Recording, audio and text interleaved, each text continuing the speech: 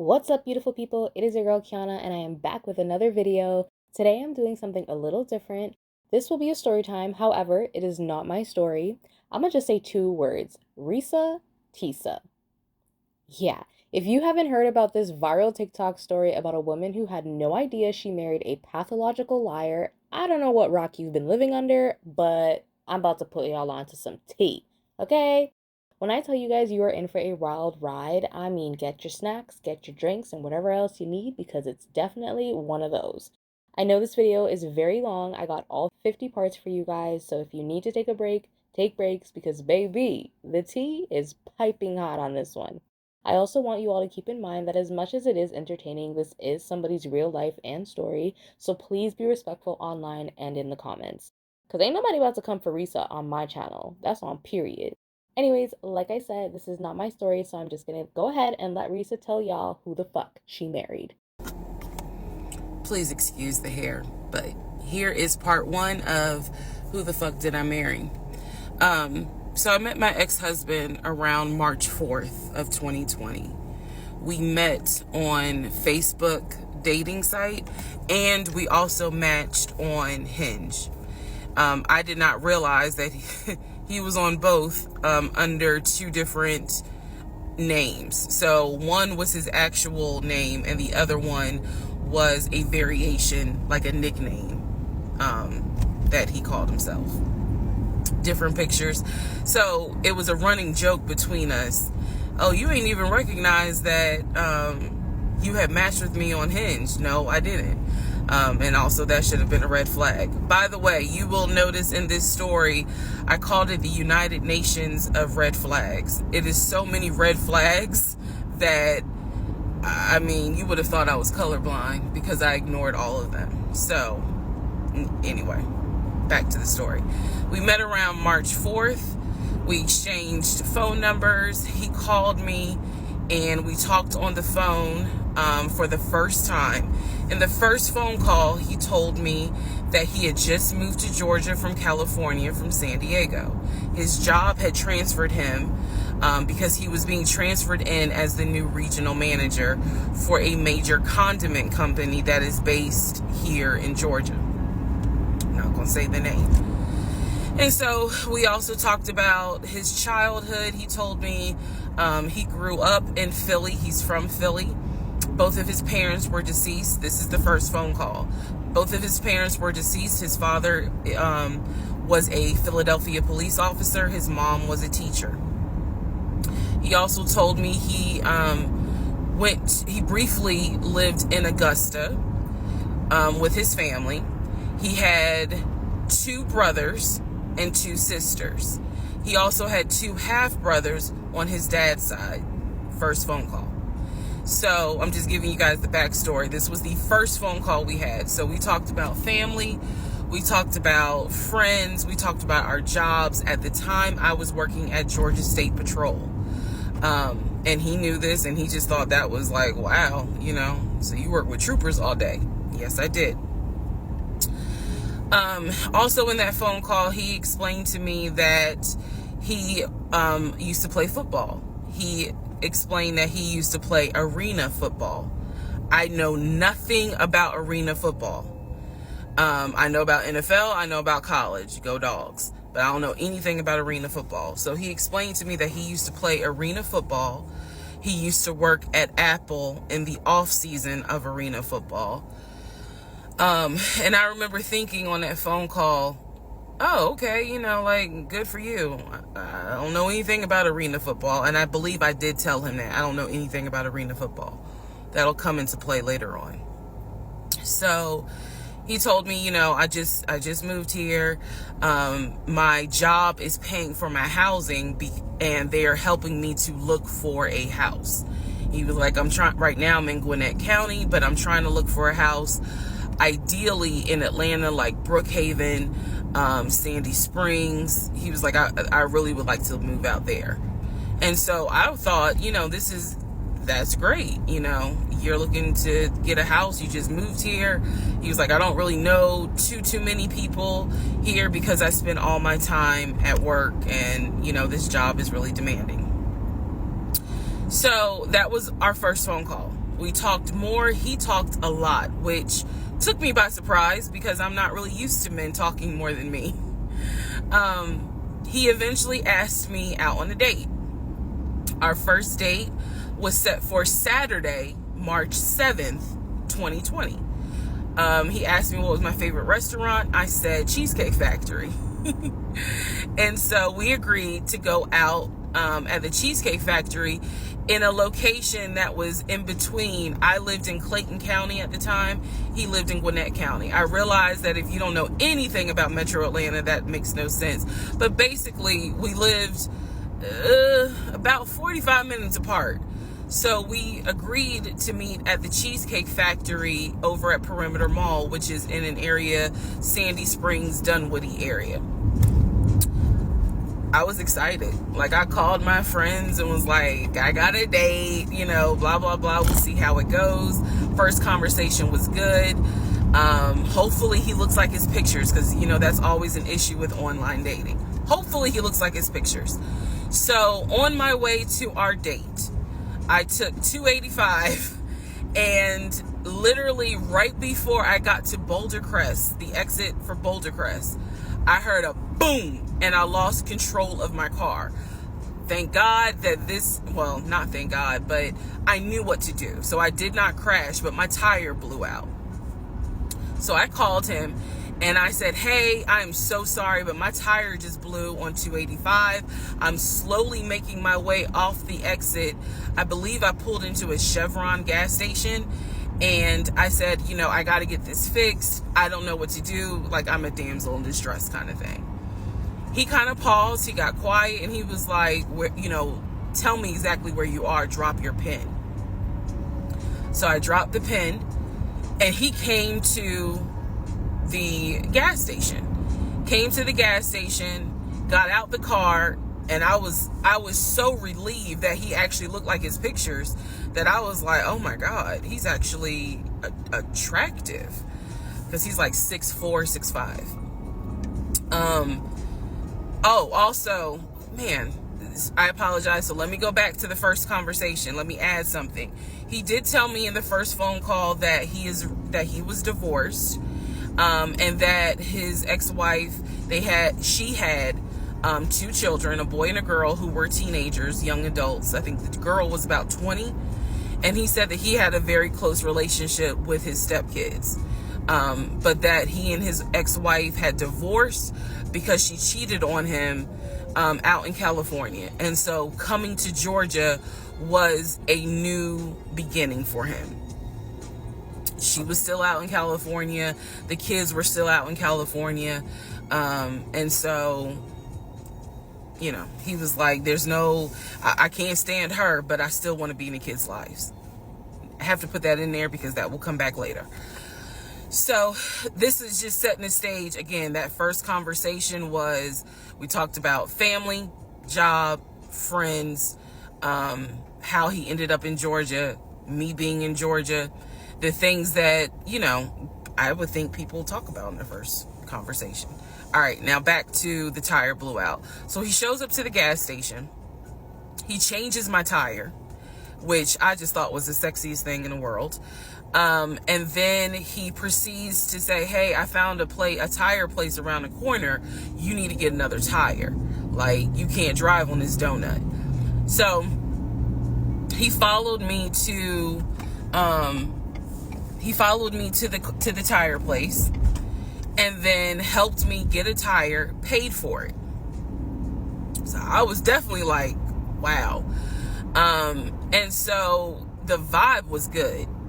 So anyway, I get the tire fixed. We follow each other to the Cheesecake Factory over in Perimeter. We hold hands walking into the Cheesecake Factory. So in my mind, I'm like, this is just this. Oh my God, I had butterflies. That's the look of a woman who had butterflies. So I had butterflies. And we go in, there's a long wait. And so we sit outside and we just talk. And the conversation's great. And this is where he tells me what it is he's looking for. He tells me, I believe at the time he was 42. He was like, I want to get married and it be for real. He's like, my parents were married 40 plus years before my mom passed away. And I want that. I want marriage, family, a house. Like, that is what I want. He's like, I'm as a man, I'm ready to get married, but I want it to be for real, because the first time, it really hurt me when she cheated on me. So he's telling me everything that I wanted to hear. And so he was like, what is it that you want? And I said pretty much the same thing. I was like, I'm ready to get married. Definitely want to have a family. And I want to marry my best friend. So we both put on the table that we wanted marriage. And this is the end of part 1. All right, who the fuck did I marry? Part 2. So we both put on the table what it is that we wanted. We both had established we were dating for marriage. We were not dating just to date. We were not trying to be friends with benefits and none of that. So the dinner at Cheesecake Factory went really well. We laughed, we joked, we talked about people, which is kind of up my alley, my sense of humor. It was a good vibe. So at the end of the date, at the end of dinner, we sat in his car and he played this song for me by John Legend. I don't know the name of the song. By the time this video posts, I will put the name at the bottom. I can't remember the song. I just remember that John Legend was talking about, I think I met my wife tonight. And I thought it was a sign. So I was like, oh my God. So anyway, we ended up sitting in the car talking just about life and experiences until about midnight. So during this conversation, he again is telling me how it was, what it was like living in California, how he went out there. He went to San Diego State. He played football for San Diego State. He talked about how, he loved it out there, so he stayed. That's when he joined the company. And then he explained that he also did arena football, but only did it for about 2 or 3 years. He claims that while he was doing arena football, the team that he was on won a championship. But again, keep in mind, I don't know anything about arena football. So I was like, okay, I didn't know that they had championships. And he was like, he got a little offended, like, yeah, they got championships. And, he was on that team. So he talked to me about how he worked at Apple. He worked something in the IT area of Apple, but within the store. Again, it was one of those, it's like when I tell people I used to work at Amazon. I really wasn't paying much attention to it. Why?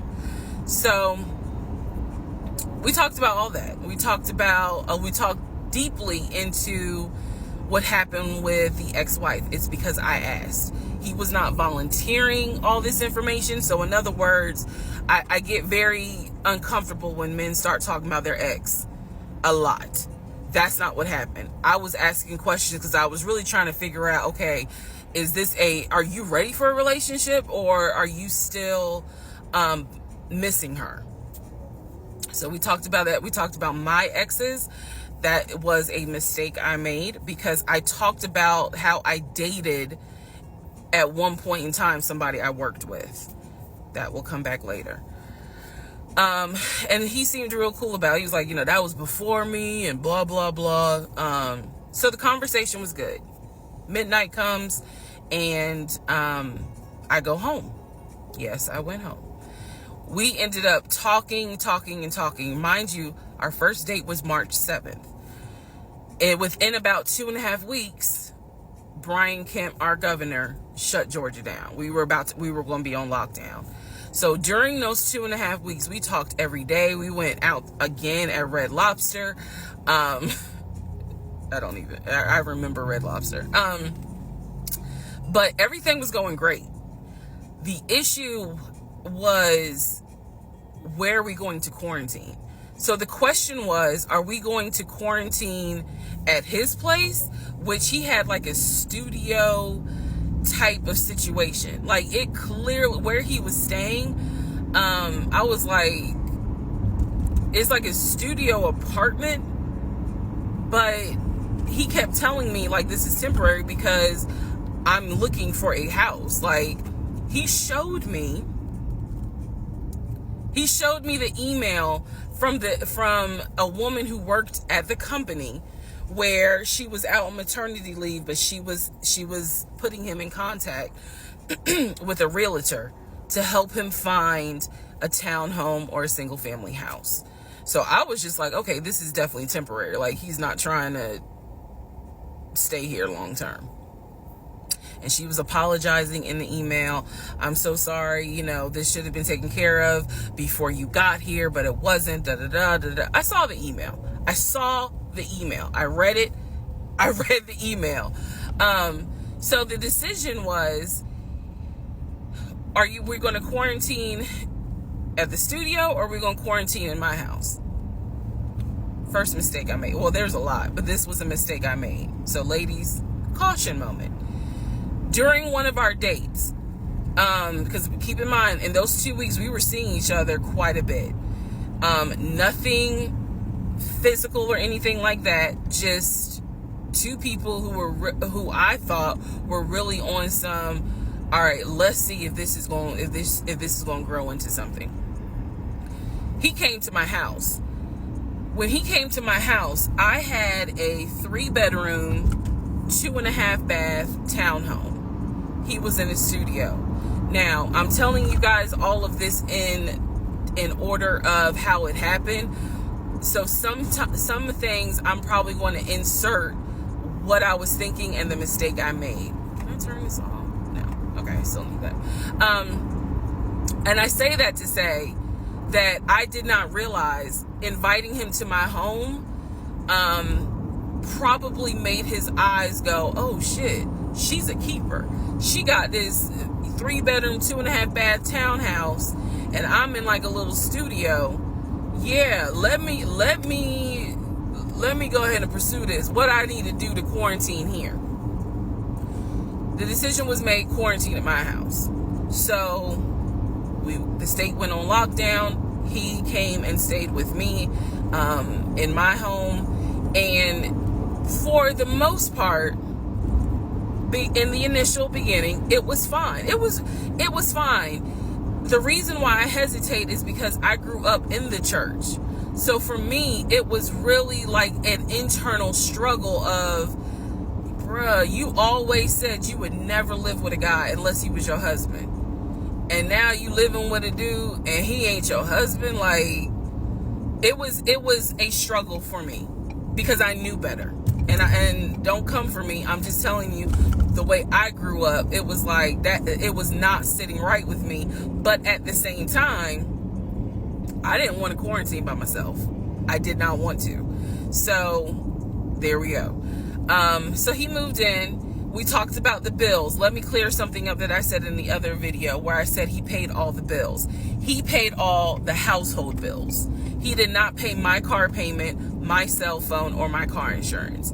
He paid the rent, because my rent at the time was less than $1,000. He paid the utility bills. And so when he's telling me that he's a regional manager, I was like, wow, okay, so you got money. And so he paid all the household bills. So my check really was just taking care of me, myself, and I.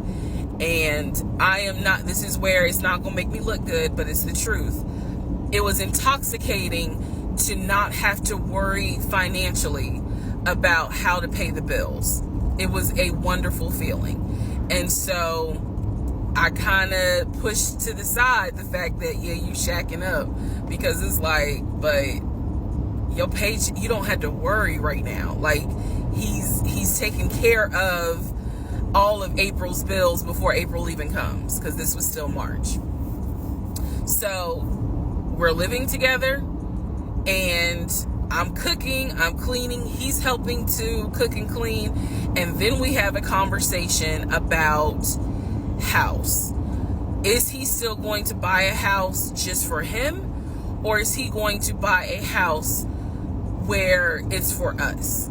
Because we are going to try to make this thing work, be official, get married, have a family. So the question now on the table is, what are we going to do? Because I didn't want to stay in Riverdale, Georgia. I did not want to raise a family there. I refused to have a baby in Clayton County. So the decision was made, let's start looking for a house for both of us. Remember, he was already looking for a house for him. But then he was like, you know what? We're together. I plan to marry you. Let's look for a family home for the two of us. He was like, this is how much I was approved for. That's when he showed me the Chase paperwork. It was a letter stating that and it had the Chase emblem at the top. He showed me a letter stating that he was approved for $700. All right, part 3, who the fuck did I marry? So this is when he showed me a letter from Chase with the Chase logo at the top, stating that he had been approved for a mortgage for a $750,000 mortgage, or a $750,000 house. So he was like, we can't go over $750,000. And I said, I remember asking him, can you afford the mortgage on a $750,000 house? Because I know I can't. This is when he explains to me, I told you how I played arena football. I invested my money really well. So he said, I have money that will help pay for the mortgage. He was like, we're good. Like, I'm financially, I am okay. He was like, that's why I'm able to get approved for a $750,000 mortgage.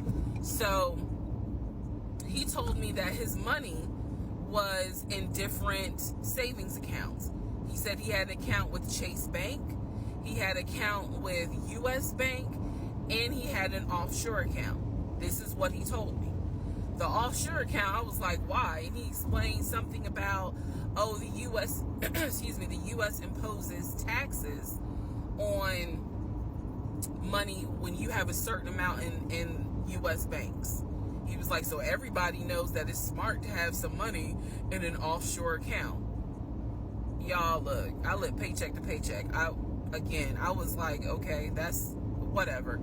I said, so you have the money to pay for a home. I'm also holding in my hand a letter from Chase saying that he was approved for $750,000. So I went off of what I saw. So we contacted a realtor. I won't say his name, but man, if he ever sees this TikTok, I owe this man such an apology. But we contacted a realtor who was based in Cobb County, because I was very adamant I wanted to move back to Marietta, Smyrna area in Cobb County, Georgia. He was fine with that. His whole attitude was, you're going to be my wife, happy life. So we met a realtor. I would find houses that I wanted to tour. Keep in mind that this was COVID. So at the time, we could not tour a home. It would have to be a virtual tour. So this particular realtor, we found a house in Douglasville, Georgia. Not Cobb County, but nevertheless, it's in Douglasville. I was fine with Douglasville. So we found a house in Douglasville, Georgia. The realtor did a FaceTime tour of the house. The house was a nice home. 5 bedrooms, 4 baths. So we did a FaceTime tour of the home, and the home was listed, I believe, roughly 400 and something thousand. I really liked the house. I could see myself living there. I could see us living there. I could see us with the kid there. This is now April, just for timeline purposes. This is April. So he really liked the house. He was like, you know what, we'll put an offer in on the house. He was like, if you like it, because again, it was COVID, we weren't going to be able to see the house in person because the family still lived there. So he said, I'll put an offer in. We'll see if it's accepted. I said, okay. So he puts an offer in. He's telling me he put an offer in. I need to clarify some things he told me and the things that I actually saw. So for this house in Douglasville, he told me he was putting an offer in. The realtor would call me because one thing that the realtor told us, he was like, if the woman likes the house, typically the house is going to get bought. So he kind of dealt with me a bit more than he did my ex-husband. And again, this is April 2020. This is before we got married. So at the time, he was my boyfriend. So the realtor was calling me and it was like, hey, you know, I put the offer in, and what they're asking for is proof of funds. And I did not know anything at this time about buying a house. So I was like, hey, you probably need to talk to him, because I'm not even listed on the mortgage. Like, from the paperwork I saw, it was only in his name. So he called him. I guess they talked. I was not there, but I'm assuming that they had talked. So the boyfriend is coming, my ex is coming home saying, yeah, I talked to so-and-so. I sent him over the paperwork. The offer was approved, and they are going to try to do a virtual closing. First, we got to do an inspection. If the inspection goes all well, then we have to do a virtual closing.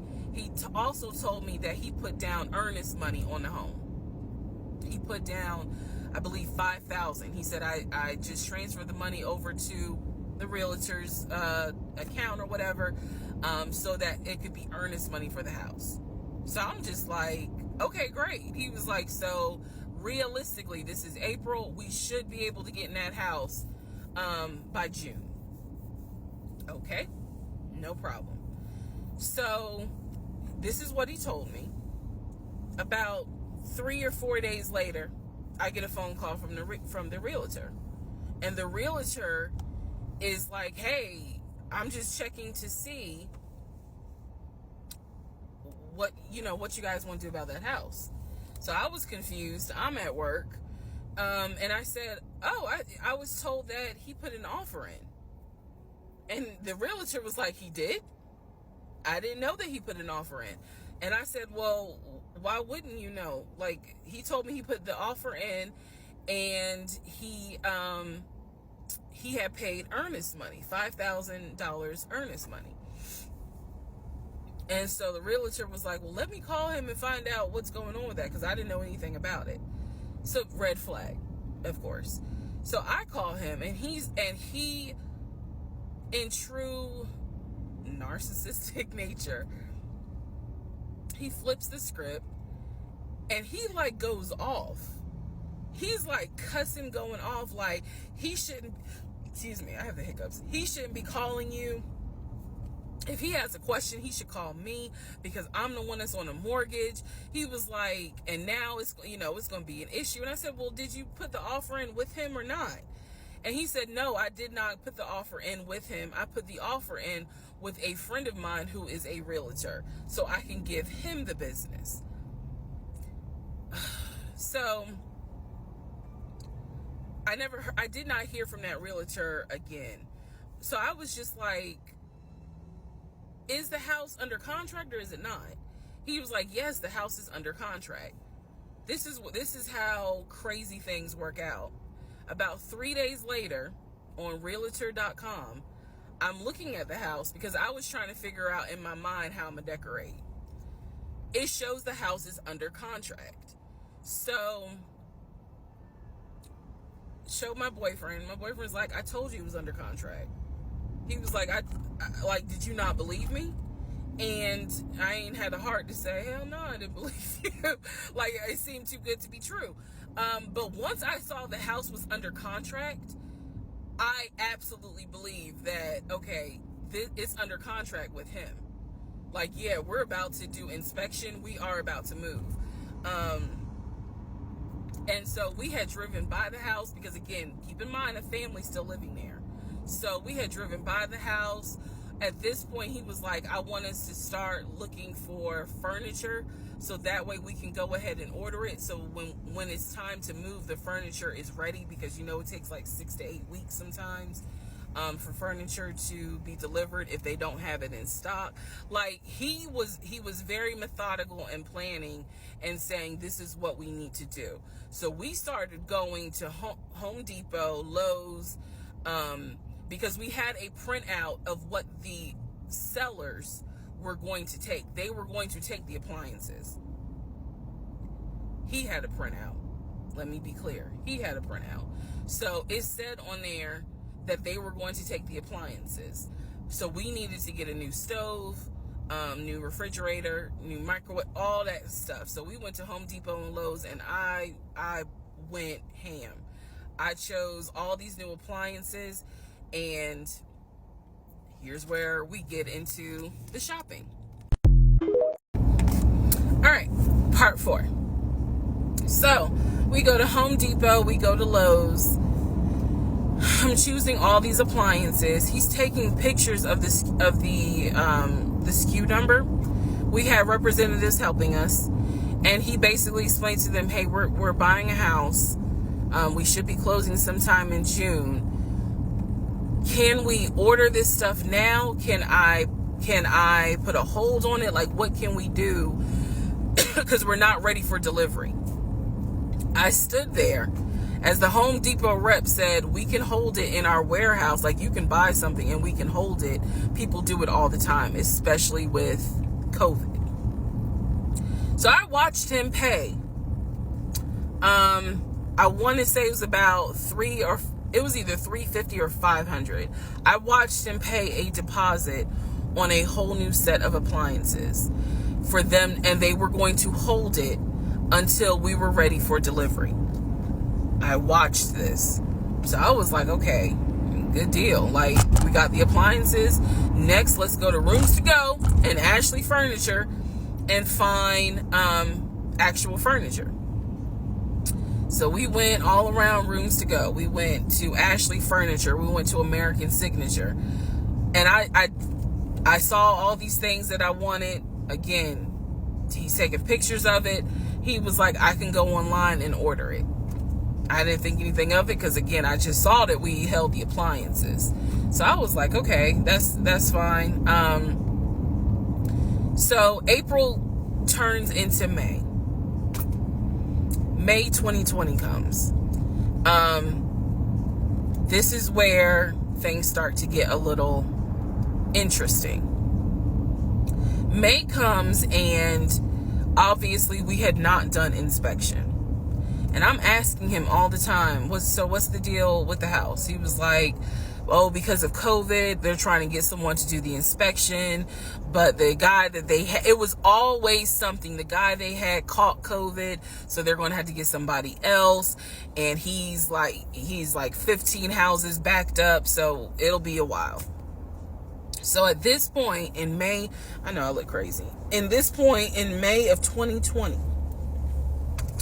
I started recording audio diaries. I don't know why. It was something just made me just start recording my thoughts in an audio diary, and I still have them. And I would save them by the date, and I would just start talking about what's on my mind. So I was like, I knew there was something was nagging me, like, but I kept pushing it out of my mind. I was like, you saw, this is what I reminded myself. You saw him pay for the appliances. You know the house is under contract. You know that he told you that he's the one who put the house under contract. Why would, I remember saying to myself, why would he lie about that? This is so easy to verify. Why would he lie about that? Have you caught him in any other lie? And at the time, the answer was no.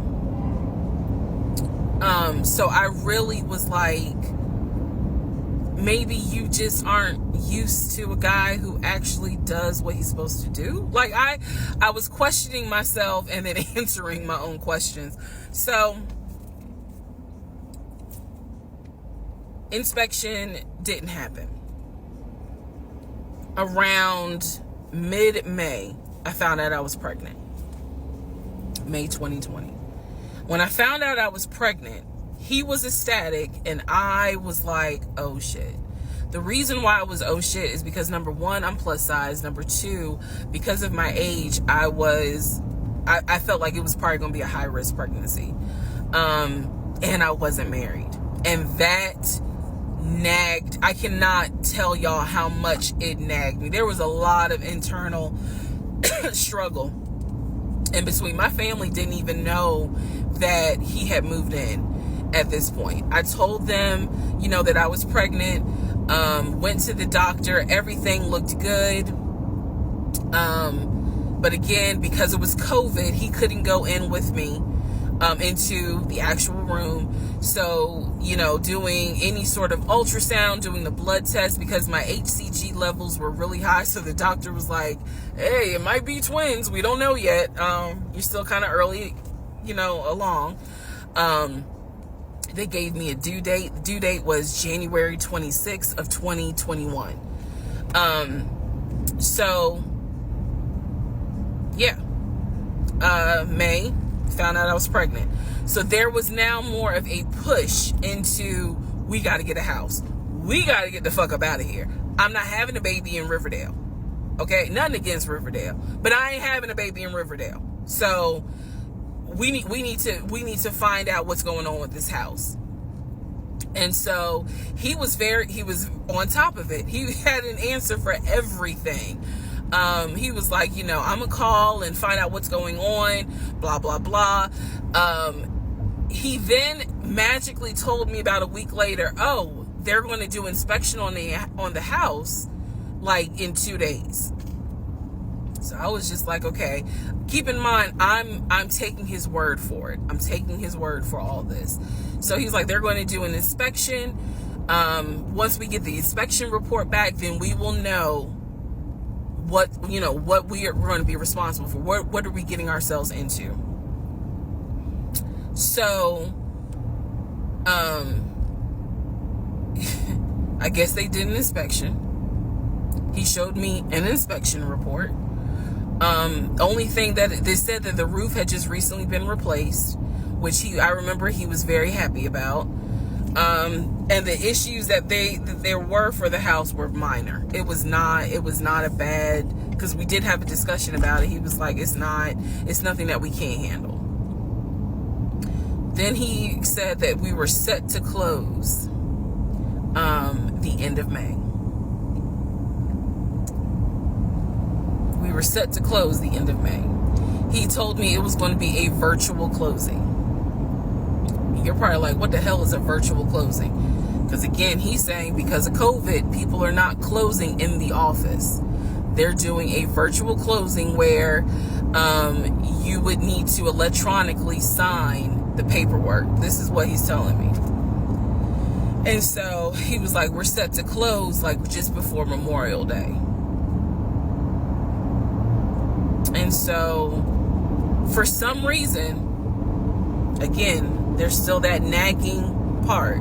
For some reason, I didn't start packing. Anyone that knows me will tell you I hate moving. I've done it enough in my life. I hate moving.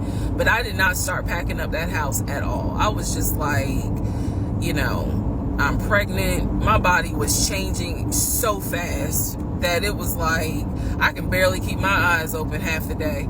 And so, no, I didn't start packing. And I remember I did record, again, I was recording audio diaries just about every day. When something didn't sit right, I would verbally record it in the audio diary because I was like, I don't know what it is, but there's something. That was the theme of our relationship. I don't know what it is, but I know there's something. And so I remember talking to myself in my little prayer closet, because that's where I would do my recordings. And I remember thinking, what if we don't get this house? Like, what if we don't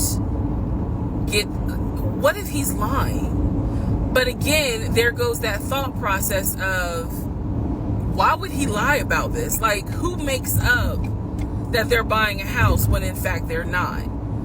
And then he's showing you all this paperwork. Like, come on, you can't be that jaded that you don't even believe what's in front of you.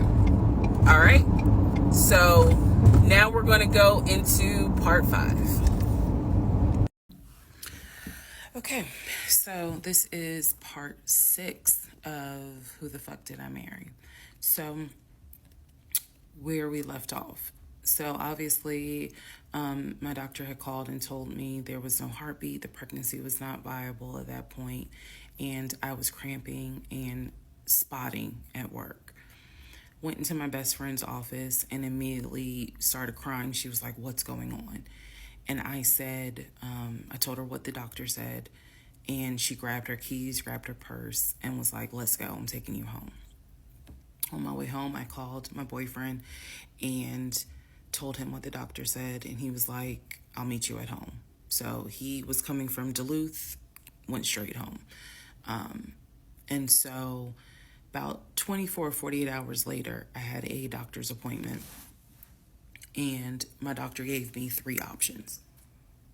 First option, let everything happen naturally. Your body will expel the fetus on its own. Second option, you can take a pill which will induce expelling the fetus at home. The pill basically will cause you to contract and expel. The third option was to go into the hospital and do a D&C. I did not want to do a D&C because I did not want to be in a hospital with COVID going on. And for whatever reason, I did not do the option of let it happen naturally. So I chose to do the pill. His birthday was June 17th. My ex's birthday was June 17th. So the decision was made, we're going to celebrate his birthday that day, go out to eat. And then that night I would take the pill because we both were off from work the next 2 or 3 days. So went out to eat to try to celebrate as best we could, and then took the pill that night. That night was the most traumatic, excruciating pain I've ever put my body through. I do not recommend any woman, if prayerfully you don't have to go through that, but I don't recommend taking that pill. If you don't have to, don't do it. I spent the whole night in the bathroom just crying in so much pain. They gave me a narcotic. I couldn't take it because I found out I was allergic to it. So it was causing me to like projectile vomiting. It was a mess. So, and he was right there. You know, he was scared that he needed to take me to the ER. But in the morning, the pain kind of subsided. So about 72 hours later, I had another doctor's appointment where the purpose of this appointment was to do an ultrasound to see if everything had passed. Everything did not pass. So because of that, my doctor was like, we're going to have to do a D&C. My D&C was scheduled for the first week of July. My boyfriend, my ex, was going to take me. That was always the plan. 2 days before my procedure, he comes home and tells me that he is up for a promotion. He's up to be promoted to VP.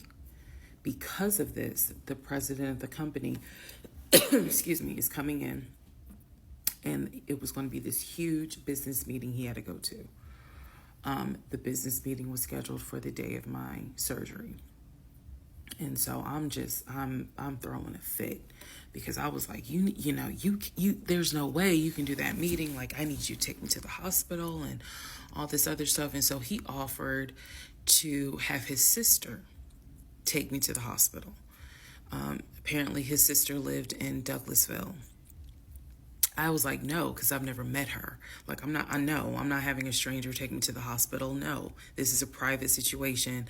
I don't want to do that, blah, blah, blah. So my aunt had offered to take me. And then my friend who took me home from work had offered to take me. So at that point, we get into an argument because he's like, my sister is, you about your family, so why can't she step in? And I was like, nah, because I don't know her. Period. I don't know her. So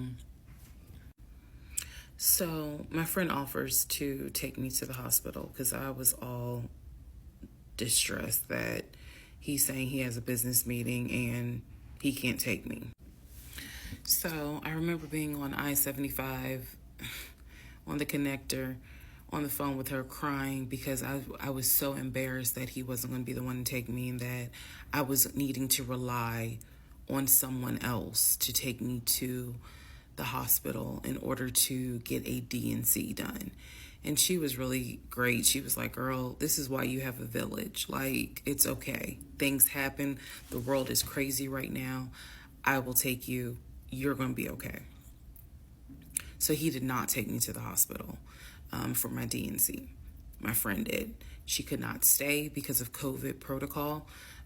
So when they wheeled me into pre-op after I got checked in, I texted him and was just letting him know, hey, here's the update. I'm about to, I'm in pre-op. They're going to get me prepared to go back to the surgical ward or whatever. And the response I got was from his new executive assistant named David. Now, when he told me he was up for the promotion, he did tell me that part of getting this new job would be that he would get an executive assistant named David. And he did tell me, I'm going to make sure that I inform David, if you get a text from this number, meaning from me, pull me out of the meeting because, my fiance's having a procedure done and I'm picking her up. So it's important that you come get me if it's something serious. So I text him. David responds.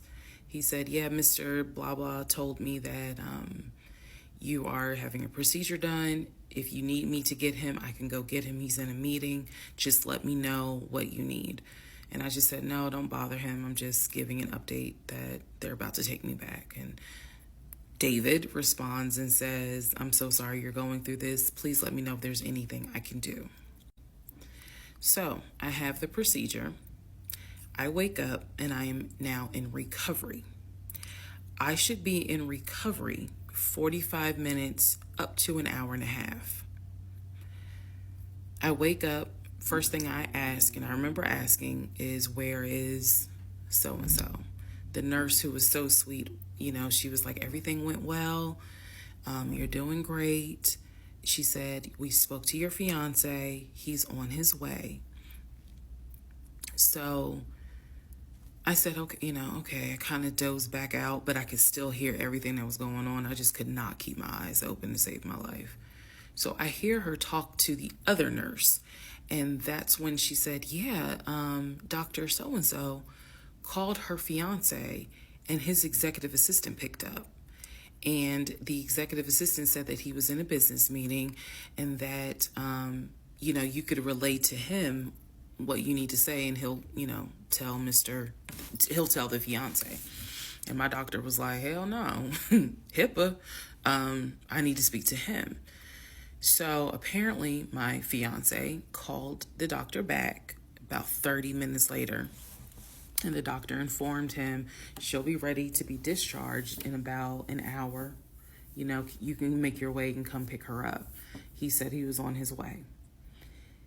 He was on his way from Duluth to Atlanta, which is not a huge distance, but the time of day, one thing about Atlanta, there's always traffic. So he should have been there within the hour. I should have only been in recovery an hour and a half. Let's go to the next part.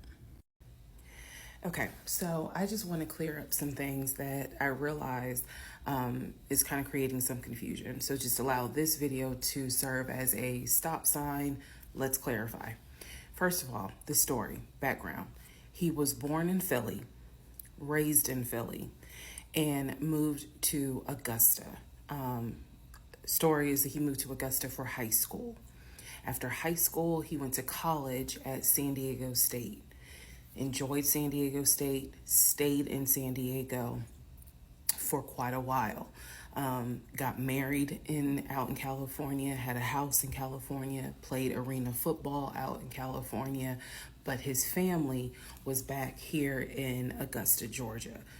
He still had a lot of family up in Philly, but for the most part, he had a sister in Augusta, he had a sister in Douglasville, he had a brother in Baltimore, he had another brother in Philly, and he had a brother in Nashville. So I just want to clarify that in terms of not the demographics, but the geography. Born in Philly, came to Augusta for high school, went to San Diego State for college, played football, stayed at San Diego, got married out there, but still had quite a bit of family here in here in Georgia. He also had a sister, I think I said, who lived in Douglasville. I have physically met his aunt who lived in Augusta. I've met his brother who lives in Augusta. I have spoken on FaceTime with a brother who lives in Baltimore. And then I will demonstrate how he used to talk to the brother that lives in Philly. That's coming up. You haven't missed that. In terms of the proposal, you did not miss the story of the proposal. I simply didn't want to share it because it was embarrassing. Basically, he gave me 3 ring options. We went to a jeweler at the Mall of Georgia. He had me pick out 3 rings. I told him which one I liked the most because I knew it wasn't a romantic proposal at all. I knew which ring I liked the most. I told him which one. He basically said, when I'm ready, I'll give you the ring and I'll propose. Fast forward about, I guess it was summer because I was actually pregnant when the ring came. We were sitting at the dinner table. He took the ring box out of his pocket, slammed it on the dinner table, and I was like, what is this? He was like, open it. I opened it. Inside was the ring that I had wanted, that I had chosen at the jeweler. And he was like, all right, so this means that you're going to be my wife. I was pregnant. So, again, when I asked y'all to give me grace, it's because there are certain things that's just like, girl, what was you thinking? Trust me. There's no excuse. So there was never a, will you marry me? It was more of a, we're living together, we're having a baby together, we need to get married, because the backstory also was that his dad was a retired police officer, but at one point his father was a pastor. So he could quote the Bible like nobody's business, as we all know. So can Lucifer. But anyway, he could quote the Bible like no one's business. And so that's how we ended up engaged. And I was wearing a ring. I will find a picture and I will try to post it. But I was wearing the ring.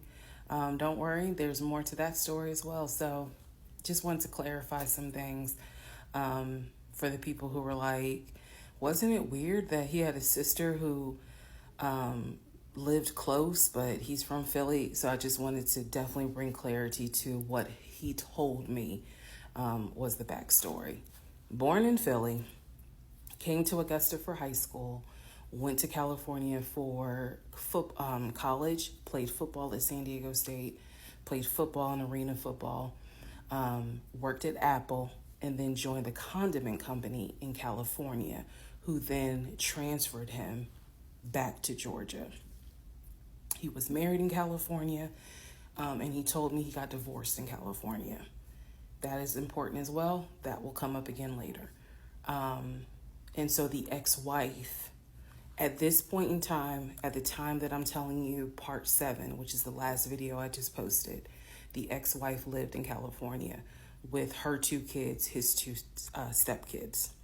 The 2 stepkids were 17 and 20 or 21, but they were that age group. And he was saying that he was very close with them, so he wanted to keep a tight relationship with them. And he talked to them, if not every day, every other day. When I say, when I say this, I need y'all to understand. When I say that he talked to someone, it means that he was on the phone in front of me talking to the person. I hope that, because I will touch back on this. He was on the phone in front of me talking to the person.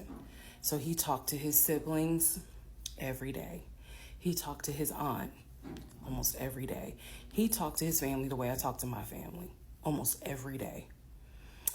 And again, I will demonstrate how he used to do the phone calls. I will also demonstrate how he used to do the work phone calls, because he called me every single day from work. And he would talk to people while he was on the phone with me. And I could hear people in the background. But that's a whole nother part. So again, buckle your seats. I promise I'm reading your comments, I'm reading your questions, but I wanted to bring this video just to clarify some stuff. Hopefully this helps. And honestly, I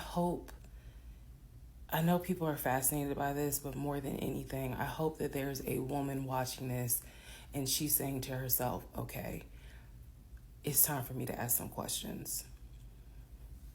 That's my hope. Part 7, who the fuck did I marry? So I should have been in recovery at Northside Hospital for about at most an hour and a half. Subsequently, I ended up being in recovery between 3 to 3.5 hours. The nurses kept calling my ex, asking what's the status, because they were actually getting ready to do a shift change.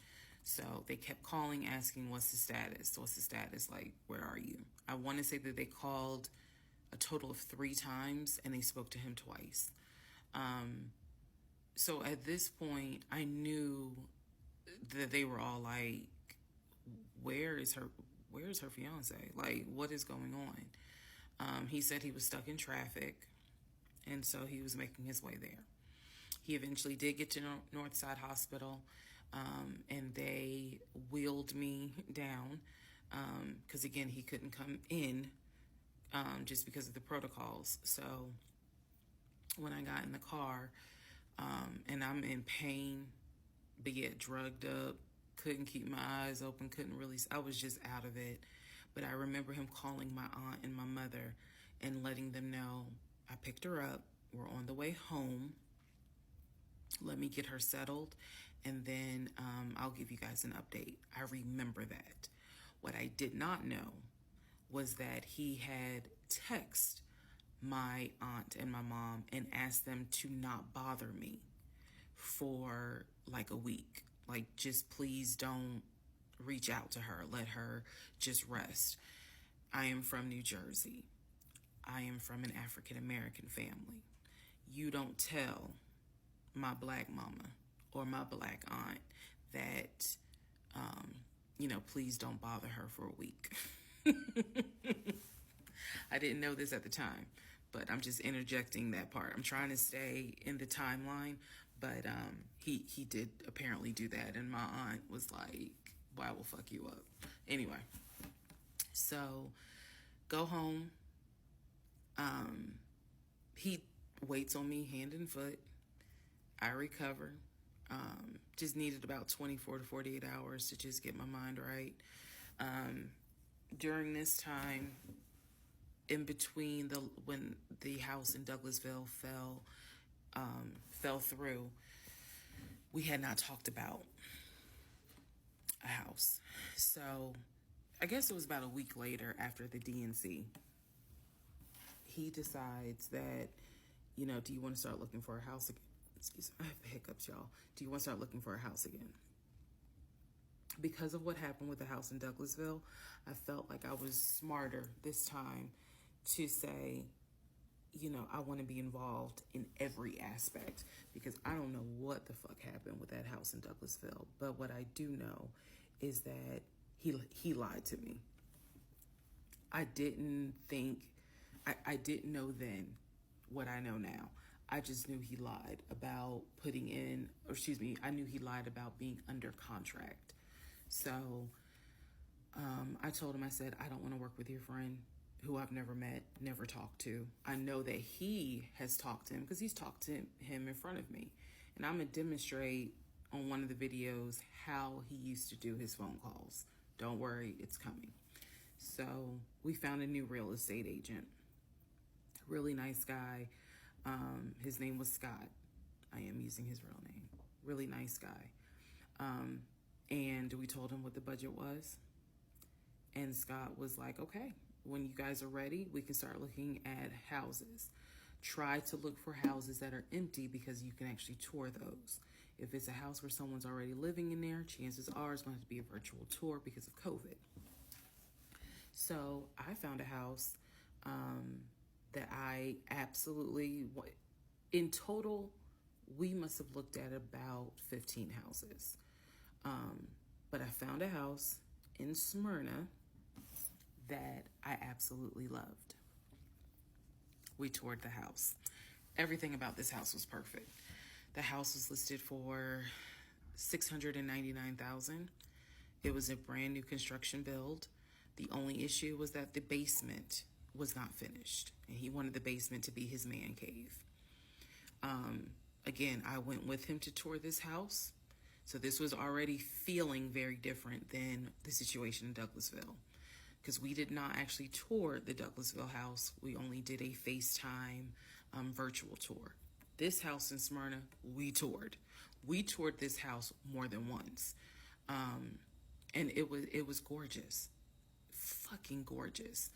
So we talked about it.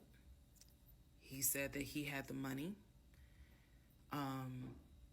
Again, the price was $699.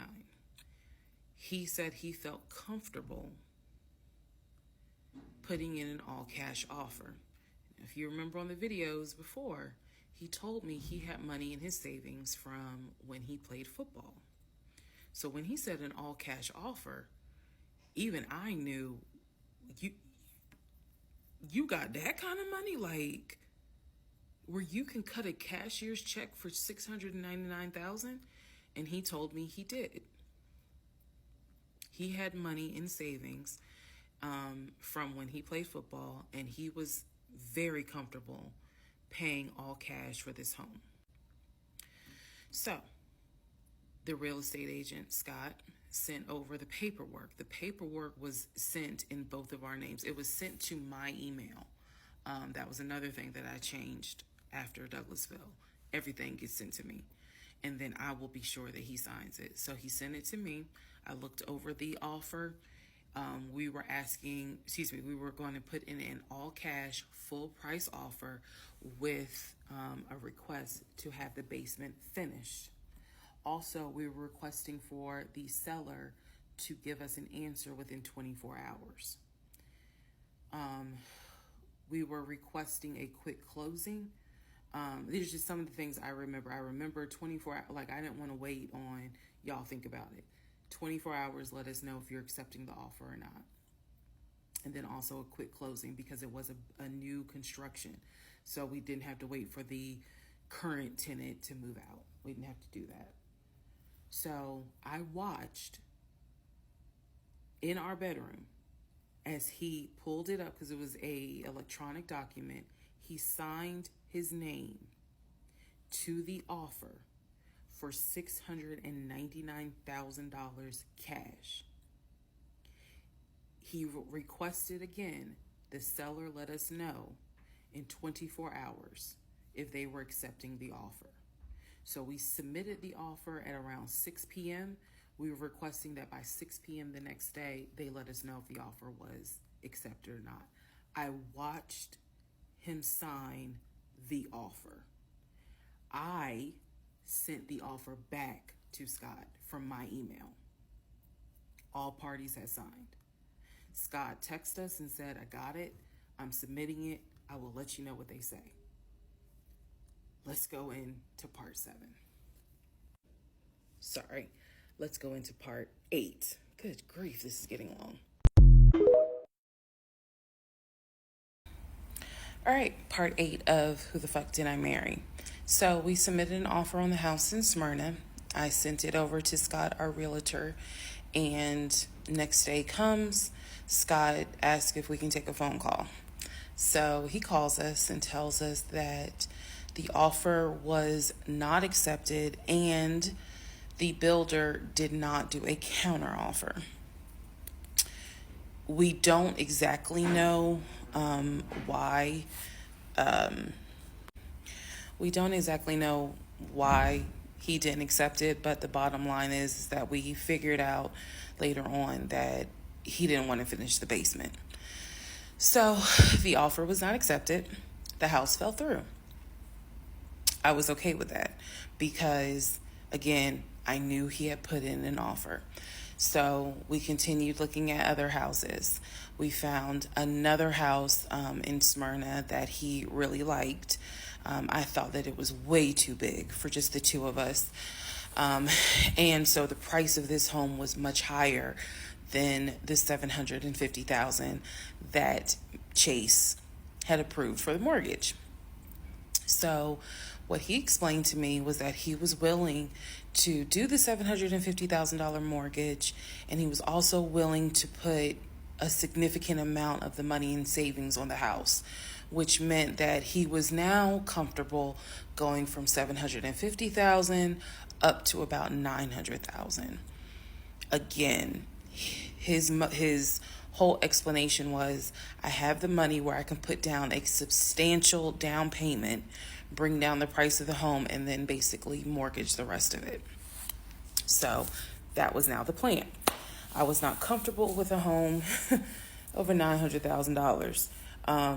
But again, keep in mind, I saw the Chase paperwork. So I was like, I just feel more comfortable sticking at the $750,000 mark. That's what you were approved for. Let's go with that. By this point, this is now fall of 2020. We had been talking about marriage. I had my ring. He had made VP at the company.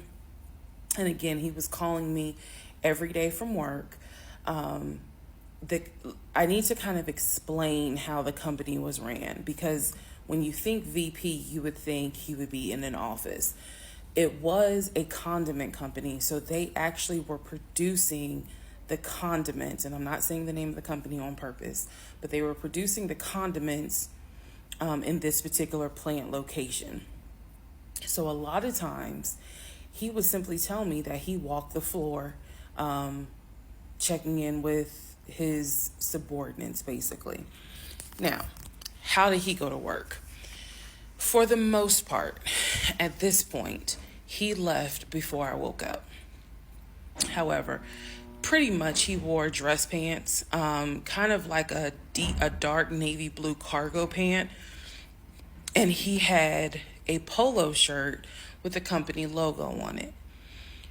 What I saw a lot of times is that he would not wear the polo shirt to work. He would wear like a company t-shirt. He would wear rubber sole shoes and the navy blue cargo pants. I didn't think it was a uniform, but it reminded me of what someone would wear when I worked at Amazon, if you're going to be doing manual labor. He didn't go to work sloppy looking at all, but it definitely was not suit and tie. Nowhere near suit and tie. It is fair to note that outside of work, he was a man who he loved to dress.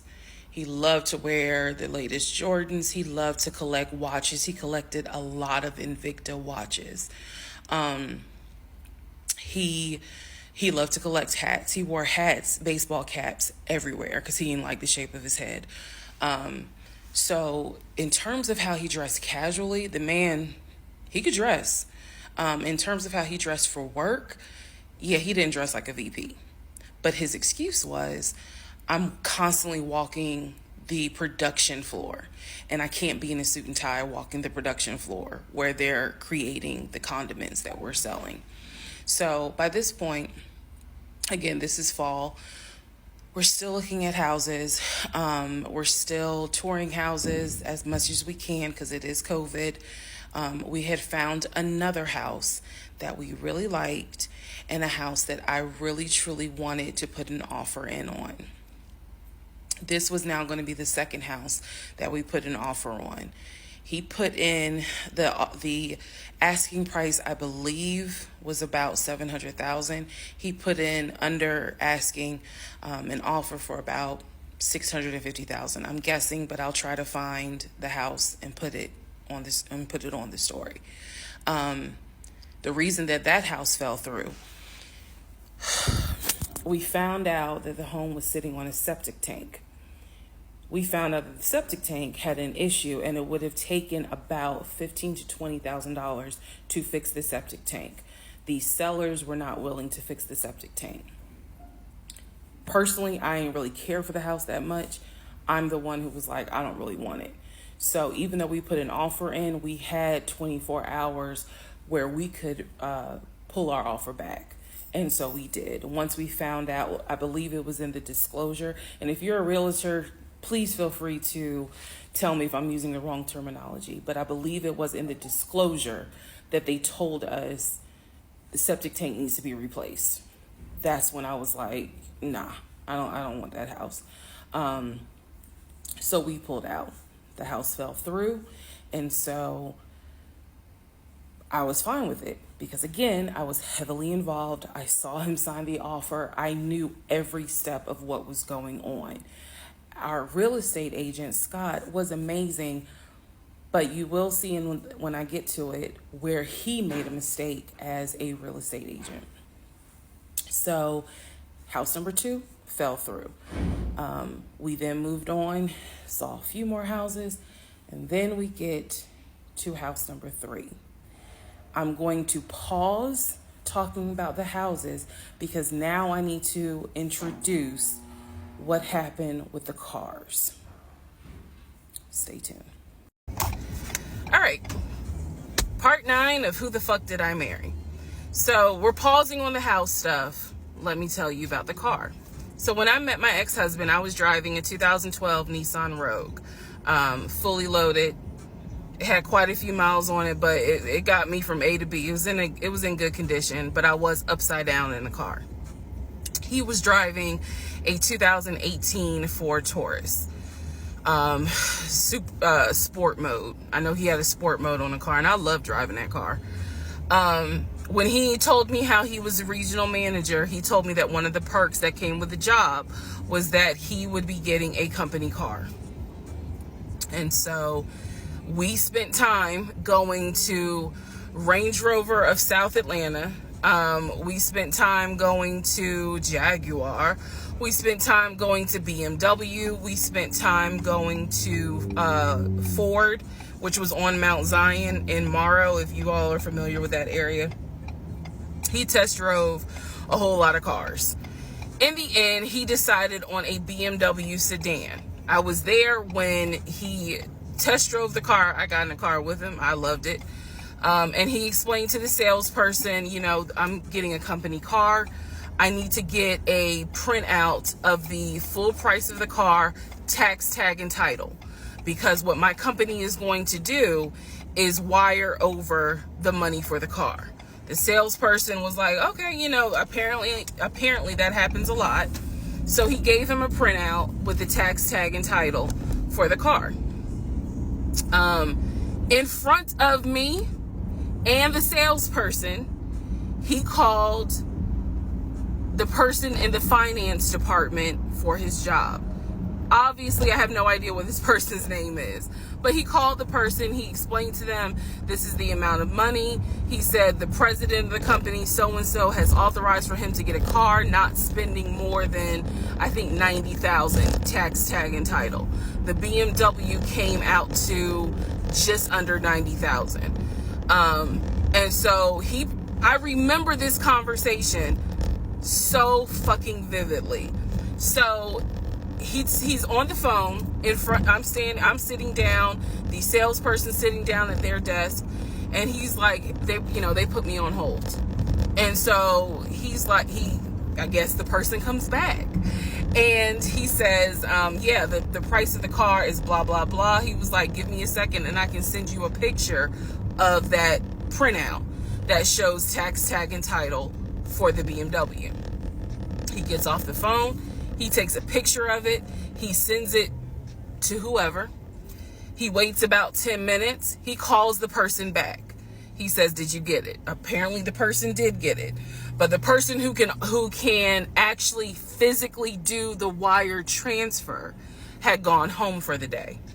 So what he says to the BMW salesperson, he's like, okay, we're going to have to do this tomorrow because so-and-so went home for the day. I don't know who the salesperson is. I can only tell you from my viewpoint what I thought. I had no reason to think this was a lie. I really didn't. Because again, you got to please keep in mind the circumstances that all of this is happening. We're inside the dealership. We're sitting at the desk of this person. He gave us the printout. He's on the phone, doing business, basically saying, look, this is how much money the car is going to cost. He's taking a picture of it. He seemingly is texting someone saying, this is how much, this is proof of how much it is. Then he asked the BMW salesperson, I need your wire transfer information. The guy got up, rushed over to, I guess, their finance area to get the bank wire information, because obviously you have to wire it a certain kind of way. Rushes back over, gives it to my ex-husband. My ex-husband's like, okay, first thing in the morning, we will get this wired over, and then, I'll come and pick up the car. My fiance, will drive me up here to pick up the car. So we leave. He felt like, because at the time that this all happened, I was pregnant. So he felt like, look, we're about to have a baby. I don't want you driving that Nissan Rogue. I want to get you something more secure, something new. I really wanted a Kia. I really wanted a Kia Telluride. And he was like, well, let's look at the warranty. This man knew a lot about cars. He knew a lot about the warranty. He knew a lot about the depreciation value. And so he did talk to me a lot about what will we get the most for our money. We test drove, when I say we, I test drove a Kia Telluride, a Kia Sorento. He didn't like either of those. He had me test drive a Ford Explorer. He didn't really care for that. Then came time where he really wanted me to get a BMW. He really wanted me to get a BMW X5. So he took me to Global BMW Imports, which, if you know anything about Atlanta, it's off of Cobb Parkway, but you can see it off the highway.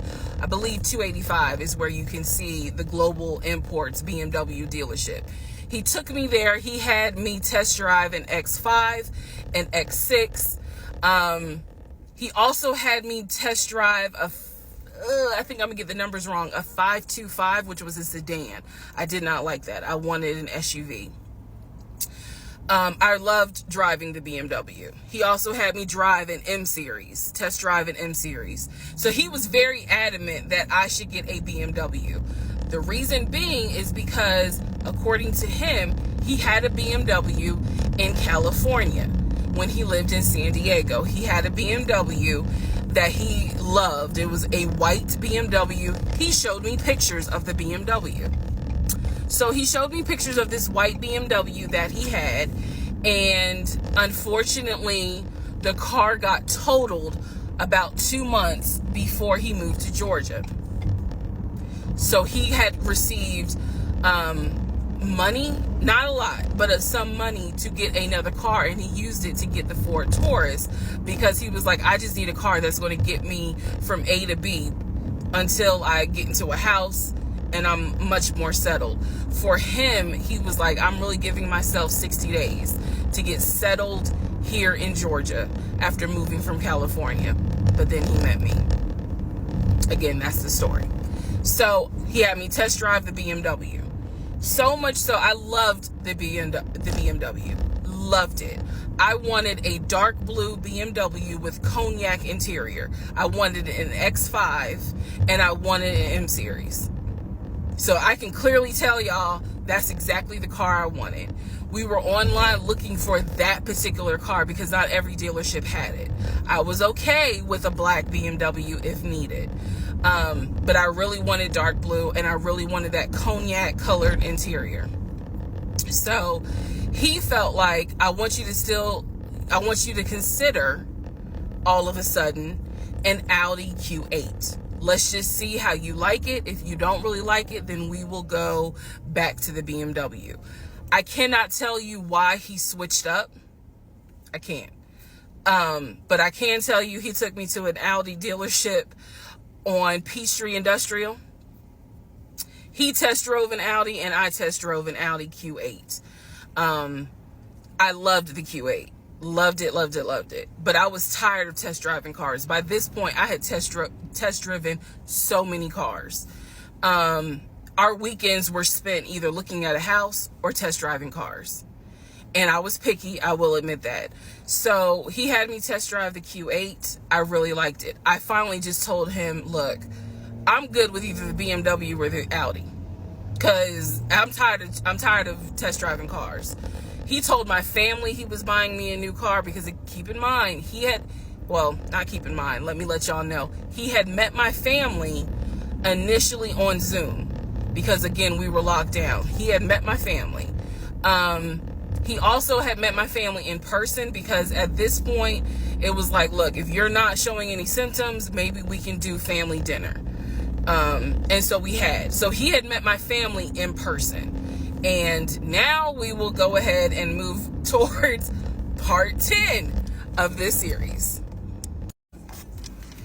Okay, part 10. Who the fuck did I marry? Okay, had to sneeze. All right, so at this point, I had test driven all these cars. Kias. Hell, he even had me test drive a Nissan Murano.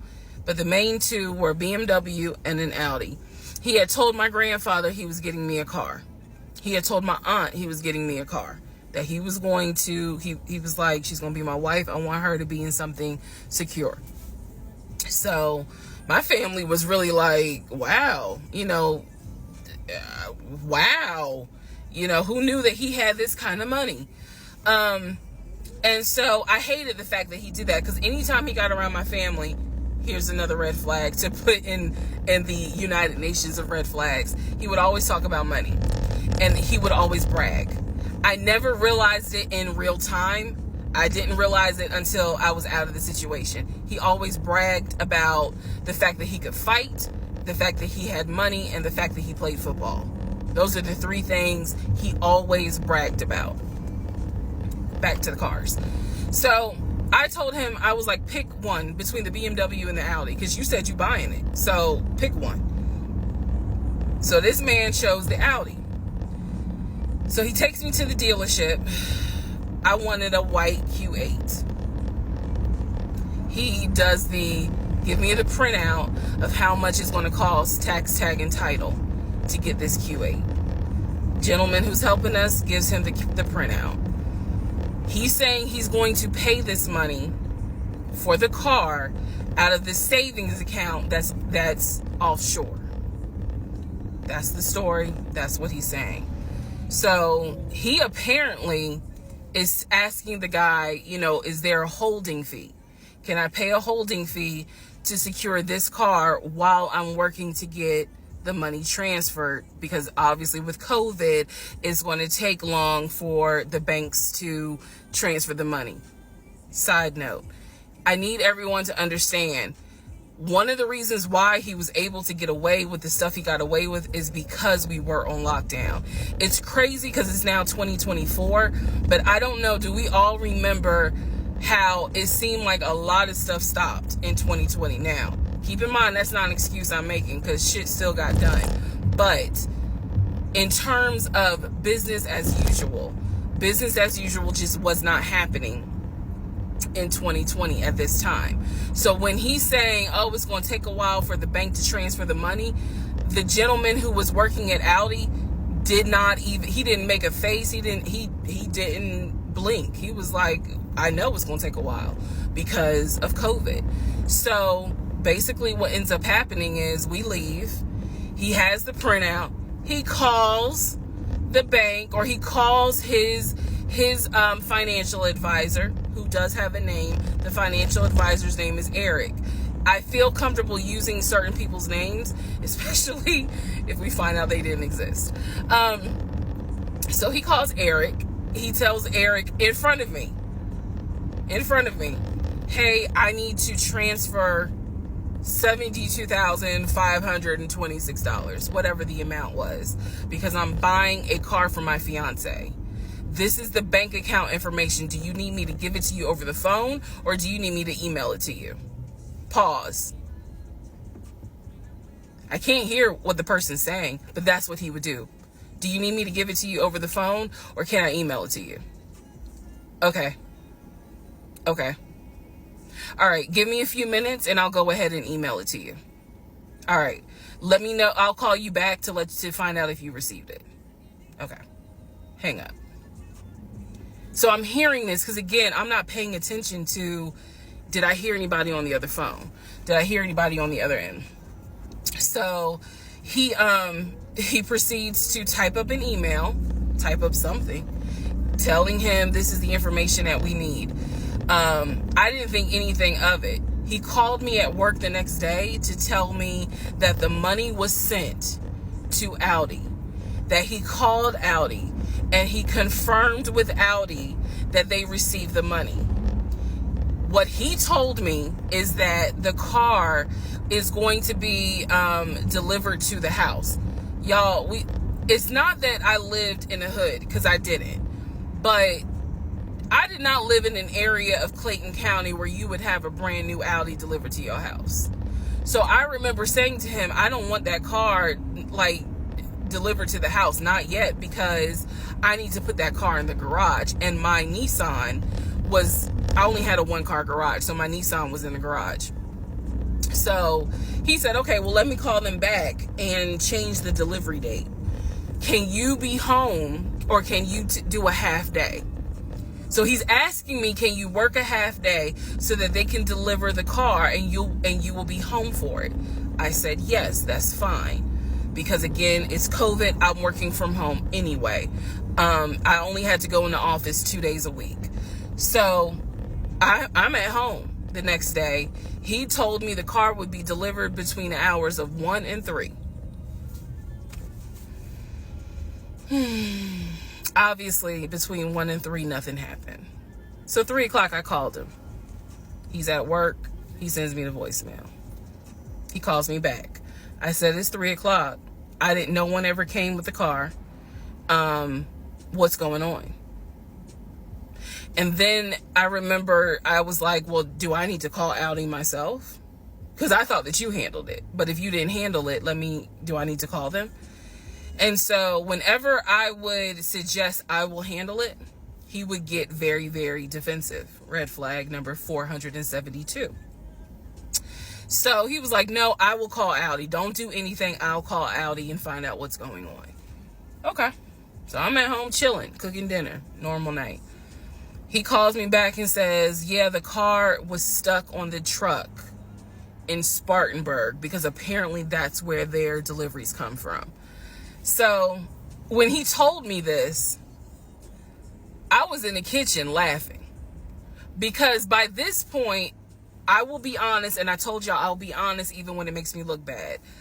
I was guilty of, on one hand, I believed him, and on the other hand, I was like, let me see what lie he come up with. Let me just see. But keep in mind, my brain was really like not rationalizing, not comprehending how deep the lie was. I just thought that no one told him the car was going to be delivered and he made that up. I had no idea how deep the lie went. So he said, you know, the car's in Spartanburg. It should be delivered this weekend. The weekend came, he had a whole other excuse. I don't remember what the exact excuse was as to why the car was never delivered.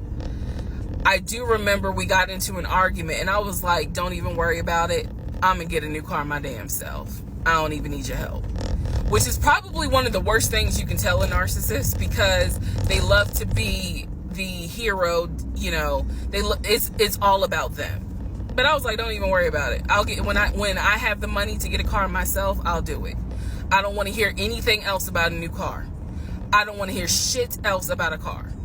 Because at this point, I was spending way too much time trying to figure out, are we getting a car? Are we getting a house? Like, what the fuck is going on? Always there was an excuse. So when I told him I don't want to hear anything else about a car, and I am not going to a dealership to test drive another car, that ended that whole discussion right there. So this is where I'm going to interject what I believe was happening. I believe that my ex-husband is the type of person, he gets off, nut. He gets off on you being excited about something that he knows you will never get. So I believe that he enjoyed going to car dealerships. He enjoyed watching me test drive a car and get excited about it, knowing I was not going to get it. It is the level of cruelty. And again, I'm telling y'all stuff that I found out way later on.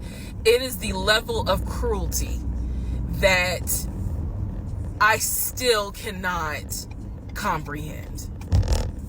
So the whole issue about the BMW and the Audi, I think he just enjoyed seeing me get excited and then pull it away. Part 11 coming up. All right, part 11. So for this part, I'm just going to give you some backstory on the family. Pause all the stuff about the house. Pause the stuff about the car. This is backstory on his family, my ex-husband's family. All right, follow me. My ex-husband's parents, mom and dad, are both deceased. Mom passed away from cancer. Dad passed away shortly after her. I'm not sure what he passed away from. So he has a number of siblings. He has two, with his parents, he has two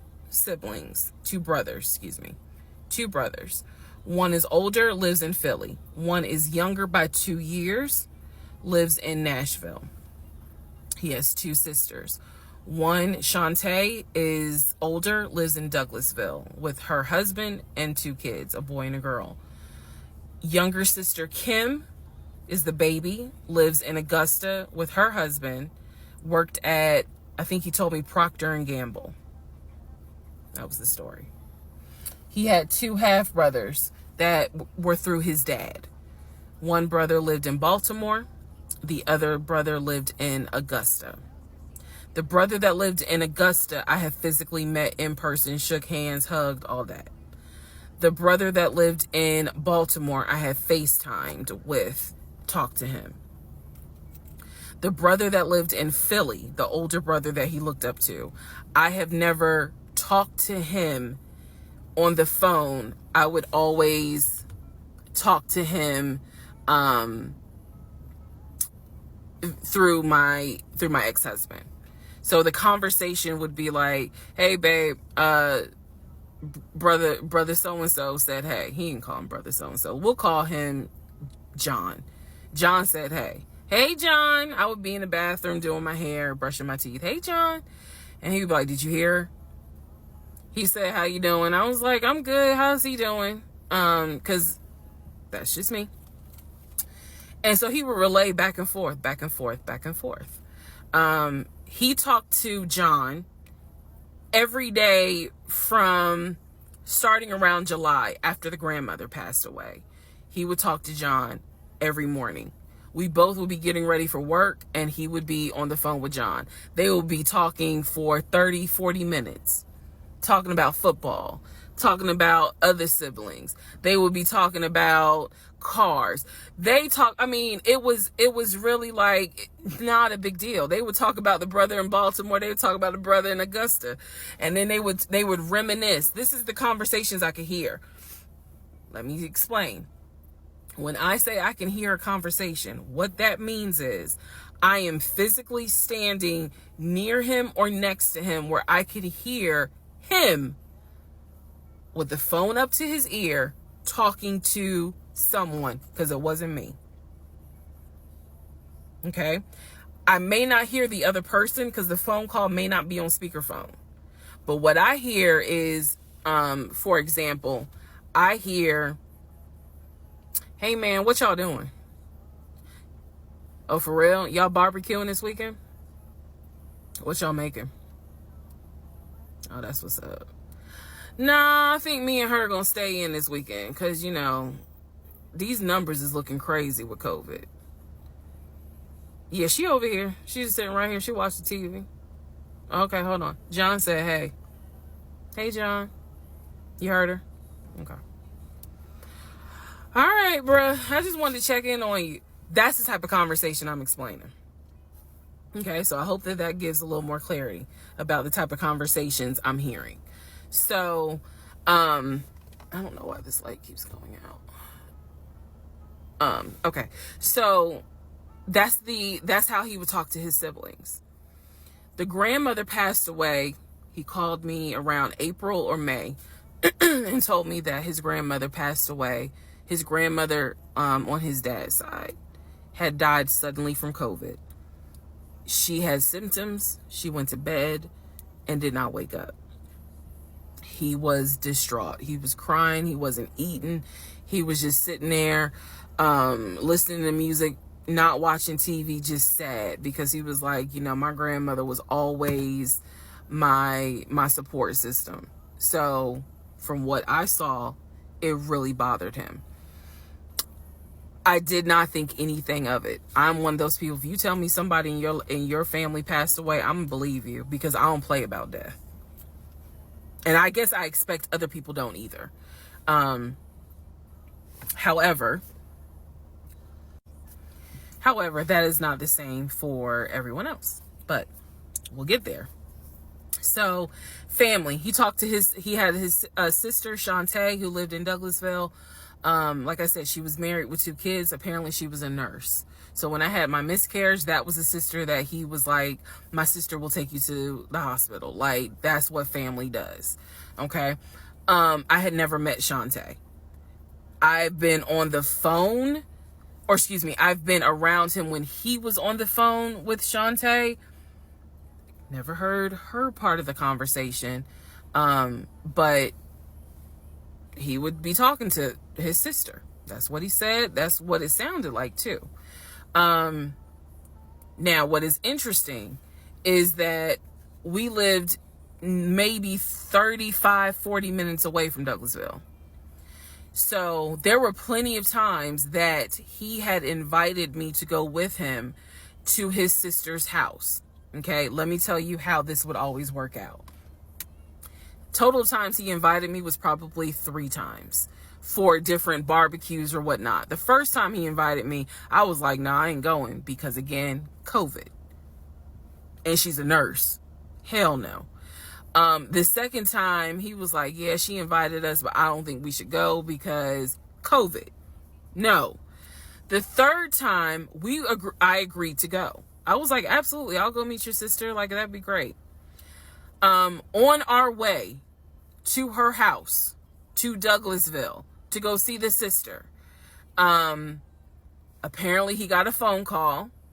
The phone was always like on vibrate, but he got a phone call and he told me that something came up, and so she had to cancel the barbecue, the get together, whatever. And so I was just like, oh man, okay, well, hopefully we can go another time. It didn't happen close enough for me to have red flags, if that makes sense. But at this point, as y'all probably like, girl, you so blind.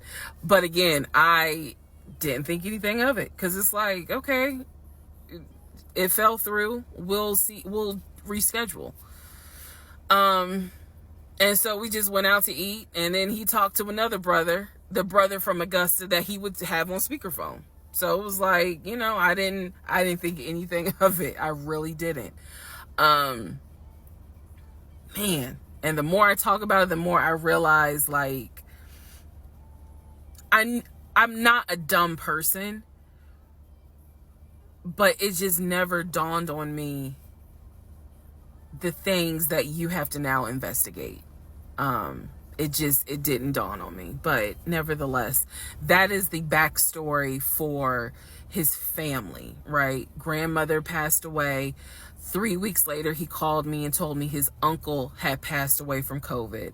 The uncle had tested positive, had to go into the hospital, and he died.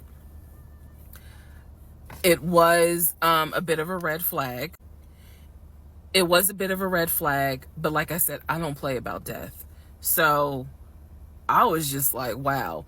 Because of these two deaths, he became a stickler about COVID. And when I mean a stickler, wear your mask, wear gloves, hand sanitize, wash your hands. Like, he was annoying about making sure neither one of us caught COVID. So now I'm going to give you the backstory in regards to what I was told with the ex-wife. Okay, I know I look rough, but it's okay. It's okay. Anyway, so this is part 12 of Who the Fuck Did I Marry? So this is the backstory on what I was told for the ex-wife. This is important. Pay attention. All right. This is 2020. So this is what I was told in 2020. I was told that he and his ex-wife used to be friends. Then they started dating and subsequently got married. They got married in California. He had bought a house with the money that he made from arena football. They had apparently gotten married on the downward of the arena football career. Had a nice house. He showed me a picture of the house, showed me pictures inside the house. Remember that? Showed me pictures inside the house. It was a really nice home in San Diego.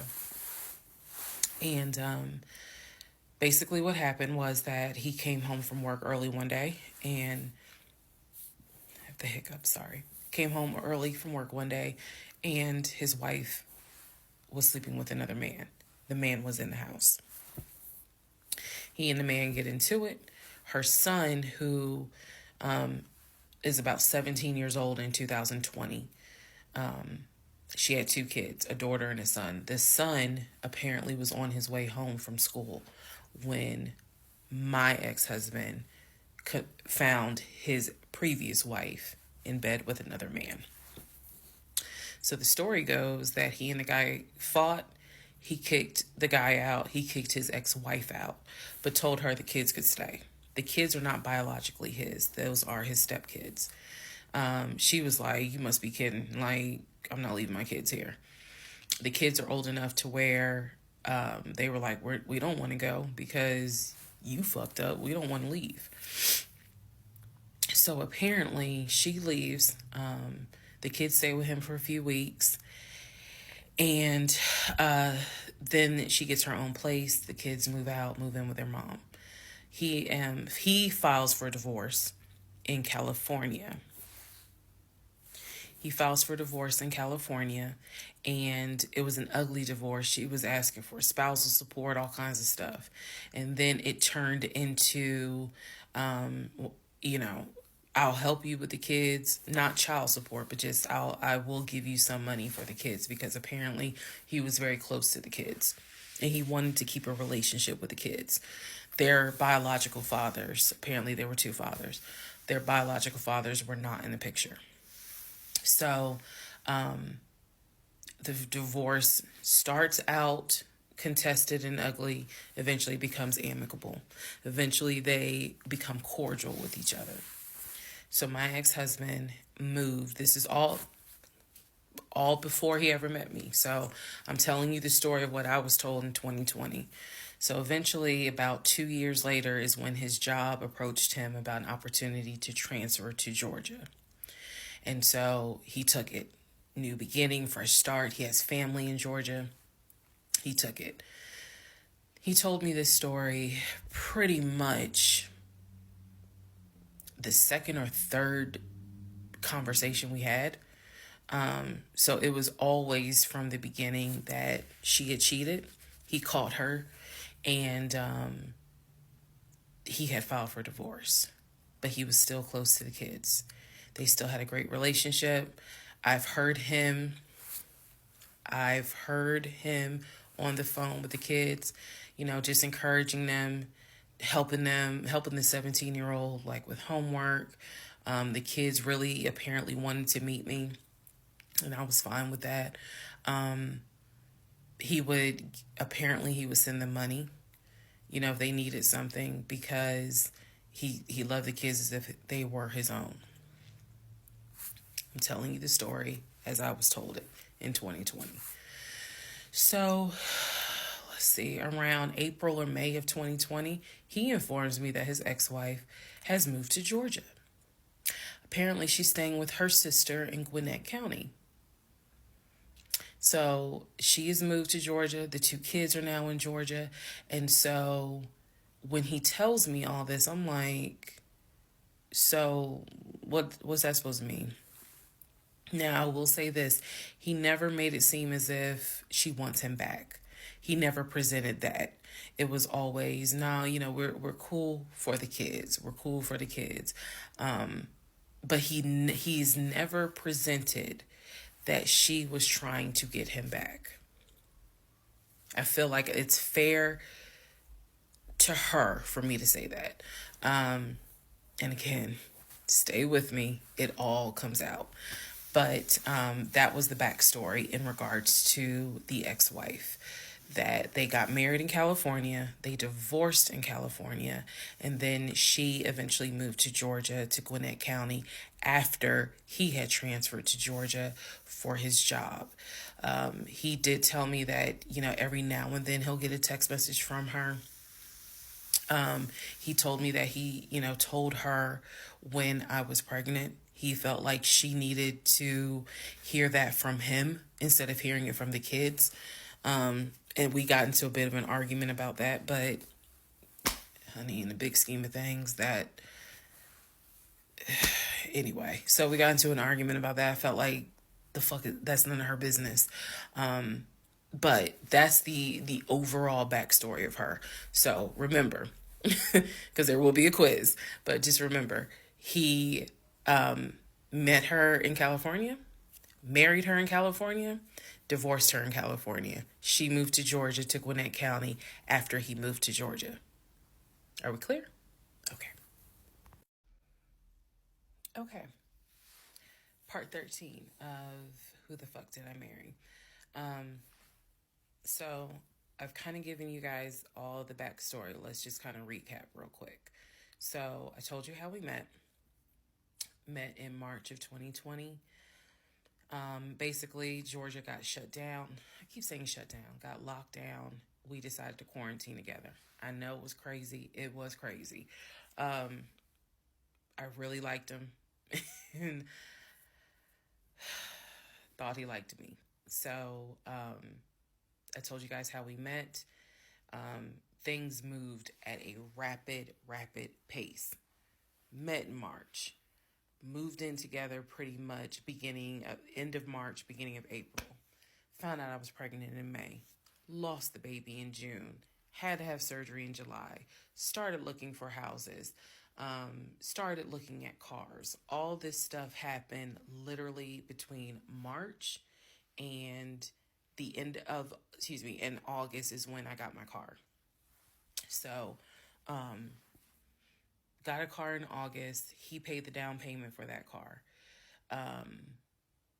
which I was shocked by. And no, it was not a BMW or an Audi. It was a Nissan Altima, but I loved that car at the time. So he paid the down payment for that car. He told me he would help me with the car payment. The biggest mistake that I made, and I'll explain why I say this. The biggest mistake I made was that I signed myself up for a car note, where I knew I needed his help to pay the car note. I knew better. My mom has always taught me, do not ever put yourself in a position where you are financially dependent on a man. And all of that went out the window. And the reason why I say that was the biggest mistake is because when I have pulled back the layers of this whole monstrosity of life that I lived for 2020 and 2021, it really does boil down to the fact that I truly ended up marrying him more out of fear than anything else. And I'll expound upon that later. But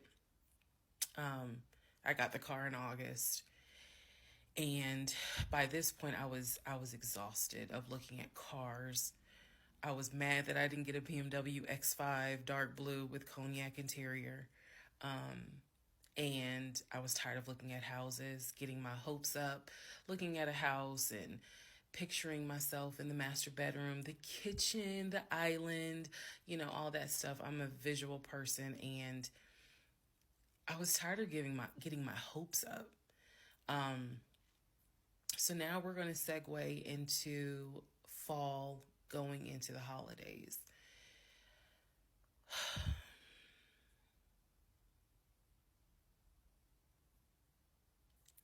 Here's what happened. In October, we looked at another house. This house was in Marietta. Absolutely gorgeous. It was gorgeous. I want to say that the house was about $700,000. I really liked the house. I could see myself living there, could see myself cooking there. And so subsequently, my ex-husband put in an all-cash offer on that house. I watched him put an all-cash offer in on the house. Our real estate agent, Scott, called us about 24 hours later, and he said, the sellers love your offer. The offer was an all-cash, full asking price offer. $700,000. Let that sink in for a moment. He said the sellers love the offer. They are asking that you show proof of funds so that they can accept the offer. My ex-husband said, I will show proof of funds when they accept the offer. The seller said, great, we'll accept the offer when you show proof of funds.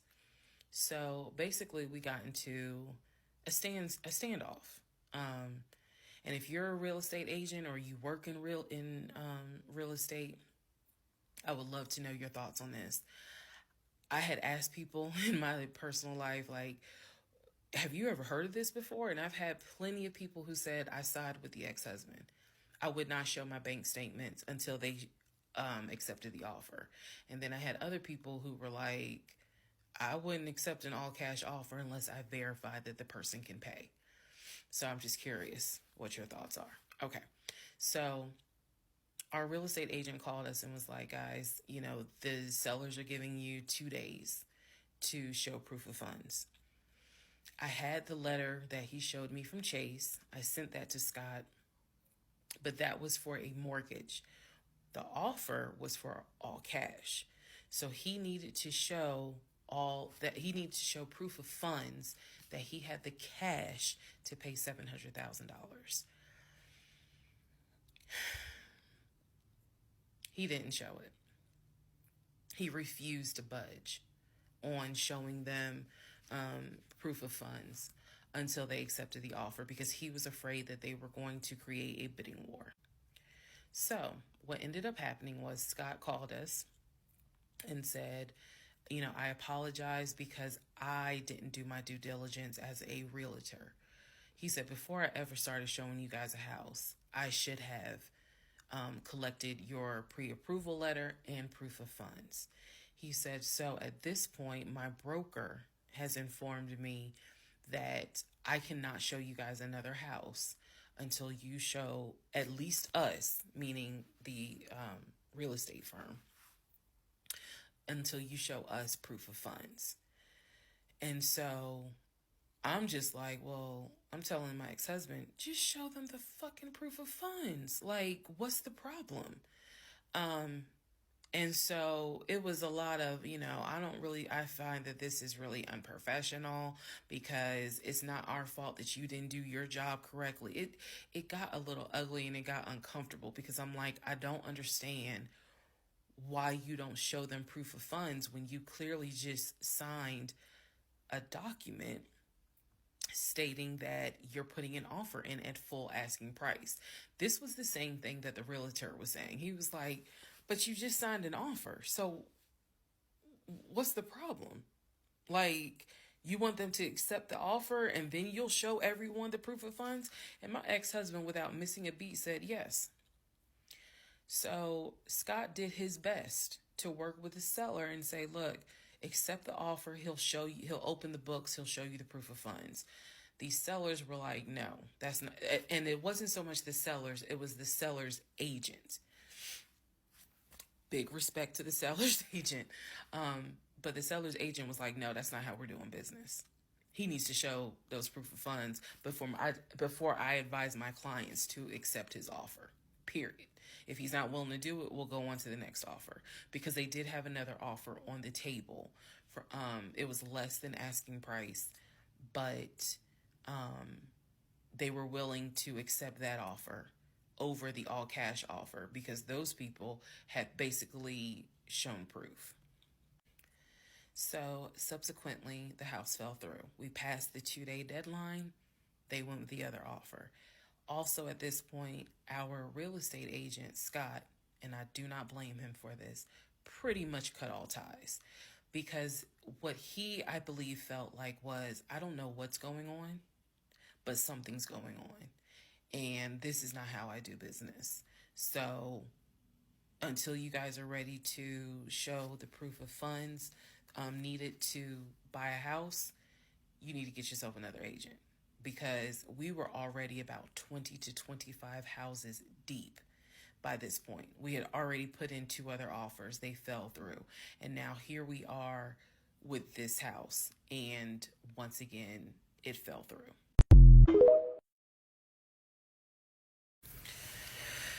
Okay, so good news and bad news. Number one, this is part 14 of Who the Fuck Did I Marry? Bad news, this is going to be the last post for the night. And the reason why, good news, tomorrow's my birthday. So I'm just going to make this video, post it, and then I will pick back up probably Friday, because honestly, I truly want to enjoy my birthday tomorrow. I just want to enjoy my birthday. All right, so y'all don't be upset. Just, if anything, watch parts 1 through 14, then we'll be ready for part 15. So the house fell through in October 2020. And what I told him was, I said, I don't want to look at another house. I don't want to talk about cars. I want to get through the holidays, because it was going to be a holiday season where I could not celebrate my family because of COVID. So I said, I just want to get through the holidays. I want to get through the end of the year. And we'll revisit stuff in January. I was very calm when I said it. No argument, nothing like that. And he said he understood. A lot of what fueled me staying in this situation really was the fact that, number one, I didn't want to be alone. Number two, I didn't want to look stupid by having the relationship end so quickly, for everyone to be like, we told you something was up. And number three, I was ready to get married. And that, ready to get married, fueled a lot of stuff. And again, I was still making my audio diaries. So listening back to it, I knew something was wrong. I admit that. I knew something was wrong. But what I thought it was, truthfully, was like, why does it seem like there's always something? Like, why can't we just go ahead and get the house? Why is it always something? Why can't I just get the BMW? It still didn't dawn on me how deep this something went. And for the people who keep asking, I'm going in order of events. So yes, there will be a video where I explain how everything came out and what came out, what was true, what was not true. It's coming. I'm just getting all of this out in order. So I told him I didn't want to look at a house no more. I don't want to talk about houses. Do not mention the word Zillow. Do not mention the word realtor. Nothing. Let me just get through the holidays. And for myself, the question was, what do you want to do? You want to stay with him? Or do you want to cut your losses? And the part that kept me constantly second guessing myself was, what if he's not lying? What if he's not lying? Literally the conversation I had with myself was, there's no way he is lying about having money. You saw the paper from Chase. They don't just approve $750,000 for a mortgage for anybody. I've seen his checking account. You see how much money's in his available checking. Like I don't think he's lying. I don't think he's lying about that. But what is it? Is it that he doesn't trust me? Like, I second guess myself so much. Is it that he doesn't trust me? Is it that maybe he doesn't really want to get married? Like, what is it? Because I know what I saw. I know what I heard. I know that he's having conversations about move the money from this account to that account. I know he's paying my car note and all these bills. Like, clearly this man is making money. I know that I saw the letter from HR that states his new salary is 200 and something thousand. And I remember thinking, like, God, what am I missing? I'm missing something, but what is it? Because I know what I've seen. I know what I have touched. I have physically touched these papers. Like, I know how to read. So what is it that I am missing? He's close to his family. He talks to them all the time. He's just a regular guy that just likes to watch NFL football. He leaves me alone when I want to watch Georgia football. He's paying the bills, groceries. I haven't had to worry financially since I've met him. And as a woman who had lived on her own, paying her own bills, my God, that is the most intoxicating feeling when you meet a guy who just takes your stress and your worry away financially. But the downside is he took away the stress and the worry financially away and instead brought a mental fuck job I've never in my life had experienced. And I could not put my finger on it. I couldn't really talk to anybody about it because I'm a big believer in what happens at home stays at home. So I didn't talk to my girlfriends about it. I didn't talk to my family about it. But I just remember being like, what am I missing? What am I missing? So we did not talk about houses. We did not look at cars. We didn't do any of that for November, December. And he came to me like around Thanksgiving, and what I thought was a very open, loving conversation. And in that conversation, he was like, okay, I know I have fucked up. I know that things are not feeling too strong right now. He was like, I want us to get married. I want a home. I will show you whatever you need to see to put you at ease. He was very like contrite. He was very just like, what do I need to do to put your mind at ease so that you know I'm in this and that I want this and that I love you and I want you to be my wife. So I was like, show me your accounts. He showed me his checking. He showed me one of his savings. He showed me a Chase savings. He did not show me the offshore.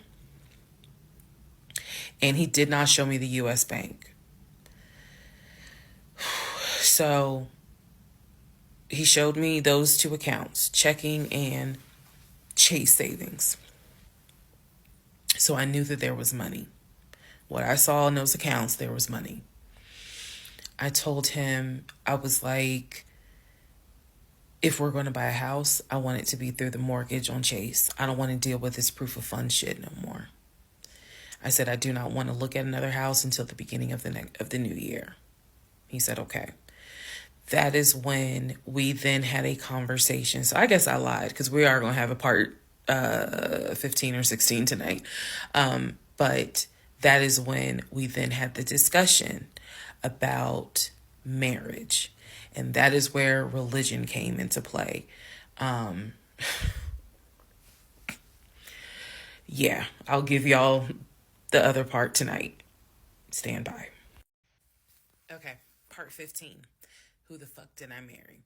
So in December of 2020, around beginning of December, we had a conversation, kind of a come to Jesus heart to heart conversation. And both of us had grown up in the church, and the fact that we were not married but living together, the fact that almost had a baby together, bothered both of us. Both of our families, my family and his family, were very adamant. Like, okay, y'all either need to get married or y'all need to separate. And so I'm walking around with a ring on, which I'll post a picture of the ring because, God, there's so much to unpack. But anyway, walking around with the ring. And so he said to me, whatever I need to do my part to make this work, I'm willing to do. At the same time, it wasn't that I did not trust him as much as it was I felt like I wasn't trusting myself. Because, again, like I said in the previous video, I know what I saw. I know what I've read. I know what I've heard. But fuck, something was not sitting right with me. And every time I would question it in my head, the other side of me was like, okay, you know he ain't lying about the money because you saw it. So you know he ain't lying. Girl, are you that... Like, I remember saying to myself, are you that jaded that you don't even know what it's like to have a decent man? Yes, I really had the audacity to have that thought. So we agreed at the beginning of December, like, we wanted to be together. I believe I loved him. I believed he loved me. So the decision was made that we were going to get married. It's still COVID, so we had to follow certain protocol.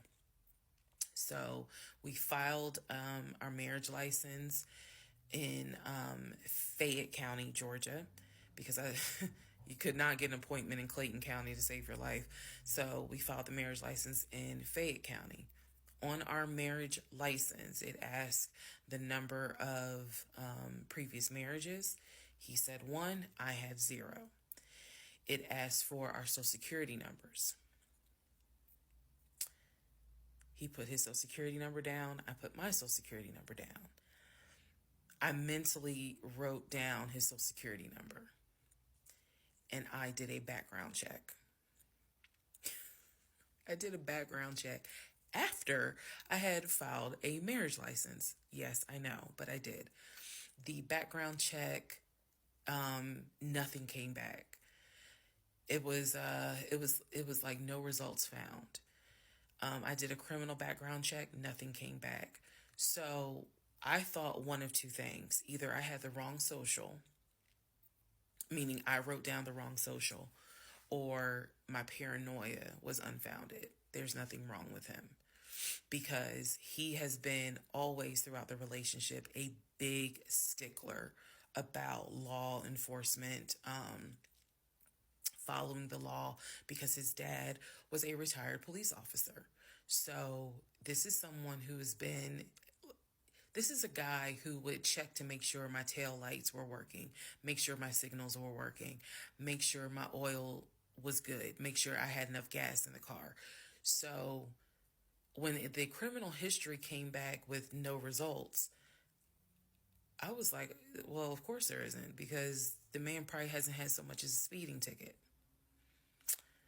So we filed the marriage license, and then we made an appointment to get married, and waiting for the judge to come out of chambers so that she could marry us. And the reason why I'm pausing is because, my God, if I could go back and see that young woman sitting in that lobby.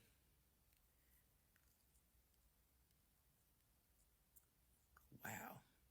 I know we can't go back in time. But damn, if I could go back in time, I would. I didn't tell anyone I was getting married because I was afraid that we had tried before in September and something came up. So I didn't want to tell anyone. I didn't want to get anyone's hopes up. I didn't want to get my hopes up. I know that's bad, but again, said I would be honest even if it's ugly. I told my mom, my family that we got married, told my friends, they could not believe it.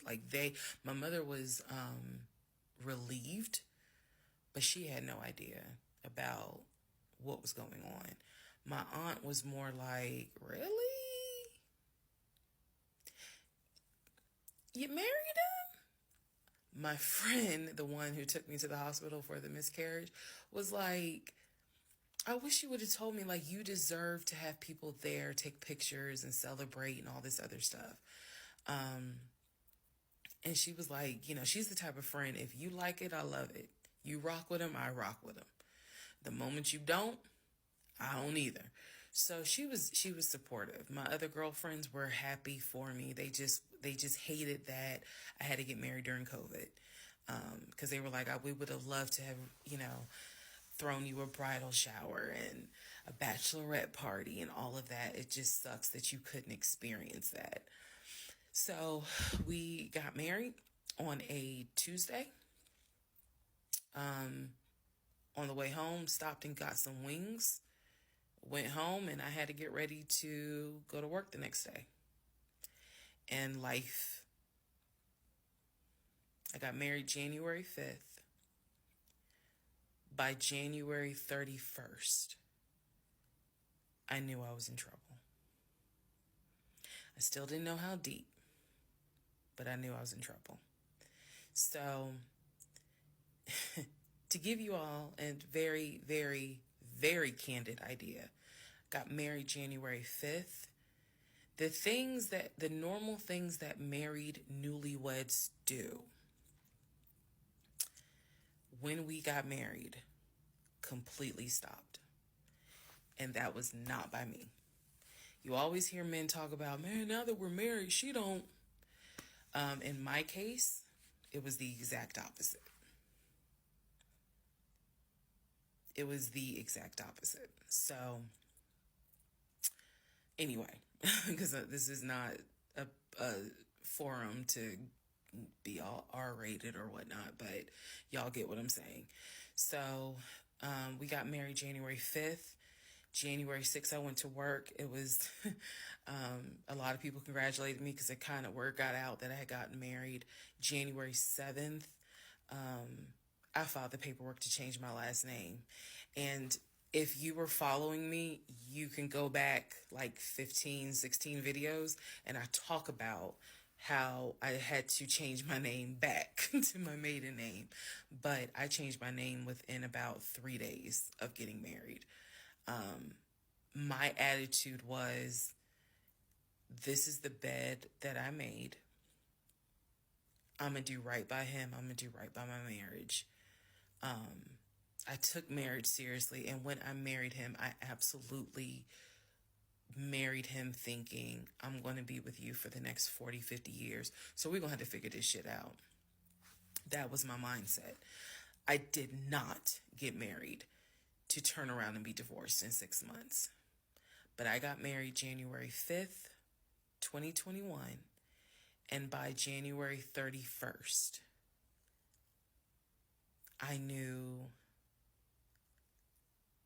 I was in serious trouble.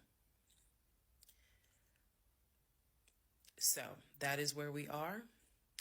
The next set of videos, the next set of all this will be me talking about how things went downhill before it crashed and I found everything out. In the meantime, tomorrow is my birthday. So, happy birthday to me. Fuck did I marry? This is the interlude, basically. I'm not recapping on this video. I'm just kind of answering some stuff that has been written to me. Someone was like, why are you airing your business out on social media? It's a valid question. For me personally, I feel like this was traumatic to experience, to live through. And I'll expound on that on another video, the aftermath of the toll that this took. Honestly, and I know some people are going to be like, that sounds crazy. It is kind of cathartic to get this out because I cannot tell you how much of this has been internalized since 2020. Also, I don't want to seem like a cautionary tale to other women or to men for that matter. But to my sisters, to my ladies, white, black, Hispanic, Asian, doesn't matter. If something does not sit right with you, investigate it. I cannot stress that enough. If just one woman watches these videos and she's like, you know what? Something don't sit right with me. Let me look into this. Then it was worth it. Yes, it is a Lifetime movie. Yes, it is Netflix. Yes, it is crazy. Yes, it is hilarious also. And I understand all of those reactions. As someone who lived it,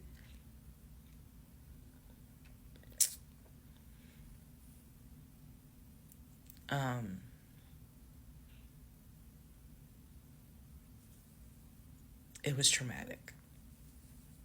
But I feel like, God, it feels good to finally admit what the fuck I went through. And again, by the time this is uploaded, I'm only to January of 2021, right after getting married. So when I think back on it, there's things that I'm very, very grateful for. There are things that I'm just like, why did you not pay attention? Why did you not question? And the sad part is, I can't even begin to tell you. I don't remember the woman I was before I met that man. I don't remember. Because going through something like that, it changes you. And I've seen some women in the comments who were like, I was married to a habitual liar. I was married to a pathological liar. My baby daddy's a pathological liar.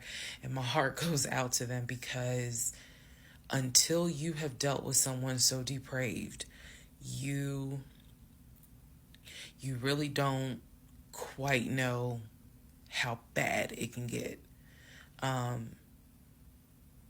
So I'm fully aware that this was a risk, putting this out on social media, telling my story, my truth, and really kind of being like, look, this is what I went through. I made dumb decisions. I overlooked things I should not have overlooked. I argued away things I should not have argued away.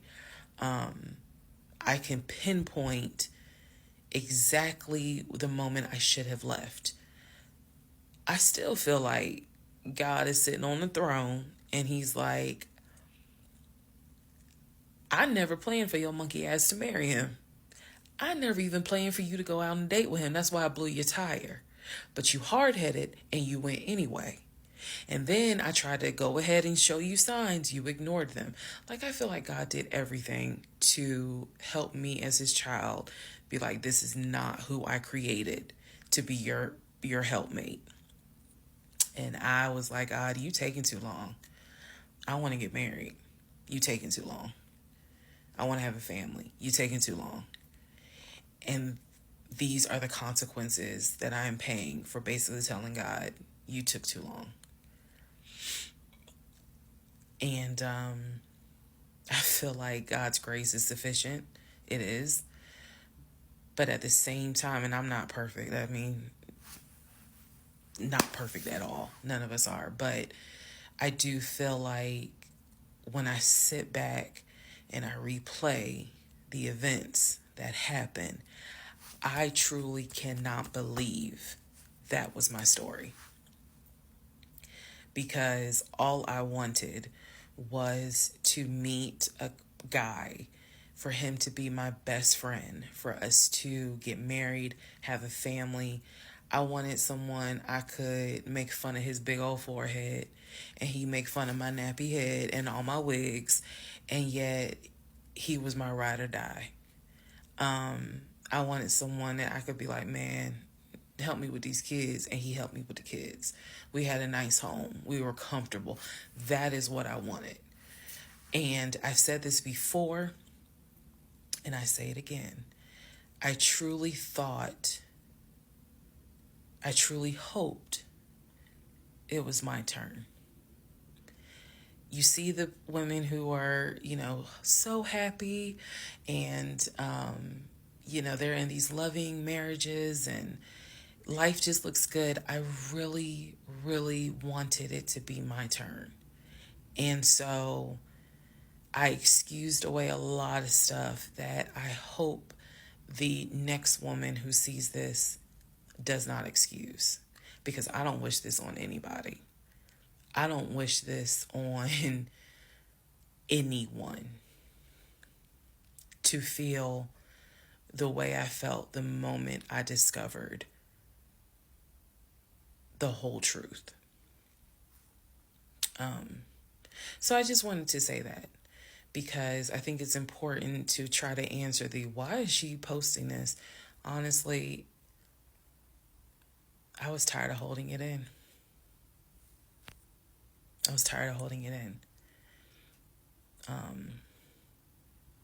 And I hope it helps somebody. Okay, let's all take a deep breath. Let's all get some sleep. If you don't have anything to do and you just want to wish me a happy birthday, wish me a happy birthday tomorrow, February 15th. Shout out to Team Aquarius. Good night, y'all. Part 17, who the fuck did I marry? So, for context and just to clarify some stuff, going forward, I'm going to now call my ex-husband, I'm going to use the name that I call him in real life. So that way it clears up the whole fiance, boyfriend, husband, ex-husband thing. So, his name is Legion. Anyone that knows me will tell you that is what I call him. So, Legion and I, when I left off at part 16, part 15, Legion and I got married January 5th of 2021. For the first 2 weeks, things were fine. We got into like a a routine, basically. I would go to work, he would go to work. He was still leaving the house at around 6:15 every morning. He was still on the phone with his brother, the one that lived in Philly, every morning. That was their time to talk. From what I was told, the brother got off work. I guess he must have worked the third shift. And so he was getting off work as Legion was getting ready to go to work. So that was the perfect time for them to talk. He would talk to his brother in Baltimore and the brother in Augusta. Pretty much, just a quick phone call here and there, if not every day, every other day. So everything was pretty much the same. I would talk to my mom almost every day. I would talk to my aunt almost every day. So it was nothing to kind of, that's weird. That's what the morning routine was. He would talk. So I worked at Georgia State Patrol. And I said this in a previous video, but again, there were things I said in previous videos that I remember saying, hey, remember that because it's going to come back later. So I worked at Georgia State Patrol. I had been working there for almost 8 years, 7 or 8 years by the time Legion got into the picture. He was fine with the fact that I worked within law enforcement. I'm not a trooper. I'm not a sworn officer. I'm a civilian. However, again, his dad was a retired police officer. So he was perfectly fine in the beginning with the fact that I worked for Georgia State Patrol. He had been to my office before. He had met some of my co-workers. Obviously, even with COVID, because I still had to go into the office 2 or 3 days a week, he had been up there. So the friend who took me to the hospital when I had my miscarriage has met him. He and I have been to her home with her and her significant other before. So again, even in the world of COVID, when there were little times where you could get together with people, he has met people in my life. He has met my friend, or that particular friend, and he has met some of my coworkers. So when we got married, the first 2 weeks, like I said, was fine. And then it's as if something snapped. Something just changed. What was totally acceptable before, suddenly little comments were made. Why are you wearing that to work? You get off at 3:30, so you'll be home by 5, right? Things that had never happened before. He had never questioned what time I'm going to be home. Really, he didn't need to question it because when I'm off work, I leave. So it was never a situation of, oh, I'm going to just sit around at work and just run my mouth because I have nothing to do.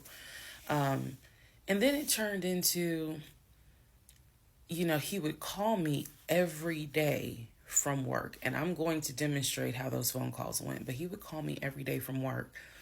And if he even so much as heard a male voice in the background, he would have little comments to me. Who was that? Are they in your office? Man,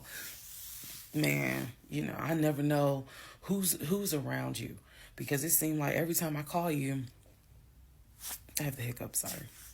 It seems like every time I call you, there's some man around. And I'm just like, at first I kind of shrugged it off. I laughed it off because it really, truly was absurd to me. But then it became a bit more frequent.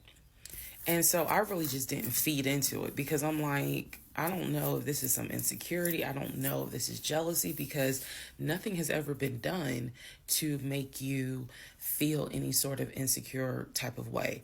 I've never entertained another guy, never flirted with another guy. Like, I don't know where this is coming from. So it is also important to note, we got married January 5th. Things started changing around 2 weeks later. And the reason why I know it's 2 weeks is because I had recorded an audio diary on January 21st is the date of the audio diary.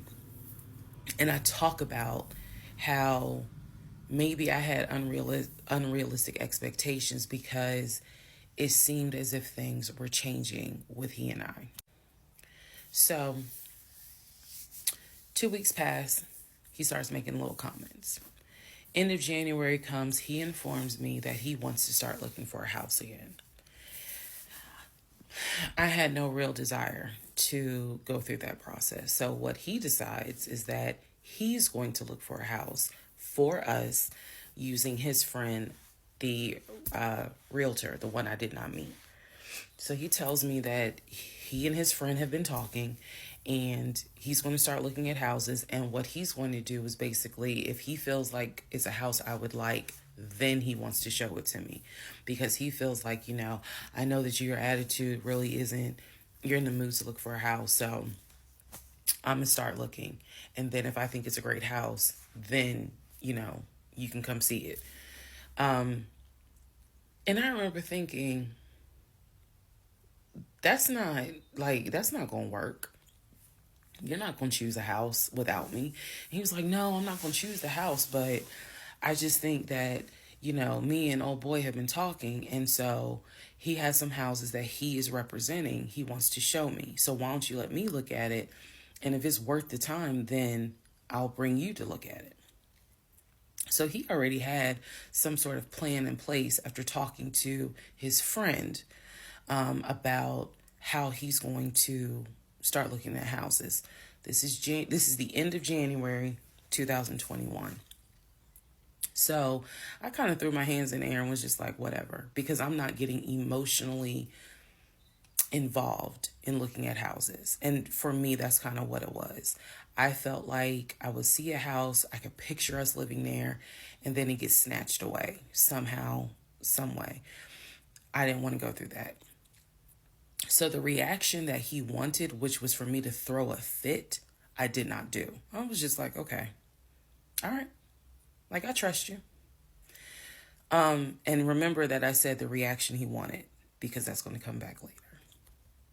So he started looking at houses. Funny enough, the houses that he looked at, none of them I actually saw. But he would call me and say, I'm at this house in Sandy Springs with the realtor friend. Apparently his realtor friend's name was Scott, not to be confused with the other Scott, the one that was actually helping us, that dropped us as clients. I want to make that clear. There were two Scotts. One is the realtor who was representing us, who said, hey, I need proof of funds. If you don't have those proof of funds, I cannot show you any more houses. The other Scott is his friend, who he had talked to on the phone at least 50 to 100 times in front of me. That's the Scott that he said is going to show me this house in Sandy Springs. Apparently the house was like $800,000. So he was like, I think that if I like the house, then I'm gonna bring you out here so you can see it. All right. Now let's go into part 18. Okay, part 18. Who the fuck did I marry? So he starts looking at houses in Sandy Springs, Alpharetta area with his friend Scott. I did not see any of these houses. I did not go. I didn't want to go. So what was starting to change is, remember I said before, he would leave the house every day at around 6:15. He would be home every day between 3:30 and 4 o'clock without fail. It was so, I shouldn't say it was annoying, but I could set my clock by the fact that I would hear that garage door open between 3:30 and 4 o'clock every day that he went to work. Even during lockdown, he still had to go to work. His job was only locked down for maybe a week. For me, I was allowed to work from home, but unfortunately, I did not handle it well. And so I would fall asleep and not check emails. So my boss was like, yeah, you're going to have to come back to the office because you're not trustworthy. And I wasn't. I mean, I would watch Netflix and not even be on my computer. So I had to start going back to work every day, 5 days a week. And I was, me and another lady were the only two in there because we were the only two who did not handle work from home properly. Anyway, that's another story. So Legion he started to not come home by 4 o'clock. he started to come home 5, 5:30, 6, 6:30, sometimes 7 o'clock, because he was saying that he was looking at houses after work with his friend Scott. So it definitely was noticed that things are changing. And I just, at this point, kind of emotionally and mentally, I was just like, I don't know what to do. This is the end of January. Remember, I told you in part 15, I got married January 5th. By January 31st, I kind of knew I was in trouble. And by the end of January, sure enough, I knew things were changing in a way that I was like, I hate to sound redundant, but what the fuck is going on? So he's still maintaining the story of looking for a house, looking for a house. I had already let him know my lease is up in August. When my lease is up in August, I am moving to Cobb County. And my attitude was kind of like, you can go with me or you can stay here. I don't care, but I'm moving. I'm leaving Clayton County. The reason why I was so adamant to move was not because of Clayton County. It was not because of the house that I was in. It was because Legion had started to create this narrative that he was beefing with my female neighbor. He was trying to get me to believe that my female neighbor to the left of me somehow was interested in him. And so she would make these little comments, and he would come in the house complaining about her and her music and the fact that she had, different men over to the house. It was driving me crazy. And all of this was kind of starting in January. So when I say that, it really seems like we got married January 5th, and then we had 2 weeks of peace, and then something just snapped. I literally mean something just snapped. So he's looking at houses. Now we're moving into February. February obviously is my birthday month. He did good. He did good to make Valentine. He went all out for Valentine's Day. He went all out for my birthday. My birthday and Valentine's Day are February 14th and February 15th. So he went all out on both days. Y'all ain't even gonna believe this story. But I said I would share even when it makes me look bad. So, the weekend after my birthday, and what I mean by that is if my birthday was on a Tuesday, we're talking about Saturday. The weekend after my birthday, he gave me money to go to the nail salon, go get a manicure and pedicure. So I leave the house. I take his car. His car was in the driveway. We had a key to each other's car because, again, we're married at this point. We're talking February 2021. So I take his car and I drive to the nail salon over in Morrow. I'm in the chair getting a pedicure, and I get a text message from my husband saying, someone was just at the house looking for you. And I'm like, who was looking for me? Who was it? And he said, I don't know. I think it was some, this is through text. I don't know. I think it was some dude you used to mess with. Okay. I was like, what are you talking about? He was like, I'm telling you, some guy just came to the house looking for you. I told him you were not here. So at this point, y'all, I'm in the chair at the salon. I'm freaking out because I'm like, who the fuck has the audacity to come to my home unannounced, uninvited, talking about they're looking for me? Especially because before I met my husband, I was working the last shift at Amazon as a part-time job. So I had not dealt with, dated anything with anyone for about a year before I met him in March of 2020. So I really was like, who the hell is this coming to my house? So I finish the pedicure. I head home. Once I get home, I'm like, what are you talking about? What happened? And so I'm frazzled in a way. And he's calm. He was like, yeah, it was a black Dodge Charger. They pulled into the driveway. They backed in. They backed in as if they had been here before. So clearly this was someone who's been to your house. He got out the car. He said, I opened the door and I went out there and I said, is there something I can help you with? And he said, the guy said, I'm looking for, and gave him my name. And he said, I'm sorry, she's not here. And he said, he was like, oh, okay. All right then. And just got in the car and drove off. And I was like, my brain stopped working.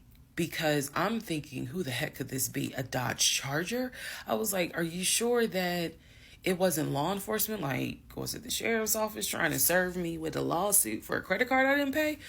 He was like, no, he was in regular clothes. He was like, and it was not a police car. It was on a marked unit, basically. And so I'm just like, who the heck could this be? And he was like, I know who it was. And I said, who? He was like, I think it was your ex. I said, what ex? He was like, the one that you had dated for 2 years. Remember back in like part 3, part 4, I told y'all, he told me about his ex. I told him about mine. I thought we were being honest with each other. So now, fast forward to February 2021, and he's telling me, yeah, I think it was the ex that you had been dealing with for those 2 years before you met me. I said, so you think that he showed up to the house uninvited after 2 years? And he was like, well, whoever it was clearly was comfortable backing into our driveway, getting out the car, and was like, I'm here to see, and gave him my name. And so he was like, she's not here. Is there something I can help you with? And the guy was like, nah, it's cool. And then just got in the car and drove off. So, again, brain is like, who could this be? So then Legion says to me, you know what? The way that you reacting to this is real suspect. And I'm like, what are you talking about? He was like, you over here freaking out. I told you I took care of it. I told you it was fine. And you over here freaking out, which makes me wonder, what have you been up to? Now, let's go to part 19. Okay, part 18. Who the fuck did I marry? So he says to me, the way you're acting is real suspect, because I told you it was fine. I took care of it. He was like, I ain't even worried about it. He was like, obviously that nigga didn't know that you now married, that you've moved on. And so now he knows it. But for me, it was the fact that I don't do pop-ups. Don't come to my house unannounced. So if someone has done that, for me, it automatically feels like a violation, and it feels like it needs to be addressed. So it was not as simple as, I already took care of it, it's fine, let it go. Nah, we ain't letting nothing go, because you don't have my permission to show up to my house. And before this turns into something where I'm going to be on Fox 5 News, I need to address that with you, because that is not okay. So he didn't like the reaction I had to the story he told me, where someone basically disrespected my home. And he felt like my reaction was really suspect. So what I'm gonna get into the little details that he did not know about. So he tells me, again, it was a black Dodge Charger. They backed into the driveway. A gentleman got out of the car and he asked for me by name, and Legion said she's not here. So I asked him, what does the guy look like? And he said, he was like, why does it matter? I said, what the fuck does he look like?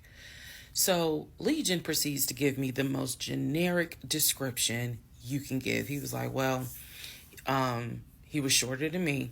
Ex-husband is about 6'3", 6'4". He was shorter than me. He was brown skinned. I said, did he have a hat on his head? Mind you, I understand that before marriage, I was a damn fool. I understand that. But every woman has that moment where you only gonna fool her but for so long. And eventually puzzles start coming together. For me, I felt like moving into marriage, certain things started coming together. So I said to him, did he have a hat on his head? He was like, nah, he ain't wear a hat. So in my mind, I am mentally going down a list of every possible man it could be. And it was only like 4 men. I had been in that house about 3 or 4 years at this point. So I knew all of the people, and I'm talking about from maintenance down to ex-boyfriends. It was a total of like 4 men. So when he said that it was a black Charger, I immediately was like, okay, I know that crosses out one. He said he was shorter than him. All of them were shorter than him. I said, did he have a hat on his head? He said, no, that crossed out one, because one in particular was a maintenance guy who always wore a hat on his head because he had like a bruise or something, and he was just self-conscious about it. So he always wore a hat. That leaves 2. So I said, was he muscular or was he skinny? So Legion's getting all frustrated. I said, just answer the question. He was like, well, he was kind of in between. And I said, okay. He was in between. I said, so was he light skin or was he dark skin? He was like, I told you he was brown skin. I said, was he my complexion? He said, no, he was brown skin. That eliminates one. So now there's one left. And yes, the one left would have been the ex that I had dated for 2 years. And so he was like, I know it was your ex. I know it was your ex. And I was like, that don't make no sense, because the ex that in my mind, I'm saying this, the ex that I had dated, he and I had no contact with each other, and he was not the type to just pop up at your house. That ain't his style. Not to mention, and I ain't tell Legion this, that man would not be caught dead driving a Dodge Charger. He hated Chargers because he drove it as a patrol car. So I didn't say anything. I just was like, that's weird. So what Legion didn't know is that at the time I had a security system. So I had a security system where anytime the front door, the garage door, or the back door was open, basically any entry point, anytime it was open or closed, it would send me a text message notification. So when he's telling me all this, I'm looking at my phone and I see a notification where the front door was opened and it was shut, all within the same minute. So for example, if it says front door open at 1 p.m., front door closed at 1 p.m. So whatever he did was within those 60 seconds. He's telling me the story of the guy got out the car. He opened the door. He went out there, can I help you? And the guy said, I'm looking for, and Legion said, no, she's not here. And so he said the guy kind of was like, okay. And he was like, all right, thank you. And got in the car and drove off. Legion has also told me that he watched him drive out of the neighborhood, which means because of the way the house was set up, the townhouse, he would have still been outside watching this.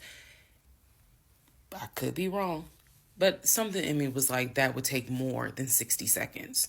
So for the door to have been open and shut within the same 60 seconds, I was like, okay. So also what he didn't know, we didn't have a Ring door camera, but my neighbor did. And her Ring door camera caught my driveway. The view of the camera could see my driveway as well as her driveway. And so whoever was coming in the door, our driveways were right next to each other. And then on the other side of it was the grass.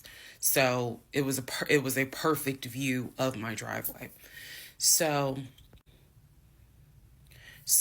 she, I text her and I said, hey, were you home? I think I texted her the next day because I said, were you home on Saturday? Da, da, da, da. And she said, no, I wasn't. What's up? Everything good? And I said, can you look at your security system and see if there was a car that came to my house at such and such time? And I know I did not tell her the reason I was asking, but I was like, is there any way that your security camera caught if someone came to my house at this time on Saturday? She's like, yeah, sure, I'll look. And so maybe about a couple of hours later, she texted me back and said, hey, I looked at the camera, but I didn't see anything. And I said, okay, by any chance, did it catch if someone maybe walked up the driveway? Like maybe it wasn't a car in the driveway, but someone walked up. She said, I didn't see anything with your driveway yesterday. So I said, okay. And I knew that something in me, again, was like, nobody came to the house. So now here we are, a month and a half married. And now is when I'm like, why the fuck did he make that up? Because no one came to the house.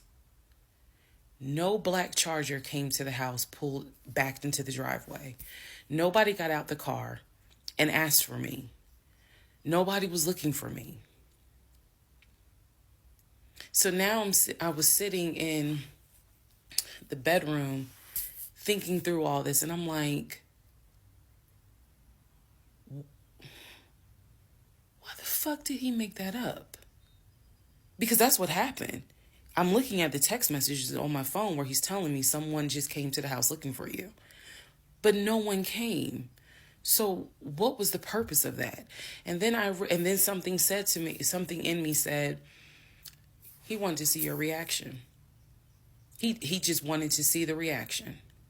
You had been too calm, and so he wanted to see a reaction. So this man gaslit me like I was Georgia Natural Gas just to get a reaction. Welcome, ladies and gentlemen, to part 20 of Who the Fuck Did I Marry? All right, part 20 of Who the Fuck Did I Marry? So after the black Dodge Charger incident, things were quiet. Legion was fine. Legion slept just fine. Me, that shit played over in my head for days and days and days. On one hand, I was like, I know nobody came. My head knew nobody came to the house. My heart was like, but maybe he didn't make it up. So the head and the heart were absolutely playing a tug of war because, again, I really couldn't fathom that he was making it up. But nevertheless, I filed it in the back of my mind in my little filing my mental filing cabinet. So a few weeks later, we go out to eat at this restaurant in Atlanta. It's a burger place, and I'm going to do my best by the time I post this to put the name of the burger place on the screen. So we go to the burger place, eat dinner. Everything was fine. As we are leaving, he says to me, did I ever show you where my grandmother's buried? This is the grandmother that passed away from COVID in 2020. And I said, no. I was like, we haven't been over here. And so he was like, let me show you. So he drives us to the cemetery, which is not far from the restaurant. He drives us to the cemetery, goes around and around, and then it comes to like a little hill in the cemetery. And he was like, you see the headstone. The headstone had like the family name on it. And it did not have, for example, John David Doe. It just had Doe. Okay. So there were no dates on it. So it reminded me of just a headstone where it was probably multiple family members buried underneath it. That's what it reminded me of. And so he was like, my grandfather and my grandmother are buried there. I do recall him telling me when the grandmother died in 2020 that she wanted to be buried next to his grandfather. And so we're sitting in the car because we can see the headstone like on top of the hill from the car. And he tells me that is where his grandmother and grandfather are buried. That the family was able to get her her wishes were to be buried next to the grandfather. Okay. So as we are leaving, we take a different route home. So we get on the highway. If you're from Atlanta, you'll know what I'm talking about. We get on I-75 North. And we're kind of we're just driving around, to be honest with you. But we're taking the scenic route. We get on I-75 North because the reason why I remember is because when you're on I-75 North going towards Atlantic Station, on the right-hand side, you will see the Varsity. You'll see all these tall skyscraper buildings. One of the buildings has the letters NCR on the building. As we're coming up towards the building, he says to me, "Do you see the NCR building?" I said, "Yeah." He said, "The building behind it, my job bought that building. That's where we're going to have, we're setting up operations." And I was like, why the hell would y'all buy a condiment company in downtown Atlanta? He was like, "No, we're not doing production there. It's just going to be offices, and that's where we're going to handle like the business portion. The production is still being done in Gwinnett County out in Duluth." And so I was like, "Oh, okay." He was like, "That's where I keep the company car." So I was like, "The company car?" I said, "Aren't you supposed to be bringing the company car home?" And he was like, "I don't want to bring the company car home because it's Clayton County and it's a $90,000 car.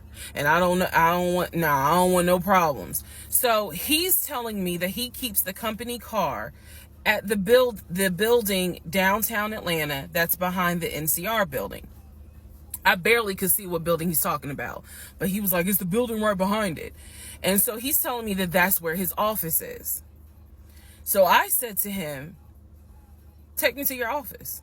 I know it's a Saturday, but shit, you wanted the VPs, right?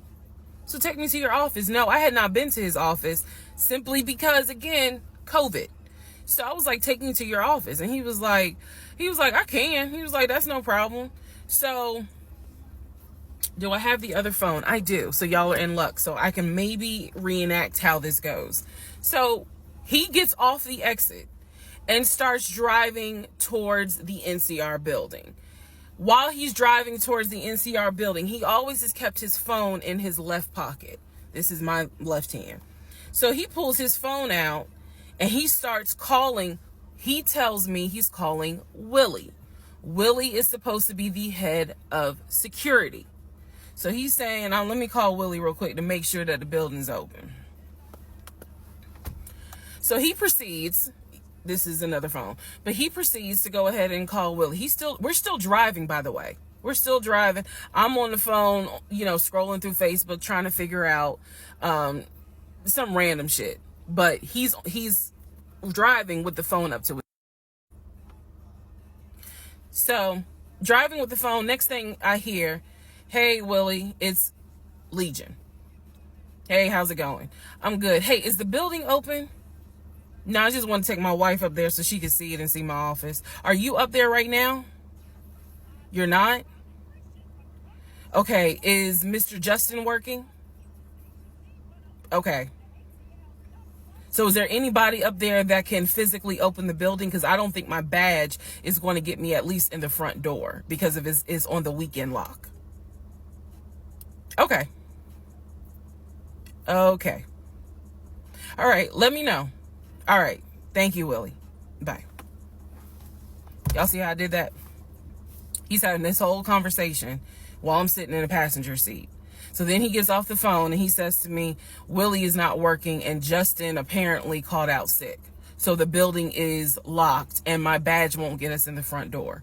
He was like, "Willie's going to see if there's someone else that can open the front door so we can actually get in." He's like, "My badge will get us on the floor, but it will not get us in the front door." No one ever called. So when he's getting off the highway, he basically turns onto Spring Street. Again, there's all kinds of shit I distinctly remember. He turns onto Spring Street so that he can then get on 75 South so we can go home. Never saw the office that day. But again, this is where he's saying that he keeps the company car. So when we get to part 21, I'll kind of go into detail about the whole company car a little bit more. Part 21, who the fuck did I marry? So the company car apparently was a charcoal gray BMW. I believe it was a 5 Series. It was a 5 Series. I don't know much about the sedans. Y'all know I wanted the X5 dark blue with the cognac interior. He got the BMW 5 Series charcoal gray. He sent me a picture of the car.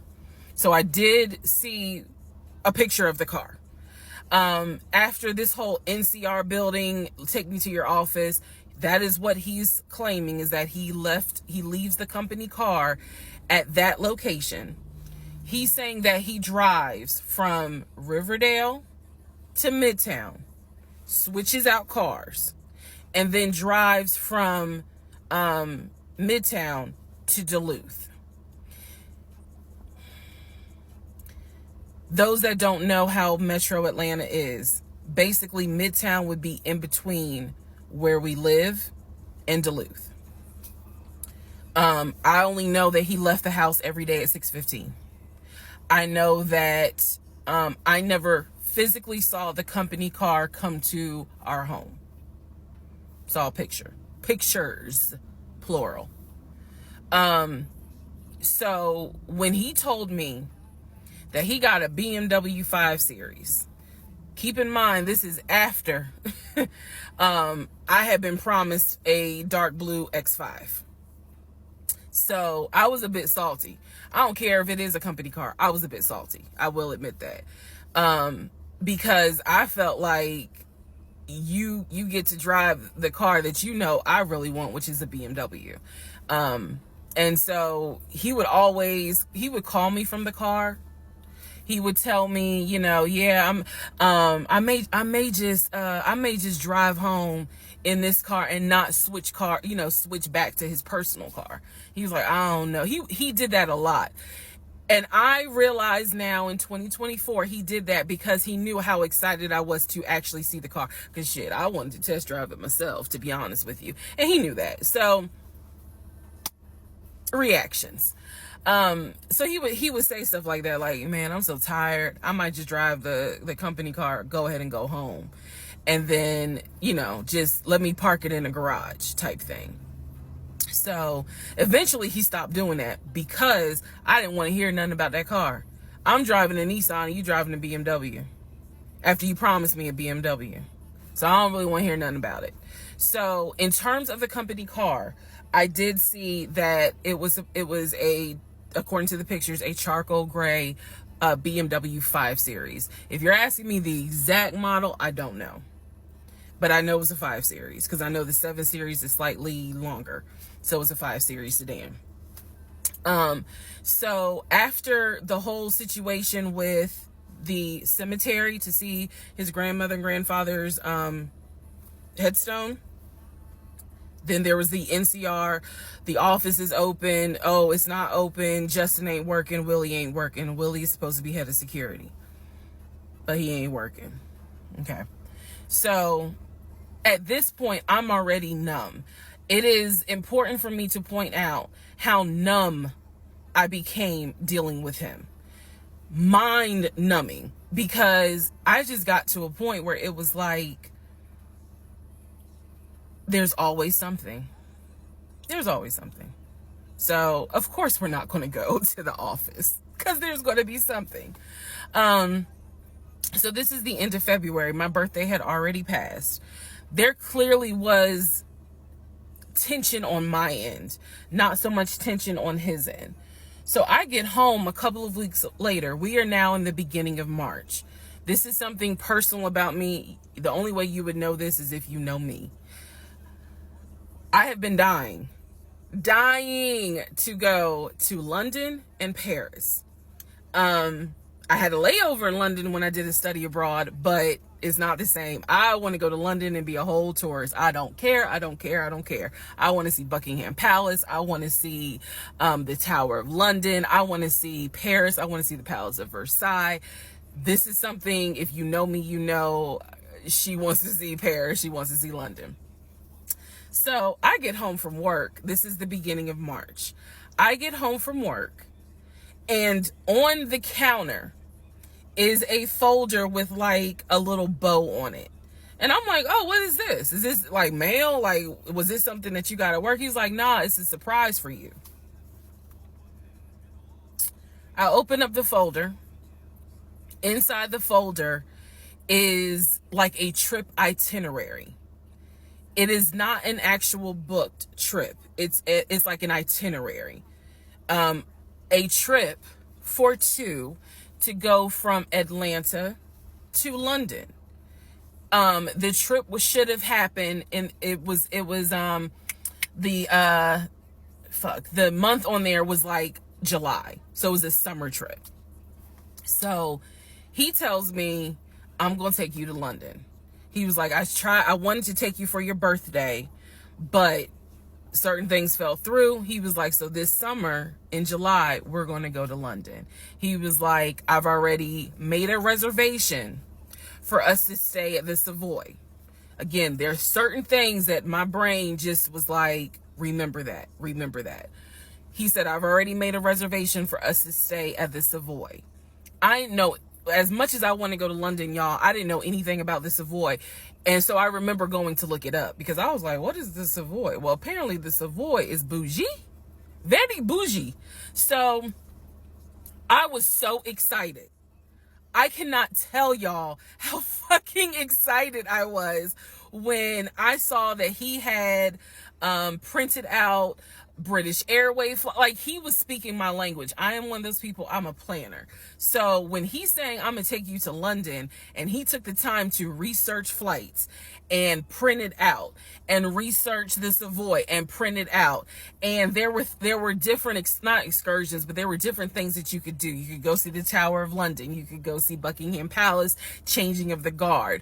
We could go have high tea at certain places. He was like, I don't really want to go, but I know you're dying to go. So he was like, you know, I love you and I would do anything for you. Blah, blah, black sheep, have you any wool? And so he was like, I'm going to take you to London in July. The trip did not include Paris. That's fine. But I was so excited. So excited. And so this is the beginning of March. I was like, this is great. Hopefully this happens. I knew I needed to renew my passport. And he was saying that he had to renew his passport as well because his passport had expired. So both of us were like, okay, we need to get on this if we're going to try to make it to London in July, and it's now March. Me being the planner I am, I think I went to work the next day and printed out the passport applications so that we could fill it out and go ahead and get that process going. So, needless to say, something must have happened, and I don't remember what it was. We just simply didn't fill out the application for the passport. So, fast forward, we're now at mid-March. Mid-March, the decision was made that my mom, who lived in Arkansas, was coming to visit us. She would be coming, I believe, the second week of April, and she was going to stay a week, and then a few days. So, like, maybe a total of 9 days. Not quite 2 weeks, but a little over a week. So she was coming in April, and I was excited. Legion was excited because he was excited to physically meet my mom. He had talked to her on Zoom. He had talked to her on the phone, but he was excited to physically meet my mom. And my mom was excited to physically meet her son-in-law. So this is mid-March. I'm going to go into part 22 where I explain what happened with Facebook Messenger. Part 22, who the fuck did I marry? So now we are in March. This is right after he had surprised me with the announcement of we're going to go to London for a trip in July. Because we definitely didn't do a honeymoon. We definitely didn't do any sort of trips together. So the idea was we're going to do a trip in July together. One thing about Legion was that he was the guy who was like, I have nothing to hide. I don't lie. I don't like liars. if we're in a relationship, then everything should be out in the open. So I've always had his cell phone passcode. Never felt the need to look through his cell phone. And funny enough, I can tell y'all right now, disclaimer, I will never go through a cell phone again. You cheating piece. So anyway, so one day, this is mid-March, going like around March 20th. So we're heading in towards the end of the month. He was in the shower. Keep in mind, my mom is coming for a visit in April. So he was in the shower and he received a text message on his phone from a woman. The text message, because it was a preview, so the text message was something where if you didn't know the context of the text thread, you could either go left or you could go right with it. So me being just curious, I opened up the phone, put the passcode in, read the text, then read the thread. Come to find out, it was a text from his aunt. His aunt and his ex share the same name. That's why I say it could go left or it could go right. Text was from the aunt. So I looked at the text, went through the thread, nothing in there. So I went ahead, X'd out of the messages. I see that he has Facebook Messenger downloaded. And obviously it shows you the number of unread messages in the icon. So it showed that he had like 5 unread messages. So I clicked on it, just being nosy. And what do my wondering astigmatism eyes see? So in his Facebook Messenger is about 7 women. I can see their profile picture and I see their names. Some of them had a preview. The ones that he had not read, I could see the preview of the message. One in particular said, "When are you gonna come get this?" Y'all know what I'm talking about. So I clicked on that one first. And I'm reading through the thread. And so she's saying, "When are you gonna come get this?" But earlier in the thread, or further back in the thread, he had asked her, "When are you gonna give me?" And she said, "When lockdown is over." So from what I could piece together, he had not yet physically gotten with her. But had there been no COVID, oh, he would have smashed all day, every day. The other messages were innuendos, meaning the other messages from the other women were innuendos. They were not as graphic as the one between him and her. So I'm reading these messages, and what is interesting is that the person I am married to is not the person in these messages. Like, this man was on some nasty shit. And I say nasty not in a judgmental way, but in a, with me, he seemed to act as if I was damn near virginal white. And I clearly see evidence that you into some shit that with me, you acting like, nah, I ain't really into that. So I confronted him. I absolutely confronted him and was like, what the fuck is this? If 2 + 2 is 4 and 5 + 5 is 10, what the fuck is this? And so he did not, oh, that ain't what happened, blah, blah, blah. Instead, what he hit me with is, man, I was just playing around. Like, ain't nothing happened. I shouldn't have said all that, but I was just flirting. It ain't mean nothing. I don't even know that girl. I was just flirting. And so I'm like, is this what you into? And so he was like, no, it's not what I'm into. It was just stupid. It was stupid because I shouldn't have done it. So I'm going to be honest with y'all, because I've been honest all this time.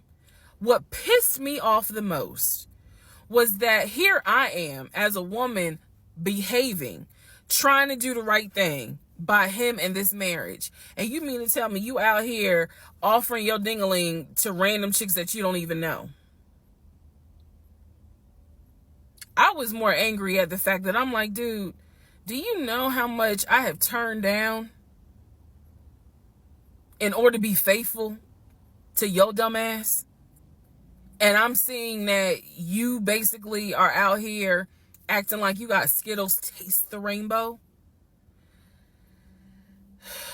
I was hurt. I was angry. I thought about getting my lick back. I'm just being honest. I did. And he played it off like it ain't nothing serious. It ain't nothing serious. Don't overreact. Don't get emotional. It was just dumb. He was like, I will delete the messages. I'll even delete Messenger. And I told him, I was like, that's really not good enough, because that's not going to fix the root of the issue. So this is where I introduced that we need to do marriage counseling. He didn't have any issue doing marriage counseling. We did not do premarital counseling. But he was like, that's fine. He was like, I don't have no problem doing marriage counseling, because if anything, it can help us. So I thought that, okay, he may not have physically cheated from what I could see on the messenger. He may not have physically cheated, but he damn sure got caught, doing a little something, because they had exchanged pictures. So y'all know what pictures he sent. And I was disappointed, because I don't like men that send those type of pictures. But anyway, that's another issue. So we agreed that we would start marriage counseling. We also agreed that we would put on a united front when my mom got there. In other words, we were not going to argue. We, let's just act like everything is fine. But at that point, when my mother arrived in April, I could not stand him. I did not want to be, but we couldn't, he moved back into our bedroom, because he had moved into the guest bedroom when I saw the messages. Like 3 days before she came, he moved back into the bedroom, because obviously she needed to sleep somewhere. So, I really could not stand him. And it was because I was busy second guessing myself, like, damn, what's wrong with me? Like, if that's what you into and I'm supposed to be your wife, like, let's have conversations. Like, shit, I went to FAMU. I understand some stuff, buddy. So it just was one of those things where it made me second guess, like, what's wrong with me? What did I do wrong? What is it that she got that I don't? Because you all out here willy-nilly, messaging her all hours of the night, because the thread went back quite a few weeks. I saw it in March. There were messages from December, November. So again, I'm just second guessing all kinds of stuff, self-esteem taking a hit. So no, I did not want to be around him. I did not want, I didn't like him, period. I did not like him. I left, and I would just go for a drive, because driving clears my mind. I called my aunt, told her what happened. I don't recommend that. I don't recommend calling family to tell them what's going on in your marriage.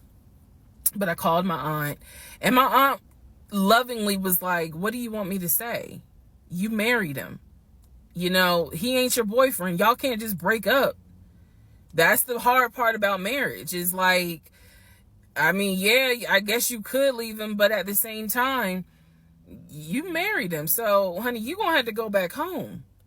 And y'all are going to have to figure this out. She was like, I can't give you advice on what you should do.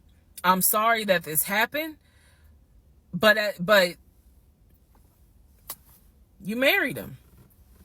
So even though it was just one drive, I went back home, and that's when the discussion was, we need to do marriage counseling.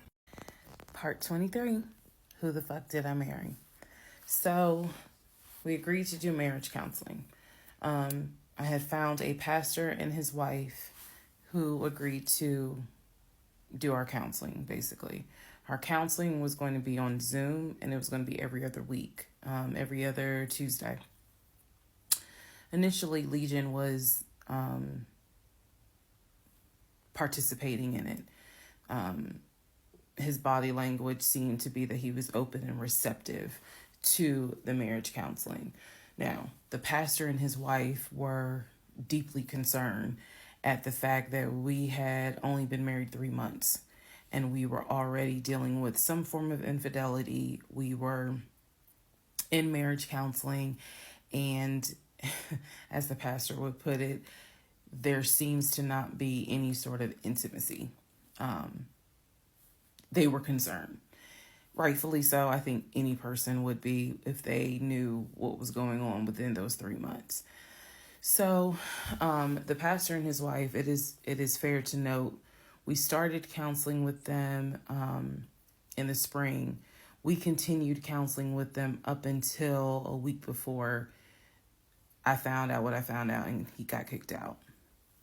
So one of the first things that the pastor kind of talked to us about was, what was the deal with the Facebook Messenger stuff? And Legion was like, it was stupid. I shouldn't have done it. It really was just attention, and I got carried away. He felt like he kept saying, I'm not going to keep apologizing. I'm not going to keep getting persecuted. After I told you, I'm sorry, I told you I wouldn't do it again, and I want us to move forward. You're either going to forgive me or you're not. The pastor and his wife were like, wow, the audacity is real on this one. So, needless to say, we started moving slowly forward. It was always in the back of my mind, just like it was in the back of my mind with that black Dodge Charger. It was one of those things where, okay, I see how you kind of are moving and operating. He came to me a few days after we started our first counseling session, and he was like, we should get a joint bank account.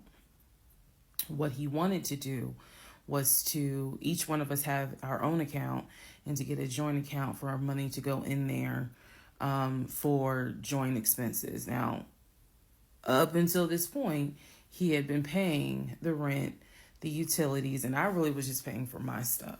So now he's suggesting, look, we're married now, let's go ahead and get a joint account. I wasn't necessarily against it because I knew that I would still have my own account. I would still have my own savings. So what I countered with was, okay, let's take a look and see what we're working with. Show me your checking. Let's look at each other's accounts. Look at what we have currently. He was cool with that. So he shows me his checking account. His checking account available balance was just over $9,600. Mine was just over $1,500. So there was a huge disparity in the amounts. And so he logged in on the phone and turned it towards me, and I could see available checking, available balance, just over $9,600. I logged into my savings. I showed him how much I had in savings. He picked up his phone, logged into his Chase savings, turned the phone towards me. In the Chase savings, it was roughly about $15,000. But I also knew that he told me he had a U.S. bank savings and he had an offshore savings. So at this point in time, I asked him, show me the U.S. bank savings, show me the other two accounts. He would not do it. This became a huge bone of contention. He would not show me the two accounts that he claims has the most money in there, the accounts that he claims has money for a house in there, because he still was mentioning, hey, we need to get on this house thing if we're going to move when the lease is up. So I'm just adamant on, why don't you want to show me your savings account? You showed me the Chase one. Like, what is the big deal? And so he kept saying, he was like, there's a lot of money in there. And he was like, and my uncle always taught me, this is not the uncle that died, another uncle. My uncle always told me, just keep your money tight because women can be, I said, women, like, we're married. So go ahead and show it to me. He would not show it to me. So then we went back into marriage counseling, like the next session. And I bring it up. I said, he will not show me these two accounts that he claims has the money in there to buy a house. I told our pastor and his wife, I said, I saw the pre-approval letter, so I don't understand why he's not going to show me to just put me at ease that he has the money in there. I had never questioned it before because, again, you tell me who in their right mind signs their name to a legally binding offer, an all-cash offer on a house, and they just do it willy-nilly. I don't know anyone that does that. So I actually never questioned what was in the savings because I clearly saw him sign his name to a $699,000 all-cash offer on a house. If you don't know what I'm talking about, please go back to the parts in this playlist where I talk about what he did when we were looking for a house. So the pastor and his wife were like, Legion, that's not his name, y'all, that's a nickname. Legion, why would you not show your wife your savings account? Like, what's going on here? And so he made up some bullshit. And I remember the pastor's wife was like, something ain't right. And so at this point, Legion kind of shuts down. He's just like, look, y'all are not going to tell me when and where I open up my accounts to show anybody the money I earned. I earned that money. I earned that money by playing football, blood, sweat, and tears. He went to this whole Denzel Washington monologue about how he earned that money, and no one is going to come in and tell him that he needs to open up the account. So then he starts talking about the ex-wife and how she tried to get money from him in the divorce back when they were in California. So now the pastor and his wife, their red flags are just like, whoa. So much so that the pastor's wife said, and I will never forget this, she said, I don't think you all are going to make it to January. What she was talking about is, I don't think y'all are going to make it a year. And I really, truly was like, we're going to make it. Like, of course we're going to make it. And she was just like, I don't have a good feeling about it. And so Legion's all defensive. He at this point, he's folding his arms and because remember, we're on Zoom. He's folding his arms and he's just like, I'm done with this. Like, I'm not going to get attacked because I'm not comfortable showing you the amount of money that I have. Money changes people. And I'm not comfortable. So he's playing that victim card. And so the pastor and his wife were like, we're still going to help y'all as much as we can. But so he was like, I'm not comfortable. And basically the pastor and his wife were like, look, we'll help y'all as much as we can. But there's some deep issues here. And, this is what they advised us. Had the two of you came to us for premarital counseling, we would have told you, do not get married.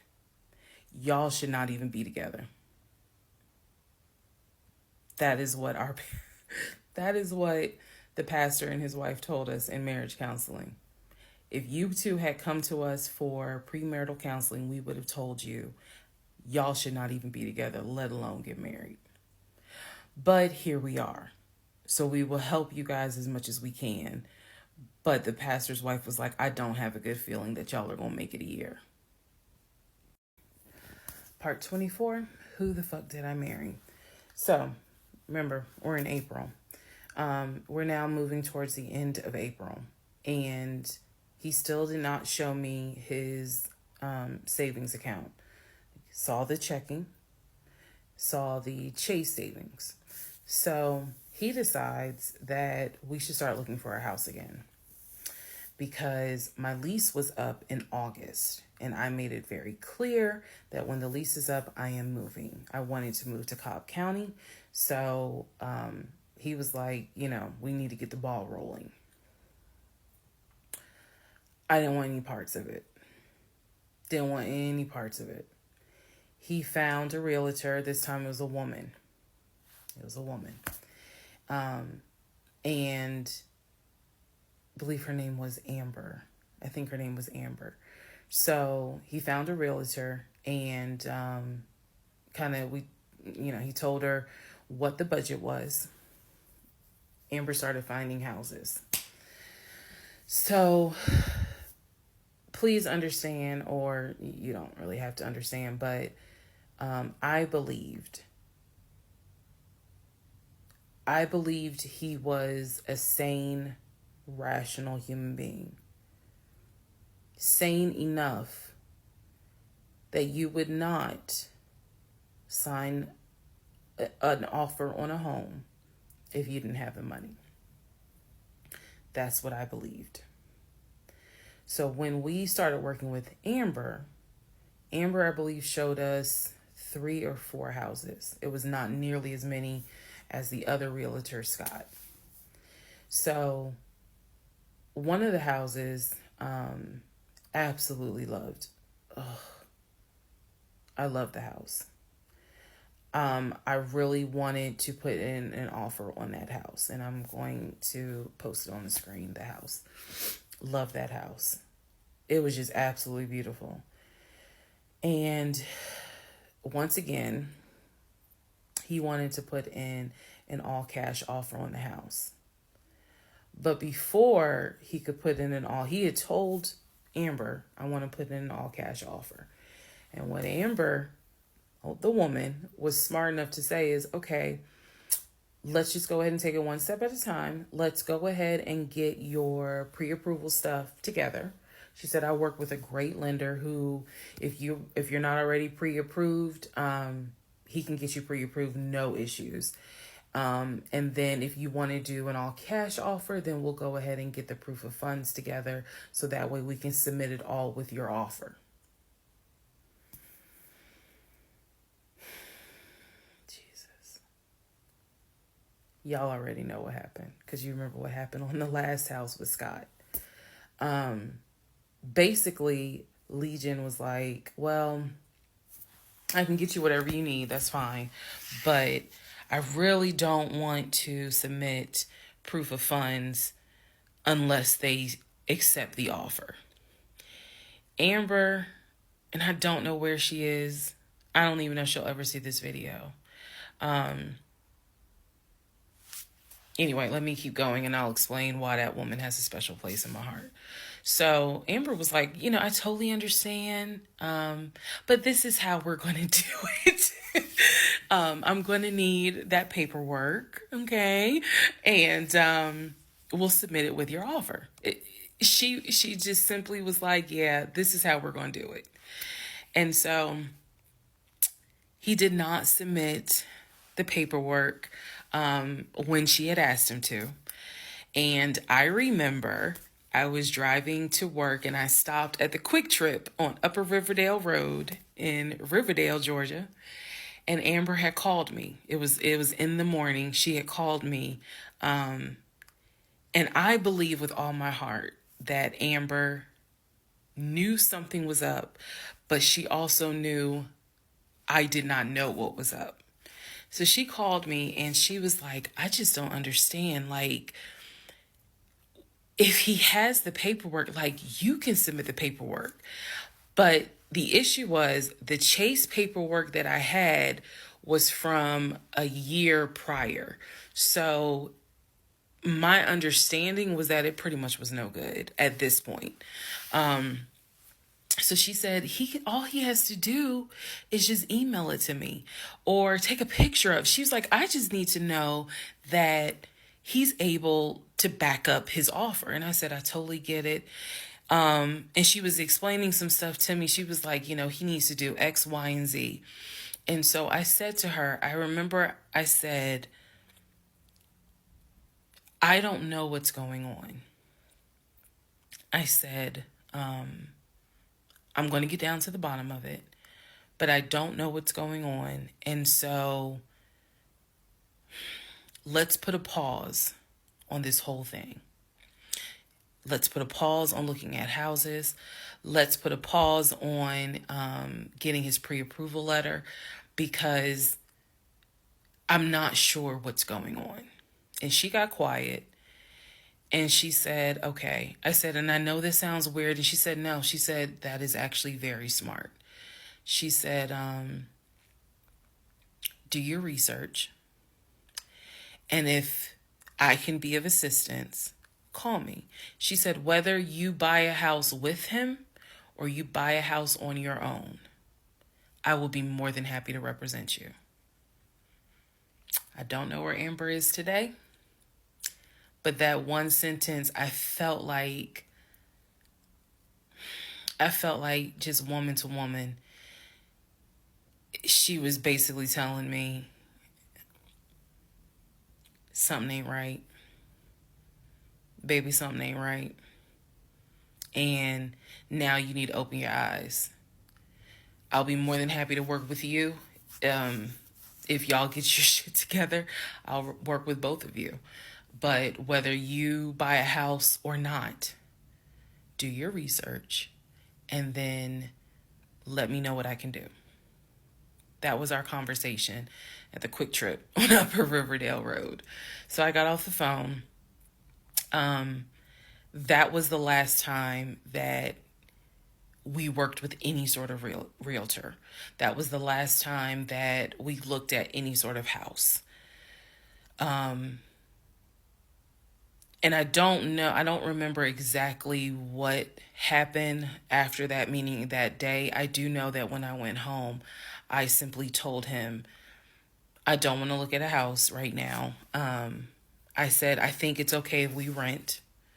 We'll just find a house in Cobb County and just rent for a year. And let's build, save some more money. Let's not worry about buying a house right now. And basically what I was trying to do was save face, because that was the first time with Amber that I actually was embarrassed at the fact that he and I, because I felt like I was complicit in the fact that I'm going to look at houses with him. I felt like we are wasting these people's time. I did not mean to waste your time. I clearly see my time as being wasted, but that doesn't mean I need to waste your time. And I felt embarrassed at the fact that we wasted her time coming across as serious buyers. When time came to put up or shut up, nothing was put up. And I knew nothing. I had nothing to add to add to this, because we're talking about a $650,000 house, and I don't make that. I don't make anywhere near that. So it just became one of those situations where I was trying to save face. I was trying to save face with my husband, and I was trying to save face with Amber. And so I did say to him, let's just rent for another year, and then let's see at that time where we are, if we should go ahead and buy. So now is when shit is about to get real. Part 25, who the fuck did I marry? So we weren't looking at houses anymore. We were not working with a realtor anymore. The end of April, I had decided that I wanted to look for another job. I did. The reason I wanted to look for another job is petty. It is. I wanted to look for another job because I was pissed off at the fact that I had basically was dependent on him to help with the car note. So I wanted to look for another job where I could afford life all by myself, including that car note, basically where I would make more money. I told him that I was going to start looking for another job. He laughed. And his exact words were, "You're not going to leave Georgia State Patrol." He was like, "I swear you love them niggas more than you love me." He laughed. So that fueled me even more. So I was hitting the pavement hard trying to find another job. I was applying to all kinds of places. Got a phone call from my current job. So this is how I ended up in my current job. Got a phone call. They had sent me an email with a background packet.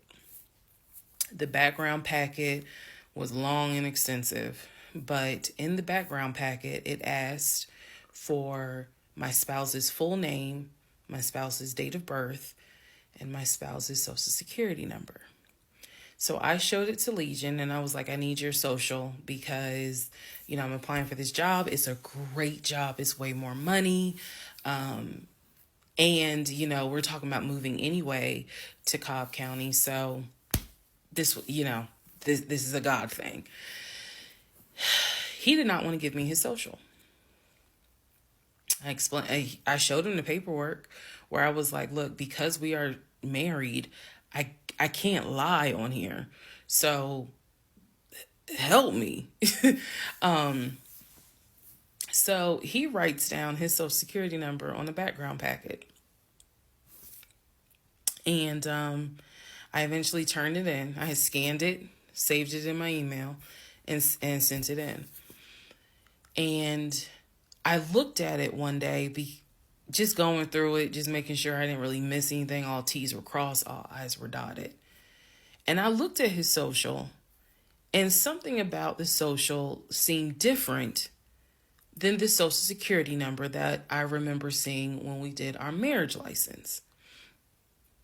And so, for those who you remember in the previous part, I said I had ran his social security number from the marriage license. Nothing came back. So I thought that I had written it down wrong. Basically, what it is that the first three numbers were different on the background packet than what was on the marriage license. If you don't know this, here's a little trivia. Your social security number, the first three numbers, pretty much are dictated by the state you were born in and the state that issued your birth certificate. So he was born in Pennsylvania. So the first three numbers of his social security number should be attributed to Pennsylvania. Pennsylvania, shit, they probably got like 5-6 different numbers, 3-digit numbers that your social security number can start with. So the social that was on the marriage license, for example, was probably 123. What was on the background was 456. Both of those social security 3-digit prefixes are issued through the state of Pennsylvania. Again, this is an example so I can make it clear. So when I saw his social on my background, I immediately knew that was a different social than what I saw on the marriage license. And when I compared, because I had found a copy of the marriage license that we turned in because I had filled it out on the computer. So sure enough, the first three numbers were different. The rest of the numbers were the same. So one of two things: either when I ran his background, I did in fact put in the wrong number, or the number on the marriage certificate or the background packet is wrong. So I decided that I was going to roll the dice and take the social from the background packet. Again, this is the background packet that I had to fill out to get my current job. I was trying to get a new job. Okay, so I took that social and I ran a background check on it. What came back on this particular background was all the addresses that the social security number, I guess, had been attached to. So all of the addresses, the states were Georgia, Rhode Island, Pennsylvania. What I did not see was California. So I thought that was weird. I thought, okay, maybe this is not a complete background because clearly he went to San Diego State. It's on his resume. It's on quite a few things. Social media. He didn't have a LinkedIn, but it was on his social media. So clearly he had been to California. So maybe I just need to do a different background check. Also to note, during this time, I think I told you guys he had hit his leg at work. So what was happening was it was getting more and more difficult for him to walk, like put pressure on that leg, on that knee. He was still able to go to work. He was still leaving at 6:15 in the morning. He was still coming back between 3:30 and 4 o'clock. But I clearly could see where he was in pain. He would elevate the knee, ice the knee. It was getting worse. And I was constantly like, go to the doctor. Let me take you to urgent care so that they can look at this knee, because you shouldn't still be limping and having a hard time putting weight on that knee. And every single time he was like, "Oh, it's fine. I have a doctor's appointment on Wednesday. The doctor just told me to ice it and to elevate it. This is an old football injury. It happens all the time. It used to happen a lot when I was out in California. So I'm mentioning this knee issue for a reason. But back to the background. So once again, when I ran the background the second time with his second social, it showed me states of Georgia, Pennsylvania, and Rhode Island. And that's all that I saw in terms of addresses. I didn't see anything for California. So by this point, we're moving into May of 2021. Things are starting to reopen. One of the things that reopened was San Diego State. So I called San Diego State. I called the registrar's office. Someone did answer, and there was instructions on how to request a transcript. I was able to try to request it online. You needed the student's name, and I believe you also need their social. And when I typed it in, it said no results found. I believe that I sent an email asking, this person is saying that they were a student there. Can you verify it? The response I got was there were no records found with that social security number. So I'm like, okay. I asked him about it. And in part 26, I'll tell you exactly what his response was. Part 26, who the fuck did I marry? So I asked Legion, what's the deal about San Diego State? He was like, what are you talking about? And I said, why is there no records of you there? I just came right out and said it. Without missing a beat, this man said, well, I was a private citizen.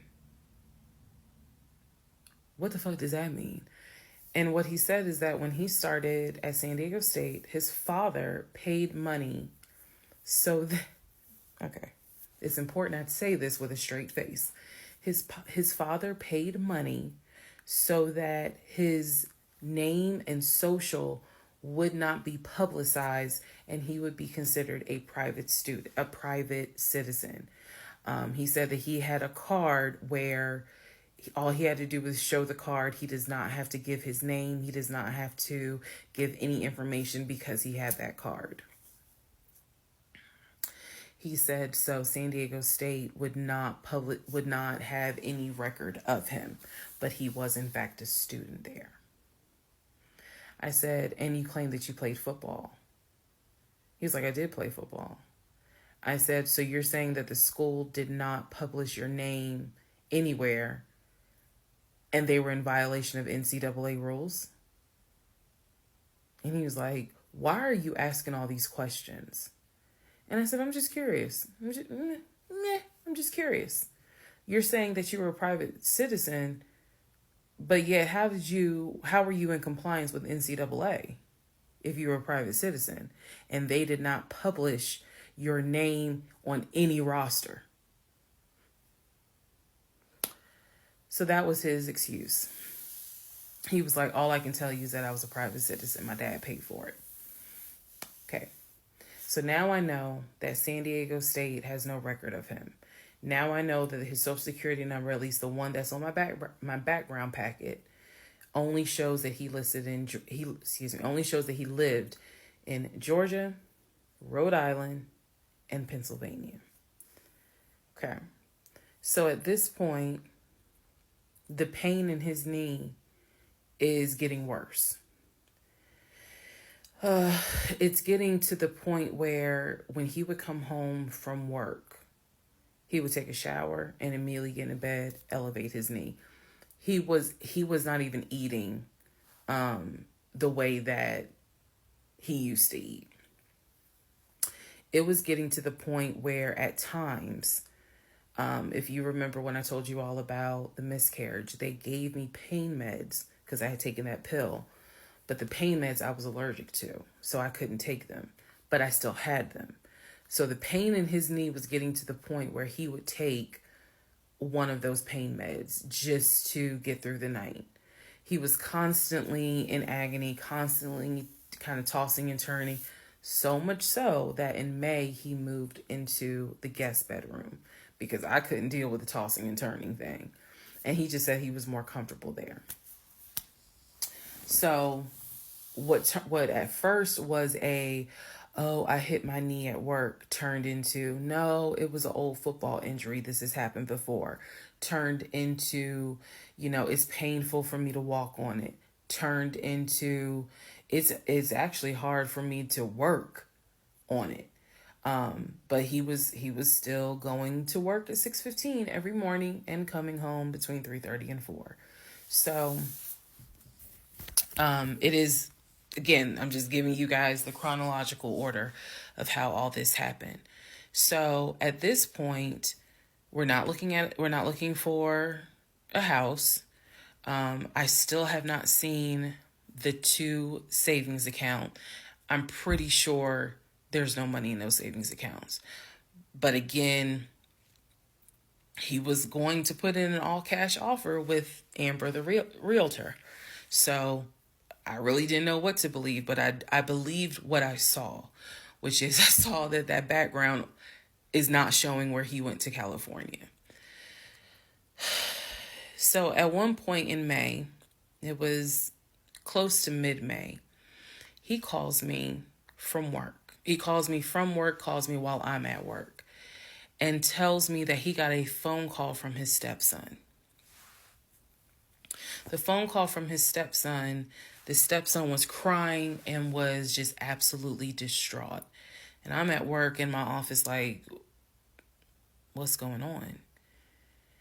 And he says to me that the stepson informed him that his stepdaughter passed away, that she died from COVID. The stepson this is the story. The stepson found her in her apartment because they had not heard from her for a couple of days. And she was unresponsive. He called the ambulance. They pronounced her dead when she got to the hospital. So he was calling to tell me that she had died. And he was also calling to ask me if I would object to him giving his ex-wife $2,000 towards the funeral. As I've stated before, and I still am this way to this day. I don't play about death. So when he told me that she died, I immediately went into the, all right, I'm sorry to hear that. Whatever we can do to help, let's help. Because surely nobody would make that up. So he was like, are you okay with that? He was like, we're married, and the agreement was that anything over $500 would be a discussion. So $2,000 definitely. And I said, yeah, that's totally fine. I'm fine with that. He was upset because, again, he was close with the kids. And my heart went out to his ex-wife. It did, because I can't even imagine. I cannot even imagine. So, part 27, who the fuck did I marry? So, here's where we are at, and here's what we can establish. Number 1, I ran an initial background check on the Social Security number that was on our marriage license. Nothing came back. I subsequently applied for another job. In that job, I had to fill out a background packet. The background packet asked for my spouse's name, date of birth, and his Social Security number. The Social Security number on the background packet for the new job did not match the Social Security number that he gave me for our marriage license. If you are confused, I believe it's in part 25 or part 26 that I explain that. So we can establish that I then ran a background check on the new social security number that was on my background packet, it came back with states that the social security number apparently had lived in. Those states were Georgia, Pennsylvania, Rhode Island. Okay. I decided, this is now around May 20th, I decided to do another background check. And I paid to do another background check. This time, I did it with a different company, and not only did it give me the addresses, not only did it give me the states, it gave me addresses, and it also gave me names of people who were like associated with Legion and that address. One of those names was his ex-wife. I've always known, he's always told me the name of the ex-wife, but now I see it when I ran his background. I did a search for her on social media. She was not there. So the address that it showed that she was associated with him, because remember, his story is we got married in San Diego, we lived in San Diego, we divorced in San Diego. Men lie, women lie. The U.S. federal government with your social security number does not. So he's saying he was always in California. His social security number never showed that he was in California, according to the background check. It did show that he had lived in Georgia at an address associated with the ex-wife.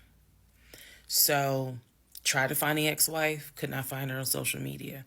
So I looked in the metro counties to protect her identity. This, I am going to not divulge a lot on this part.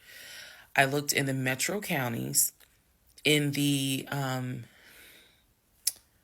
open record courts. So typically, you can look in like Superior Court or Magistrate Court or Probate Court. So I looked in open records for the different counties, metro Atlanta counties. Let me be clear, metro Atlanta counties.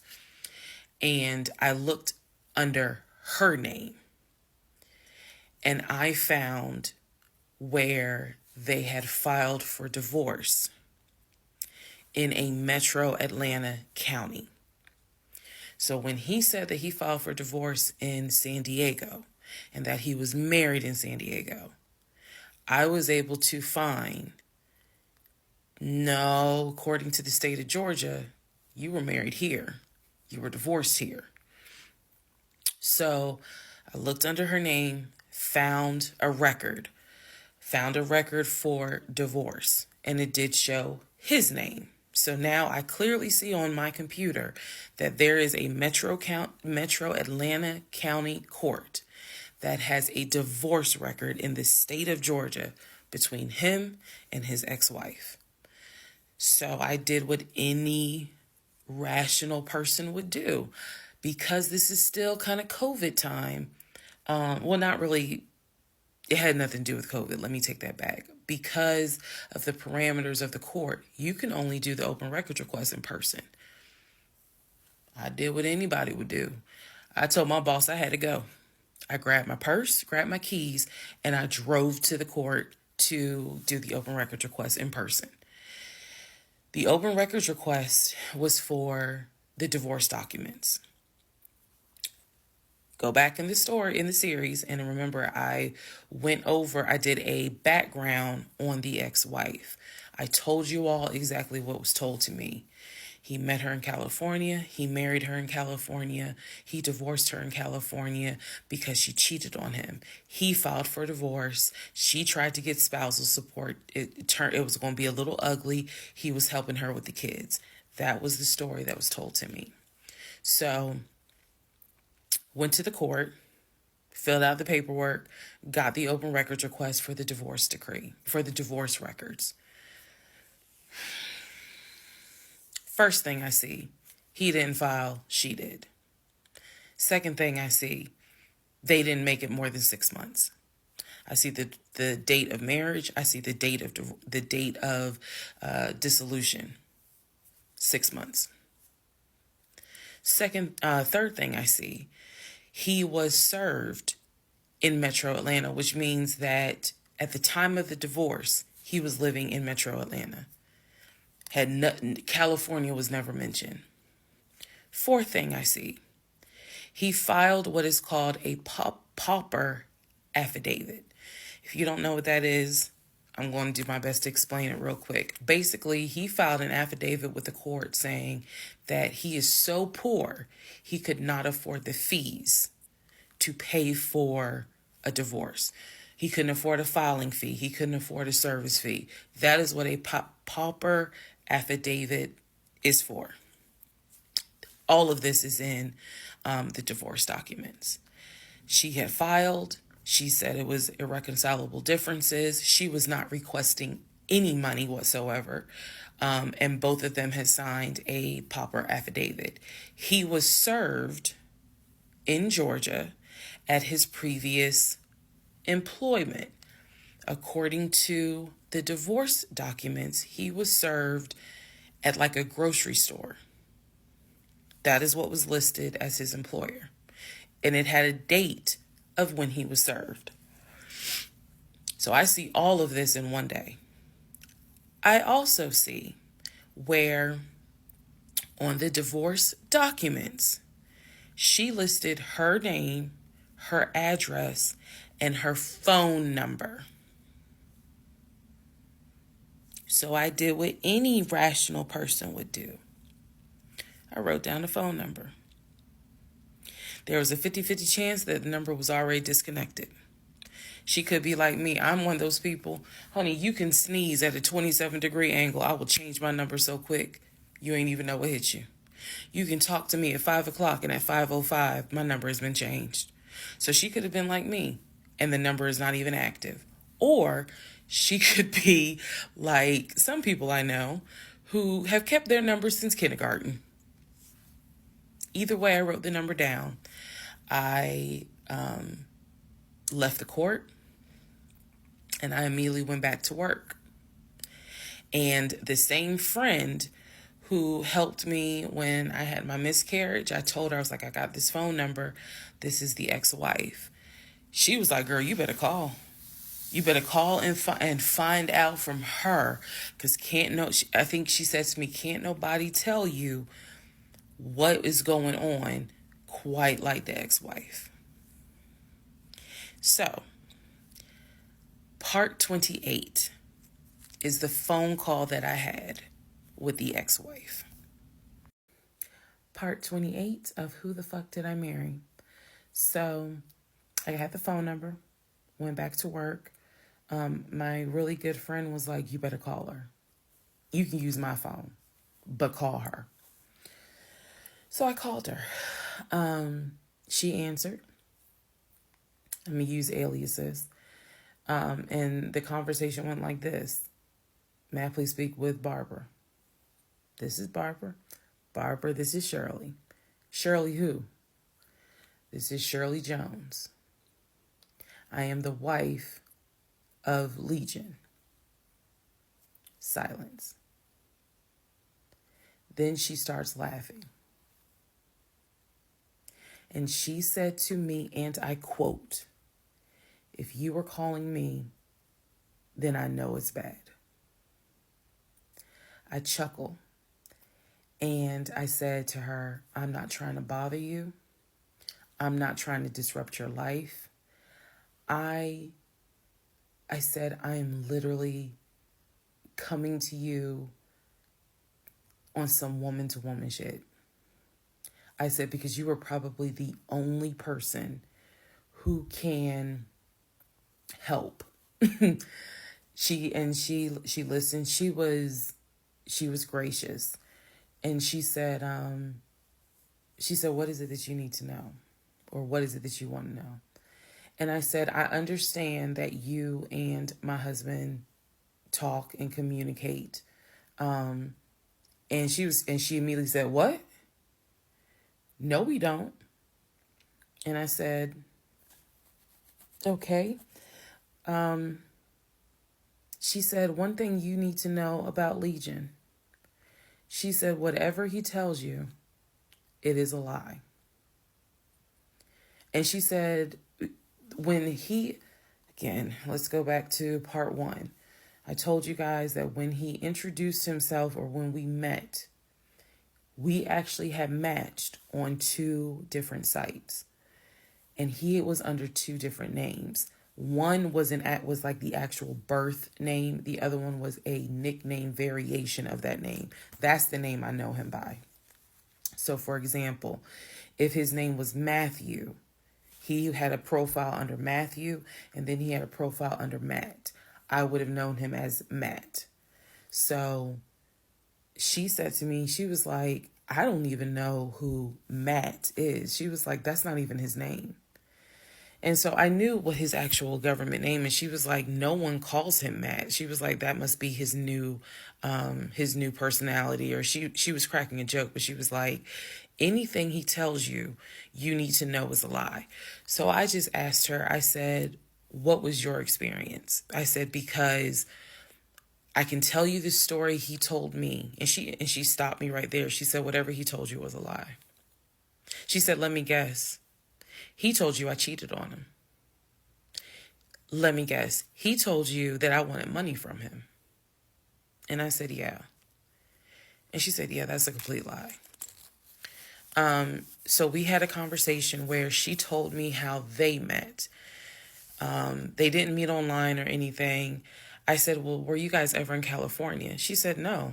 She's like, she was like, that man ain't never been past the East Coast. So I said, okay. So you guys have always been in Georgia? And she said, yeah. She's like, we got married in Georgia and we got divorced in Georgia. And that's when she asked me, how did you even get my number? She said, because I want nothing to do with him. So how did you get my number? I said, I'm going to tell you the truth. It ain't going to make me look good. I told her, I said, this is what happened. And this is what led to me doing research. And this is how I got your number. And she laughed. She was like, wow. She was like, normally I would be freaked out. She said, but under the circumstances, she was like, wow, okay. She said, yeah, if you're calling me, then it must have gotten pretty bad. She said, so what did he promise you?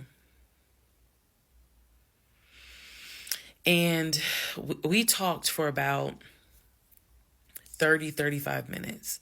She asked me in that phone call, she said, look, I want nothing to do with him. I have not spoken to him since our divorce was finalized. She said, so I would just appreciate if you keep me out of whatever's going on with y'all. And I told her, I said, I give you my word, I will never tell him I spoke to you. I said, I give you my word. I said, this conversation is for me. It is not for me to use in any sort of legal litigation, nothing. This is for me. And I said, I don't plan to call you again. I don't plan to be a disruption in your life. I just needed to know, how bad is it? And she paused and she said, it's bad. She said, I don't know what all y'all got going on. She said, but if it's anything like what it was for me, it's bad.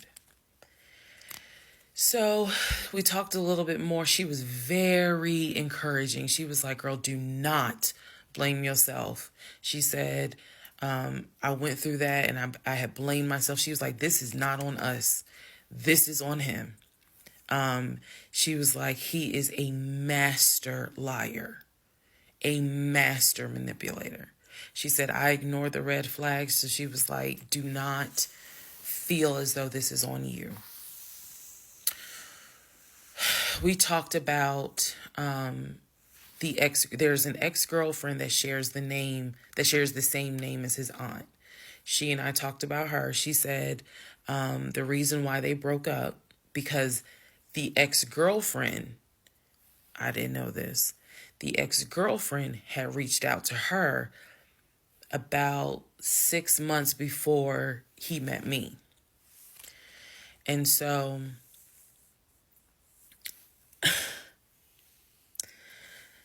the ex-girlfriend lives in lived in Douglasville.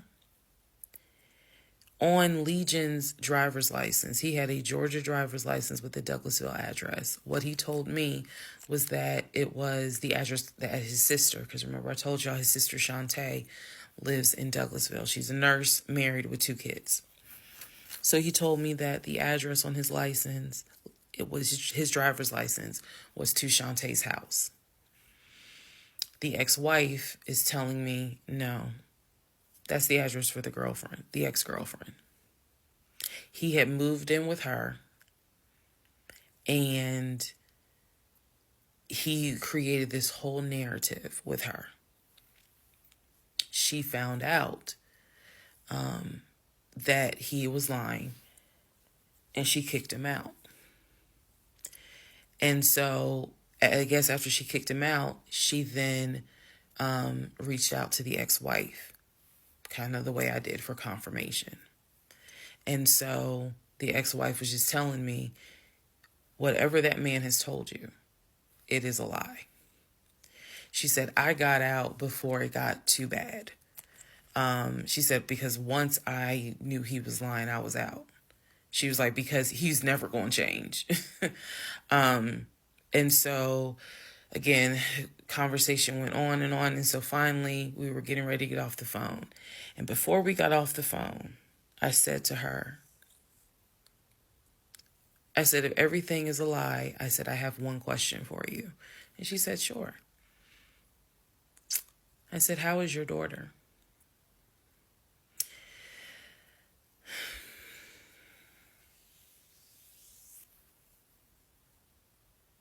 I said, how is your daughter? Next part coming up. Part 29, who the fuck did I marry? So I asked her, how was your daughter? She said, my daughter's fine. And I said, okay. She said, what did he say about my daughter? And I will be honest with y'all, I didn't have the heart to tell her. So what I said instead was, oh, no, it was, with everything with COVID, I think he mentioned that she might have had COVID or was exposed to it. I downplayed it bad. I wasn't going to tell that woman that he said her daughter passed away. So I said, obviously I'm glad to hear that kids are fine. She said, look, whether you stay with him or not, it's your choice. She said, he ain't going to change. He ain't going to change at all. She said, this is what he does. She said, you're not the first. You're not going to be the last. She said, he did it to me. She was very, very encouraging because she was just like, you do not blame yourself. She said, we both ignored red flags, but it is not your fault. She said, this is on him. And so we, once again, I thanked her for her time, got off the phone. I took the long way home that night. I could not be around him. I could not be around him. I had to figure something out. I had to figure some things out. So I took the long way home. What does that mean? It means that I probably could have taken 75 to 285, but I probably took 20 to 75 to 285 to 675 kind of like I just took the long way home. A couple of days later, because my mind was spinning. A couple of days later, at this point, I'm turning into the FBI, CIA, and Homeland Security all in one. Literally. I'm trying to find everything. And he's carrying on his business as usual. Nothing changed with him. He had no idea that I had spoken to the ex-wife. He had no idea I had gone to the court and saw his divorce documents. He had no idea. So a couple of days later, I decided to look up his mother's obituary. Look up the mother's obituary. And down at the bottom where it talks about, oh, she's preceded in death by, and it lists all the people, the family members that died before. And then it says, leaving behind to cherish her memory. It lists the husband, his dad, her husband, excuse me. Let me start over. It lists her husband, which is Legion's dad. It lists Legion's brother that lives in Philly and his wife, because again, this is 2000. She passed away in 2015. So it lists Legion, the brother in Philly, and his wife and daughter, her granddaughter. It lists Legion and his wife, I think it was like Latoya or La something. It did not list the ex-wife I just spoke to. And it clearly said Legion, his wife, Latoya. Then it listed the brother in Nashville, his wife, Jane, or whatever. So I'm thinking to myself, there's two things I was thinking immediately. Number one, who is Latoya? Never heard that name before. So I was thinking, who was Latoya? And then number two, where are the two sisters? Shantae and Kim. Shantae lives in Douglasville, married with 2 kids. Kim lives in Augusta, and I believe he told me she worked at like Procter and Gamble. So why aren't they listed on here? Because apparently, go back to the video. I posted it on there. I gave y'all background on the family. He apparently was one of 5 through both parents. Brother in Philly, older brother, younger brother in Nashville, an older sister in Douglasville, and a baby sister in Augusta. So why is it on his mother's obituary there's only three children named? Where are the 2 sisters? So I'm even more like, what in the hell is going on? And then I started thinking to myself, why wouldn't they list Shantae? Like, they talk all the time, so I know that they're close because he talks to Shantae all the time. So I really was confused. Again, keep in mind, I'm trying to give y'all insight into how I was thinking May of 2021, because I still didn't find out a lot of stuff at that time. I found out enough to figure out, okay, it's not a question of if he's lying. That was over. It's not a question of if he's lying. The question now is becoming, what else is he lying about?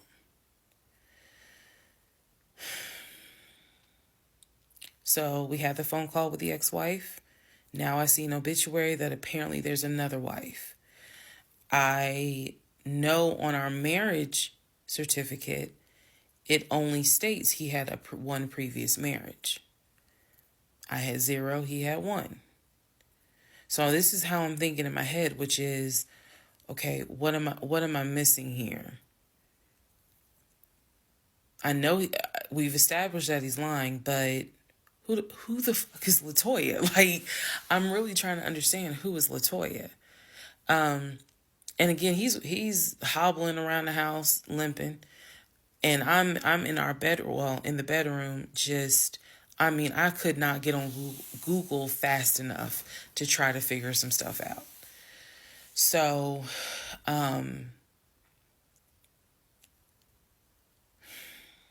see the mom's obituary, study it, and at this point, I'm now trying to figure out, okay, what's the game plan?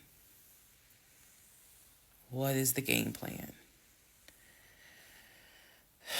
And that's where we are about to get into the next part. Okay, part 30 of Who the Fuck Did I Marry?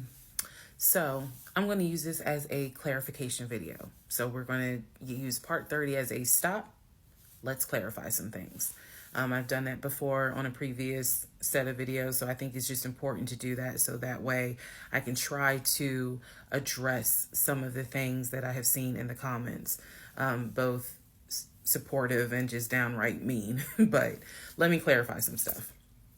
Number one, it is important to remember that I am telling this entire story of how I met, dated, married, and divorced my pathologically lying ex-husband.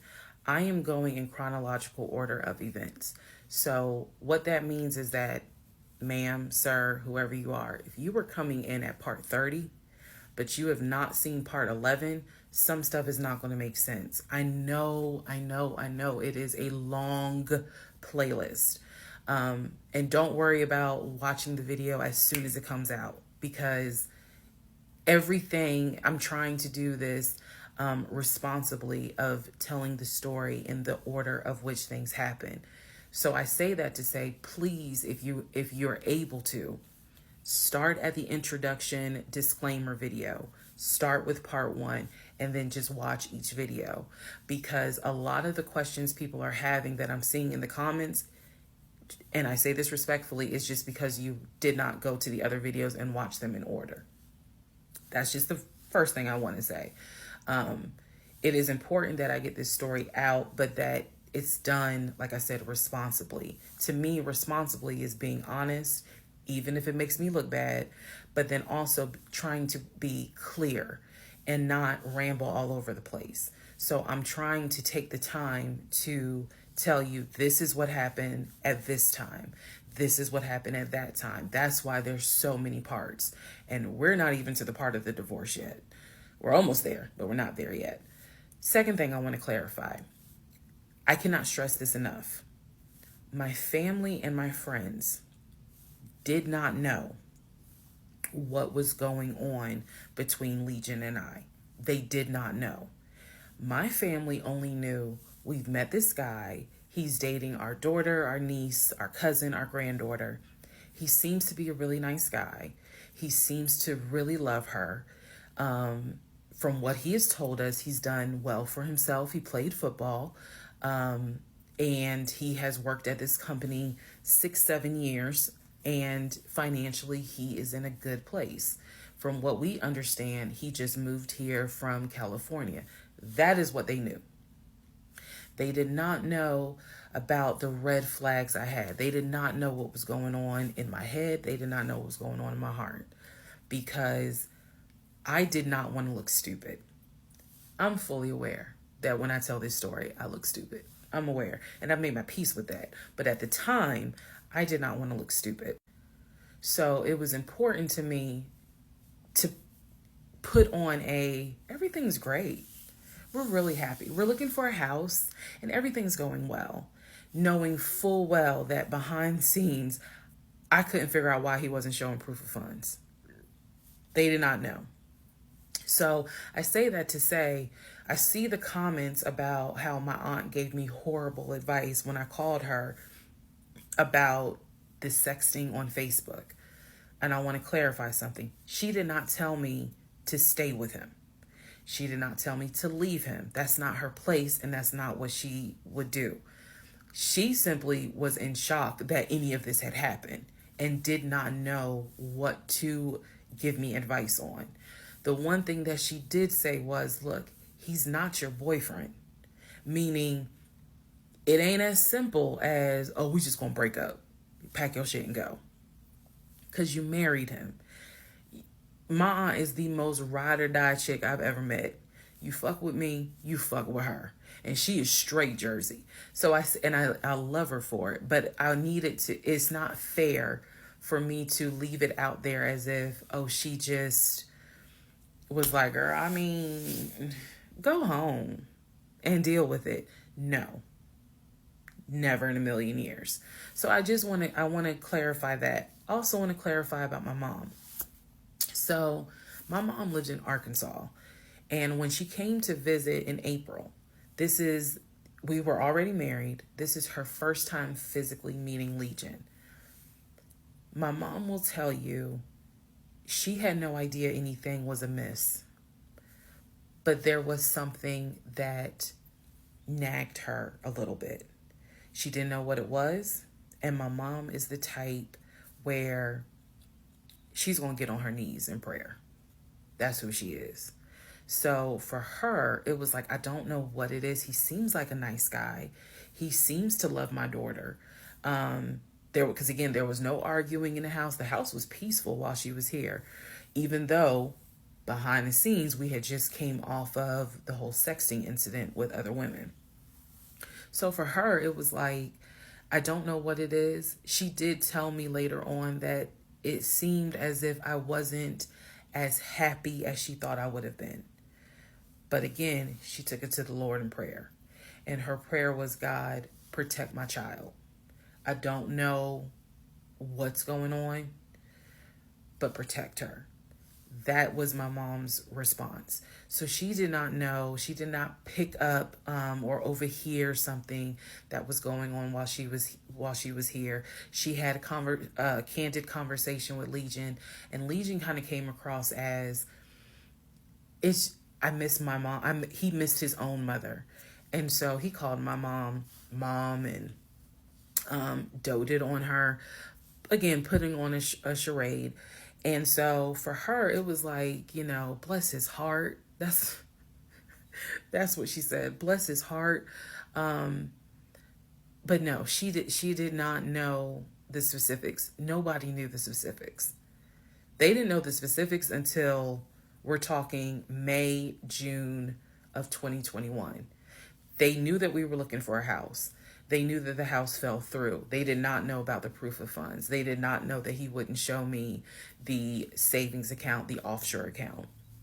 So I just want to say that because to me, it would be irresponsible to not clarify what family and friends knew. Because these people have always been supportive of me, always had my back. I just simply did not share with them the things that I felt like were red flags, because again, my mindset at the time was, I want to be married, and what if he isn't lying? And I was making excuses for him to myself, so I definitely would have made excuses to family. Another thing I need to clarify, and I saw the comments on this about how a VP would never date someone that looked like me. And to the person that wrote it, that wasn't very nice. I need you all to understand, the relationship started in March of 2020. He came into my life as regional manager. Okay. That is how he came into my life. Then eventually he got promoted to VP of production or operations, some VP of something. That was later on in the relationship. He showed me the paperwork where it was basically a memo from HR. Your new position title will be VP of production. We'll just say production. Your salary, I don't remember the exact amount because it was a very specific amount, but it was over $200,000. It listed some of the benefits that he would have. He would have an office. He would be getting an executive assistant. That's where we get David from. If you don't know who David is, please go back and watch the series in order. He would be getting an executive assistant. He would be getting use of the company helicopter. He would be getting a company car. That is where we're introduced to the fact that he was starting to shop for a company car that could not be more than $90,000. That's what he told me. I didn't see this in the memo, the amount of the car, but that's what he told me. So that's where you get the car shopping for the Range Rover, the Jaguar, the BMW. He even test drove a Mercedes GLE, I believe. So I'm just trying to, again, bring some clarity to this so that way we all can understand what's going on. And hopefully this just makes a lot more sense for everyone. All right, part 31. If you're enjoying this story so far, make sure you drop a like and hit that subscribe button. It took a lot for me to get all these videos for y'all, okay? And make sure you guys drop some comments and let me know how you're feeling about the story so far.